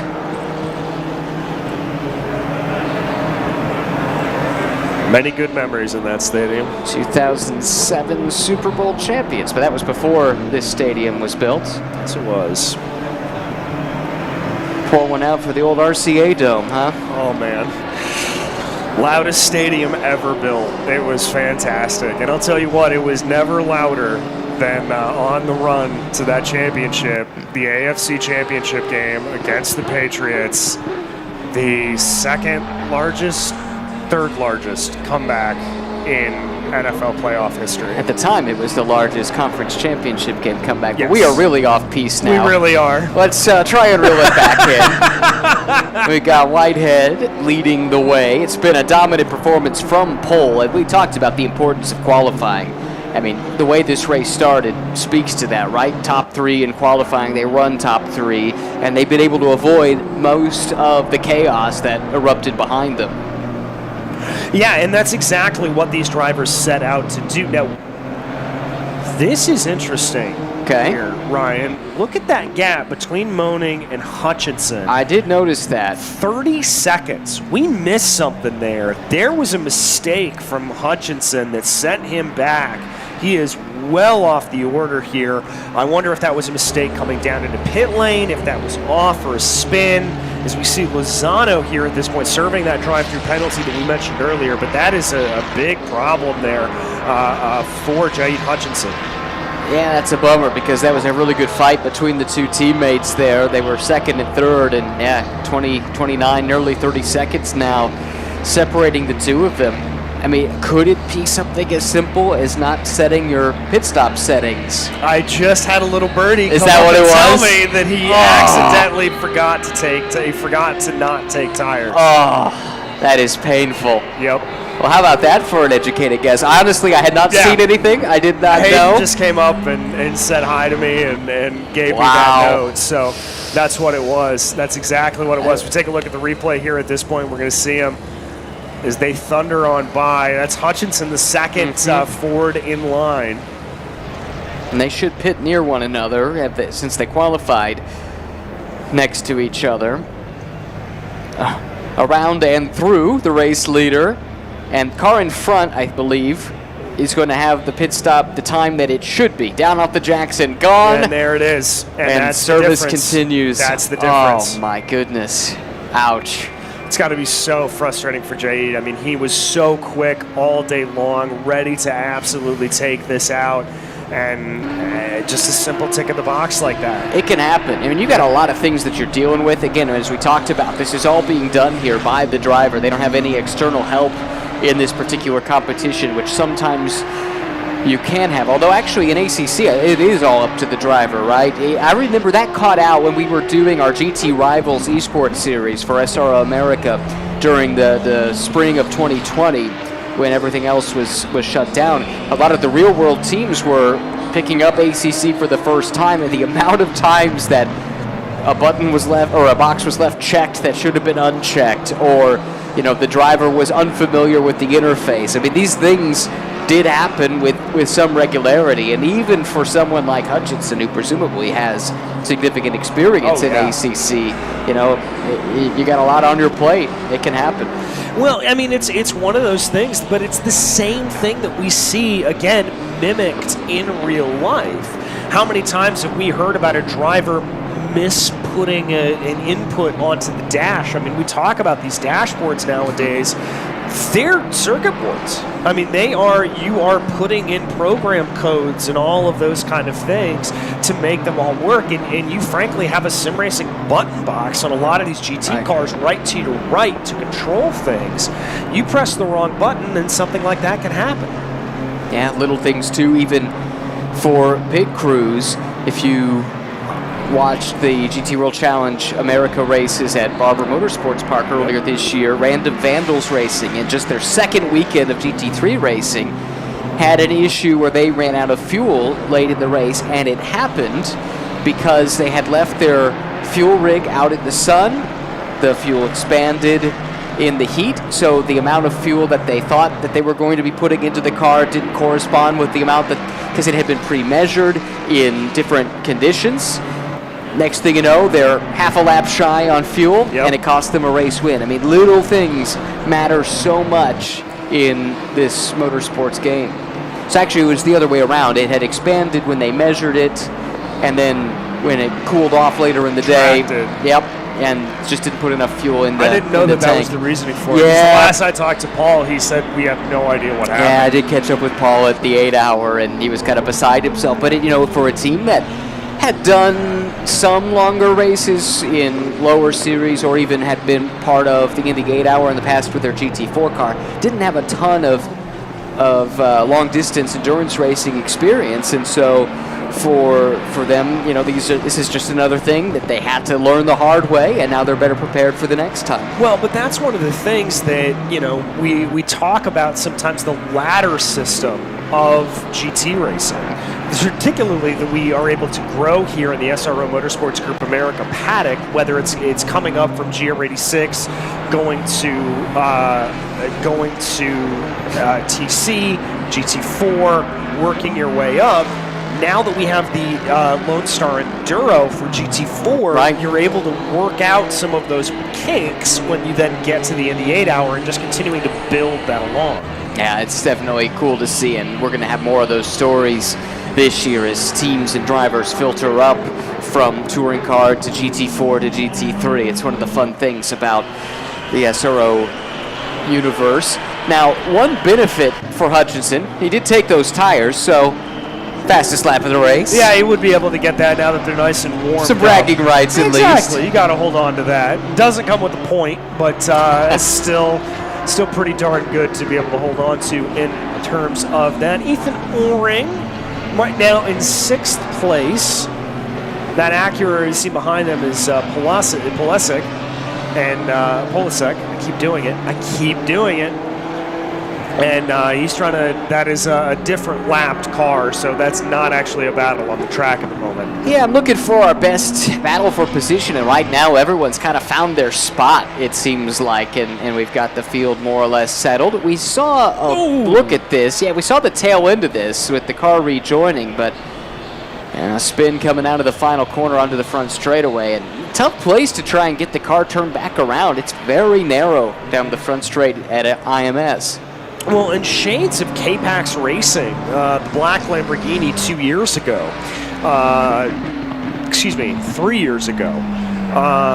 at the Indy 8 Hour, very, very similar incident happened there with that they just had a little bit of a wide run going through the final area, and that was their problem. Yeah. They had the same thing happen. They just ran into the wall.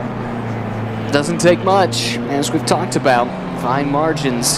So we're into the final quarter of the race. Under 15 minutes to go. It's still the pole sitter Luke Whitehead leading the way in the Acura NSX GT3 Evo 22. 5.6 seconds up on Moting in the first of the two Mustangs. Hutchinson still runs in third, even with that pit lane miscue in the second of the Mustangs. And quietly, Martineau, who we've been watching for the better part of a lap here, is putting together a strong performance in the BMW. Kept the nose clean, haven't seen this car in any of the problems, hasn't had a penalty to overcome, and putting in a really solid run right now, fourth fastest or fourth on the leaderboard. Well, and look at what this is for ST Racing Esports. I mean, second, third, fourth there for them. It really goes to show the investment that ST Racing has put forward into the world of sim racing. It's a really, really impressive crew that they put together. Martineau and Hutchinson, two of the older hands in that. They've been with the team for a number of years. I had a chance to catch up with Cameron a little bit earlier today. Looking forward to maybe doing some real life racing in the next couple of years. Awesome. Trying to put some budgets together. Always love to see that for them. So it certainly is, just goes to show you that you get really good at doing this on the sim, you may be able to make the jump into the real world. We've seen it done over the years. We were just chatting with a attendee at PRI about this just before the start of this race. But, you go back to the original GT Academy, which produced Lucas Ordonez, probably most famously overseas, raced at Le Mans a number of times, and was really there at the cutting edge to prove that talent in the virtual space can translate to the real car, and that was with a much less sophisticated simulation than what we have these days. And I think there is so much untapped talent in the motorsports world that might not ever have the budget to go real-world racing and showcase what they can do, but maybe a platform like esports gives them that chance to get on somebody's radar, and from that point, the sky's the limit. Exactly, and that really is true democratization of motorsport. And let's not beat around the bush. This is an expensive hobby to go sim racing. Yep. I don't want to mention how much money I just dropped on a sim rig. You know, it's not cheap, but comparatively, Yeah, it's orders of magnitude more cost effective, and more importantly, as from a learning perspective, your mistakes are a lot less expensive. my mistakes are oopsies, I have to let go of the wheel, as opposed to oopsies, here's a check for $75,000. Yes. Yeah. As we've talked about a number of times throughout the day, what a great learning platform. It's become a training platform as well for current drivers, and you know, you even have guys like Max Verstappen who's doing the 24 hours of Spa sim race during an F1 weekend.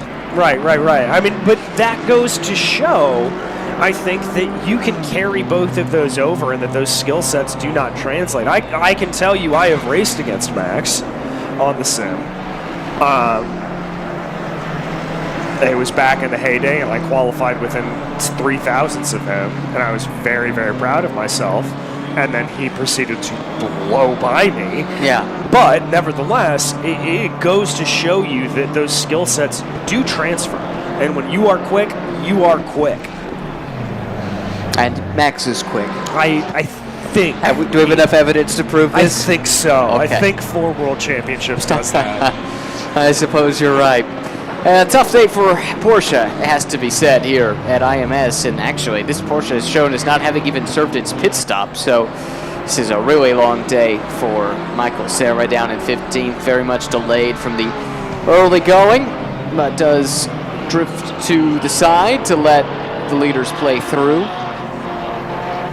Yeah, good sportsmanship there. As we mentioned a couple of times, blue flags, not mandatory, merely informational here in Assetto Corsa Competizione. And you see oftentimes, though, those drivers just opting to get out of the way. Because as you said earlier, it really is a situation where they're going to remember. The drivers have the memories of elephants.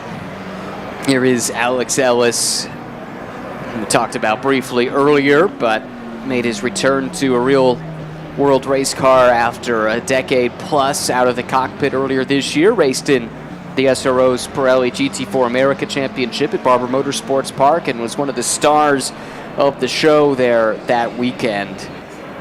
Guy who was trying to make his way into Indy cars 10 plus years ago, made it as far as what is now called Indy Next, at the time Indy Lights. Got, by virtue of winning a scholarship in a competition, got a chance to run one race at Sonoma and was running top 6, you know, with no testing, up against some big names of the time who have made it onto IndyCar, and you know, just kind of ran out of opportunity, but has been doing a lot of coaching in the intervening years, and then proved when given the opportunity to jump behind the wheel of a GT4 car earlier this year. He told me it was the first time he had done more than 3 consecutive laps in a real race car in over a decade, and he was running in podium contention against some big name pros with like factory level experience. I mean, it goes to show you, once you have that skill, once you hone that skill in of driving, it doesn't go away. It does not change. You're always going to have that killer instinct. You're always going to have that feeling. You're always going to have that ability to be able to push yourself ahead. Yes, your reflexes may be a little bit slower. You know, you may not be as on top of your game as you once were, but it's always going to be there. I wish we had a little more time in this race, DJ, and this is why Hutchinson is flying. And again, he's the only one who took tires erroneously, accidentally, during that pit stop. But that gap, remember, it was 30 plus seconds? It's like 19 now. That's remarkable. That is in, 11 minutes, 12 minutes, cutting that down to 11 seconds? That's almost a second a lap. Yeah. Really impressive stuff. And on a long enough timeline, I would have loved to see how that potential strategy could have played out, but unfortunately I don't think there's enough time left, barring a major mistake from Moaning. As we go on board here, just watch and listen. Lou Gobi, who's been in the wars today but recovered from that penalty, runs 5th, and only half a second behind Martineau here. This is for position. Yeah, this could be a little bit of a battle, and I wonder here for Gobi, if we remember, a little aggressive on the headlights coming down into turn 1. Now, that is a very real strategy that is employed to try to distract the other driver. Sometimes it's frowned upon a little bit, but it's perfectly within the rules. Oh, that's a new one. Turn the lights off completely. Oh, I love that from Gobi. That's brilliant. Just disappear in the rearview mirror. Boy, that has to be unsettling. I don't know if I've ever seen that before. That's shades of Batman right there. Yeah. I'm here for it. Well, she is quick in that McLaren, has run down this BMW, and it's time to go if you're a Lou Gobi. This is 4th and 5th. On the line, just off the podium, but you never know if there's an issue for any of the cars ahead. Could be there to pick up the pieces and maybe pick up a podium result today. Yeah, certainly could. I mean, 6.5 minutes left to go in the session. I think that's closed downable here at this point. I don't think it's out of the realm of possibility that Gobi's going to be able to make this pass.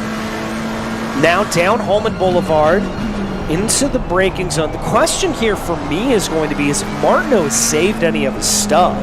I mean, we're 55 minutes into this race. That's normally when we see drivers come in to change tires on a stint length in traditional endurance racing, when the tires normally start to fall off a little bit. So I'm going to be very, very interested to know how this is going to play out here for Gobi. And down into turn 12, all over the back of that BMW. Yeah, no question about it. The McLaren looks like the stronger package at this stage in the race, but got to find a way around, and Gobi earlier made contact in a braking zone that led to a penalty, or else she'd be much higher up the order. In fact, I think, given that long pit stop for Hutchinson, she'd probably be in 3rd right now if that had been clean and without that penalty. But unfortunately, that's not the way it played out. This is where it happened, right here into turn 1. Not close enough this time, though. No, it looks like Gobi gets more speed through about the middle third of the track is where that speed really starts to pick up, kind of from about turn 7 to turn 12. That section of the infield is really where that speed comes. Now, interestingly there, Diamond off the corner, we talked about that line a little bit earlier on with Bouchard running that line, Gobi doing something very similar. And she'll get a good little response here that she just noticed Martineau kicked up some dirt on the way out of turn 6. That's a good sign. That means that they're overrunning the car a little bit, potentially. I think Martineau has settled in, though, because it was a really tight margin between these two, and now it seems to be stabilized at just about 8/9 of a second. Oh, somebody's off to the right there. That's a heart in your throat moment. Yeah. For these two, we're battling for 4th and 5th.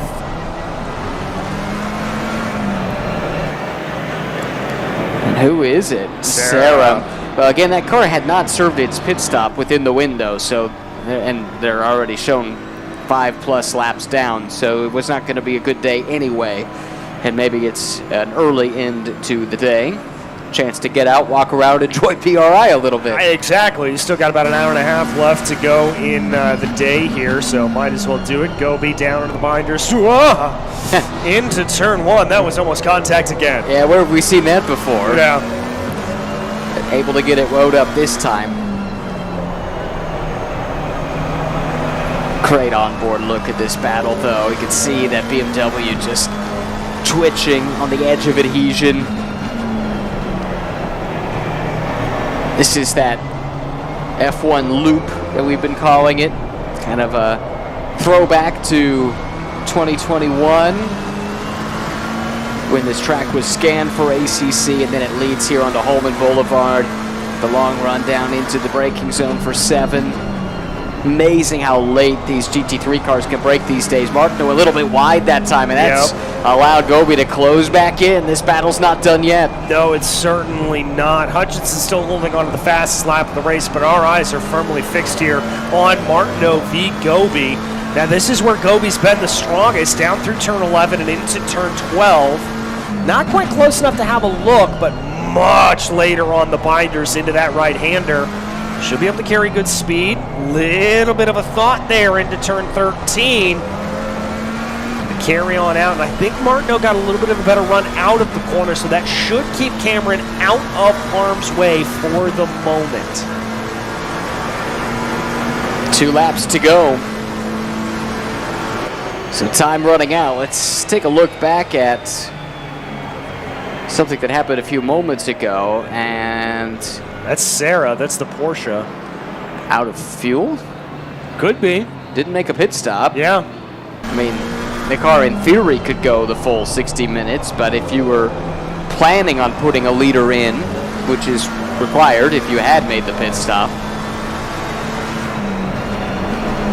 well, that's my best guess. Oh, again, that BMW slips wide. Door is open.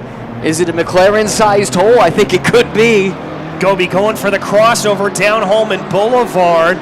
Not going to be able to get it done, but going to be able to get a nice, healthy heap of the draft. Now takes a look to the outside, looking back to the inside.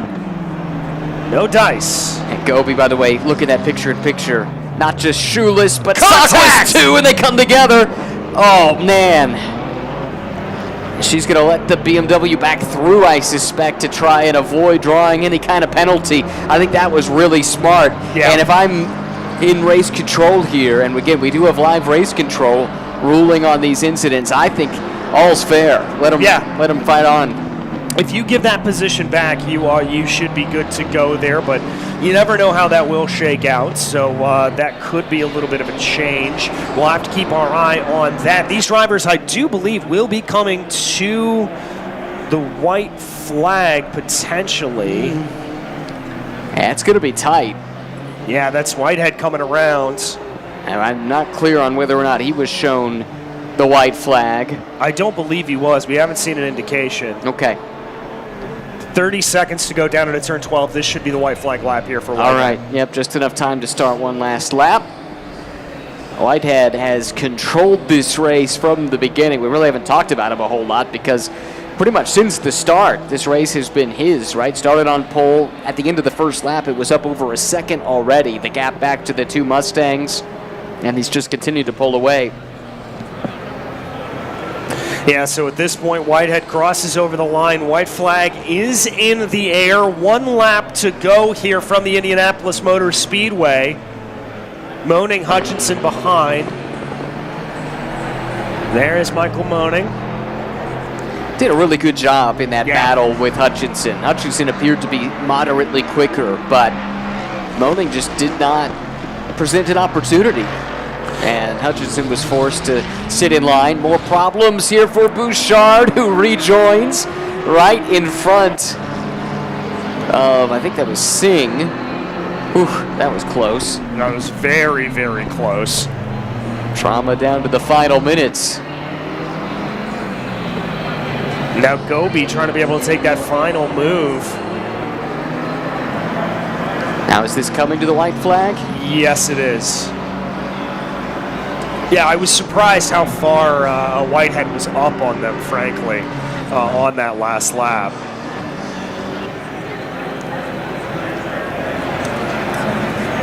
This was the incident with the Audi just over the curb a little bit too violently and around. And this was a frightening moment on the rejoin. Yeah, that was very, very close. Gobi, though, into turn 4, lining up for 5 and 6. This is the area where Gobi's been a little bit strong. Martineau's been a little bit off. But there it is, Luke Whitehead across the line, your winner here at the PRI ESPORTS Sim Racing Arena. A brilliant drive for the Veloce PRI driver. Flag to flag for Luke Whitehead. Gets the job done from pole position, and now a little celebratory drift burning down those virtual Pirellis. Might as well. Exactly.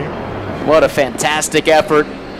6.8 seconds clear of that car. That was Moaning, I think, doing some celebrations as well. Hutchinson across the line to complete the podium.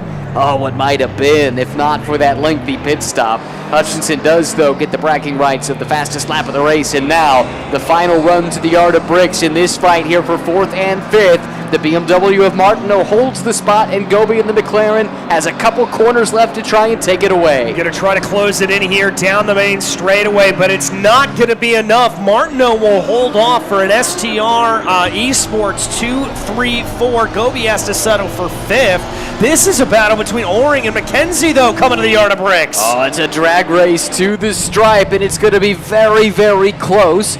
Looks like it's McKenzie by 62 thousandths of a second after 1 hour of virtual racing. That's what we are here for at this point. Well, there it is, and that is all she wrote here for today at the PRI Sim Racing Arena. Great racing, great showcase of what ACC is and what it can be. Yeah, fantastic showcase, like you said, and some of the best showing why they are the best in that competition here today. And you're about to go chat with some of them, right? I am. We're going to hop on over. I'm going to switch over headsets here at this point, so I will pop on over. We're going to have a little podium celebration down here. All right. Hopefully the camera follows DJ. And while he gets situated, just wanted to say a big thanks to everyone from PRI for hosting us here at the Sim Racing Arena, as well as everyone at SRO for organizing this. But in just a few moments, you'll want to stay tuned because a DJ Clark podium is coming your way, celebrating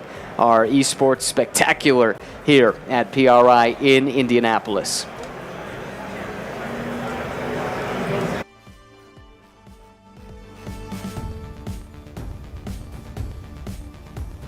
Some highlights of our race earlier today. It was Whitehead from pole position in the dusk at virtual Indianapolis Motor Speedway, able to lead the field to green by virtue of a brilliant qualifying effort to secure pole position. A couple of Mustang teammates from ST Racing Esports running second and third, and that's how they would run for much of the race. Big moment here, very dramatic, just at the back of the top 5 with a spin for one of the NSXs. Martineau just barely able to avoid major contact here in the carousel, and that was the first of several events of misfortune for the 73 Audi. Tough day for the Porsche as well, ultimately finishing at the bottom of the order.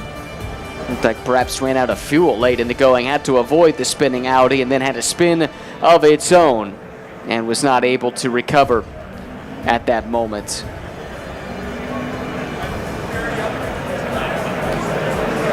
Then into the twilight, and the battle was between the ST Racing Esports teammates with Moaning and Hutchison. They were nose to tail in the beginning of this race, and it set up this run into the darkness, just into the pit stop window. Alou Gobi into the back of one of the NSXs there. Both cars much delayed. They were running in top 5 contention at the time. Luke Whitehead, little wave to the camera. That's how much in control he was of this event at that moment. Crucial moment in the pits, though. One of the Mustangs elected, probably by accident, to change tires. It cost them a significant amount of time. And from that point on, really the top 3 were not in doubt. Late race drama onto the front straightaway here for the 13 Ferrari. And able to get that car reset and continue. And this is where Sarah lost pace, perhaps lost some power, maybe out of fuel late in the going. That brought in this battle here. It was Alou Gobi fighting for position with Martineau. There's the Porsche pulling off to the side as that battle for 4th and 5th roared past.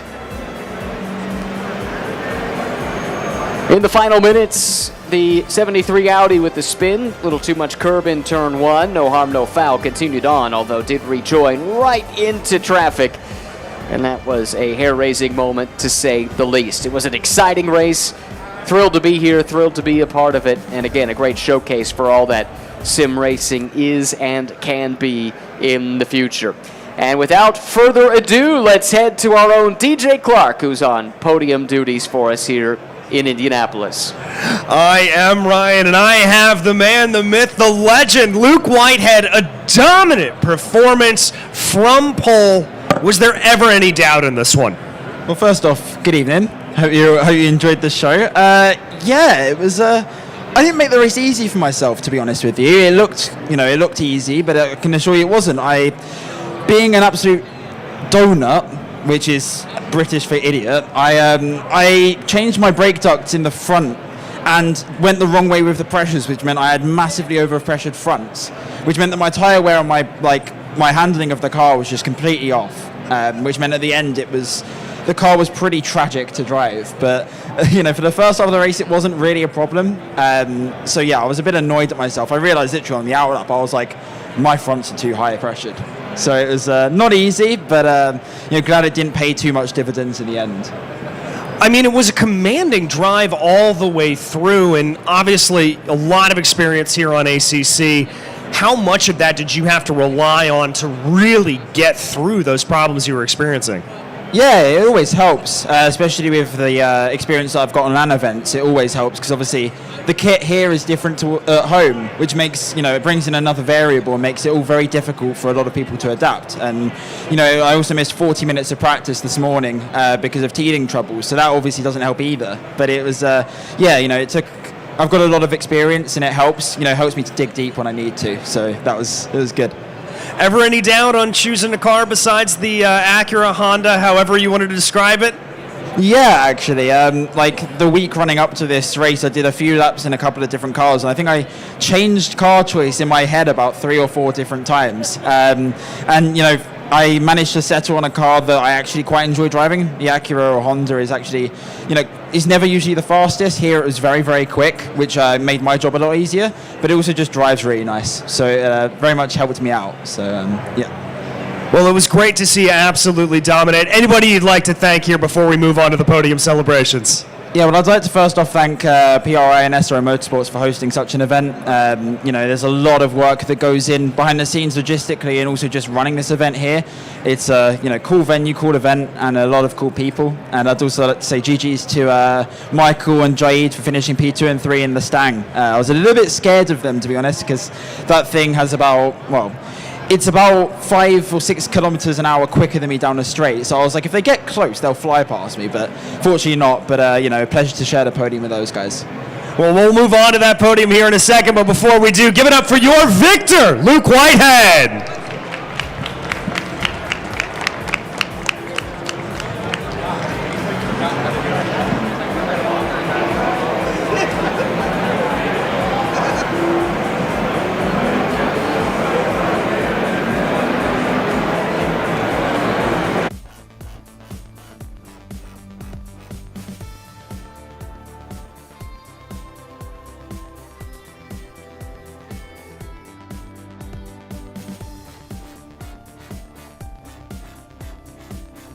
It is time for everybody's favorite part of an SRO weekend. It is time for your podium celebrations. Coming home in 3rd place for ST Racing Esports in the Mustang. Let's hear it for Michael Jaid Hutchinson. We'll try that again. Also for STR Esports, that's why I got confused. In 2nd place, Michael Manning!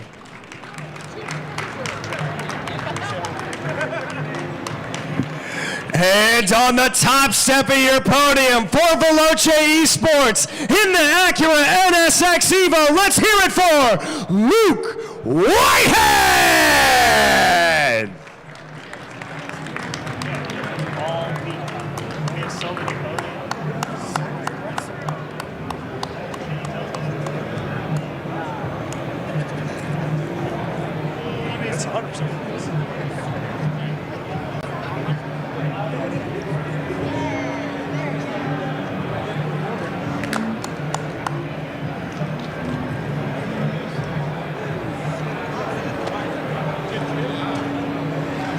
Let's give it up one more time for your podium, folks.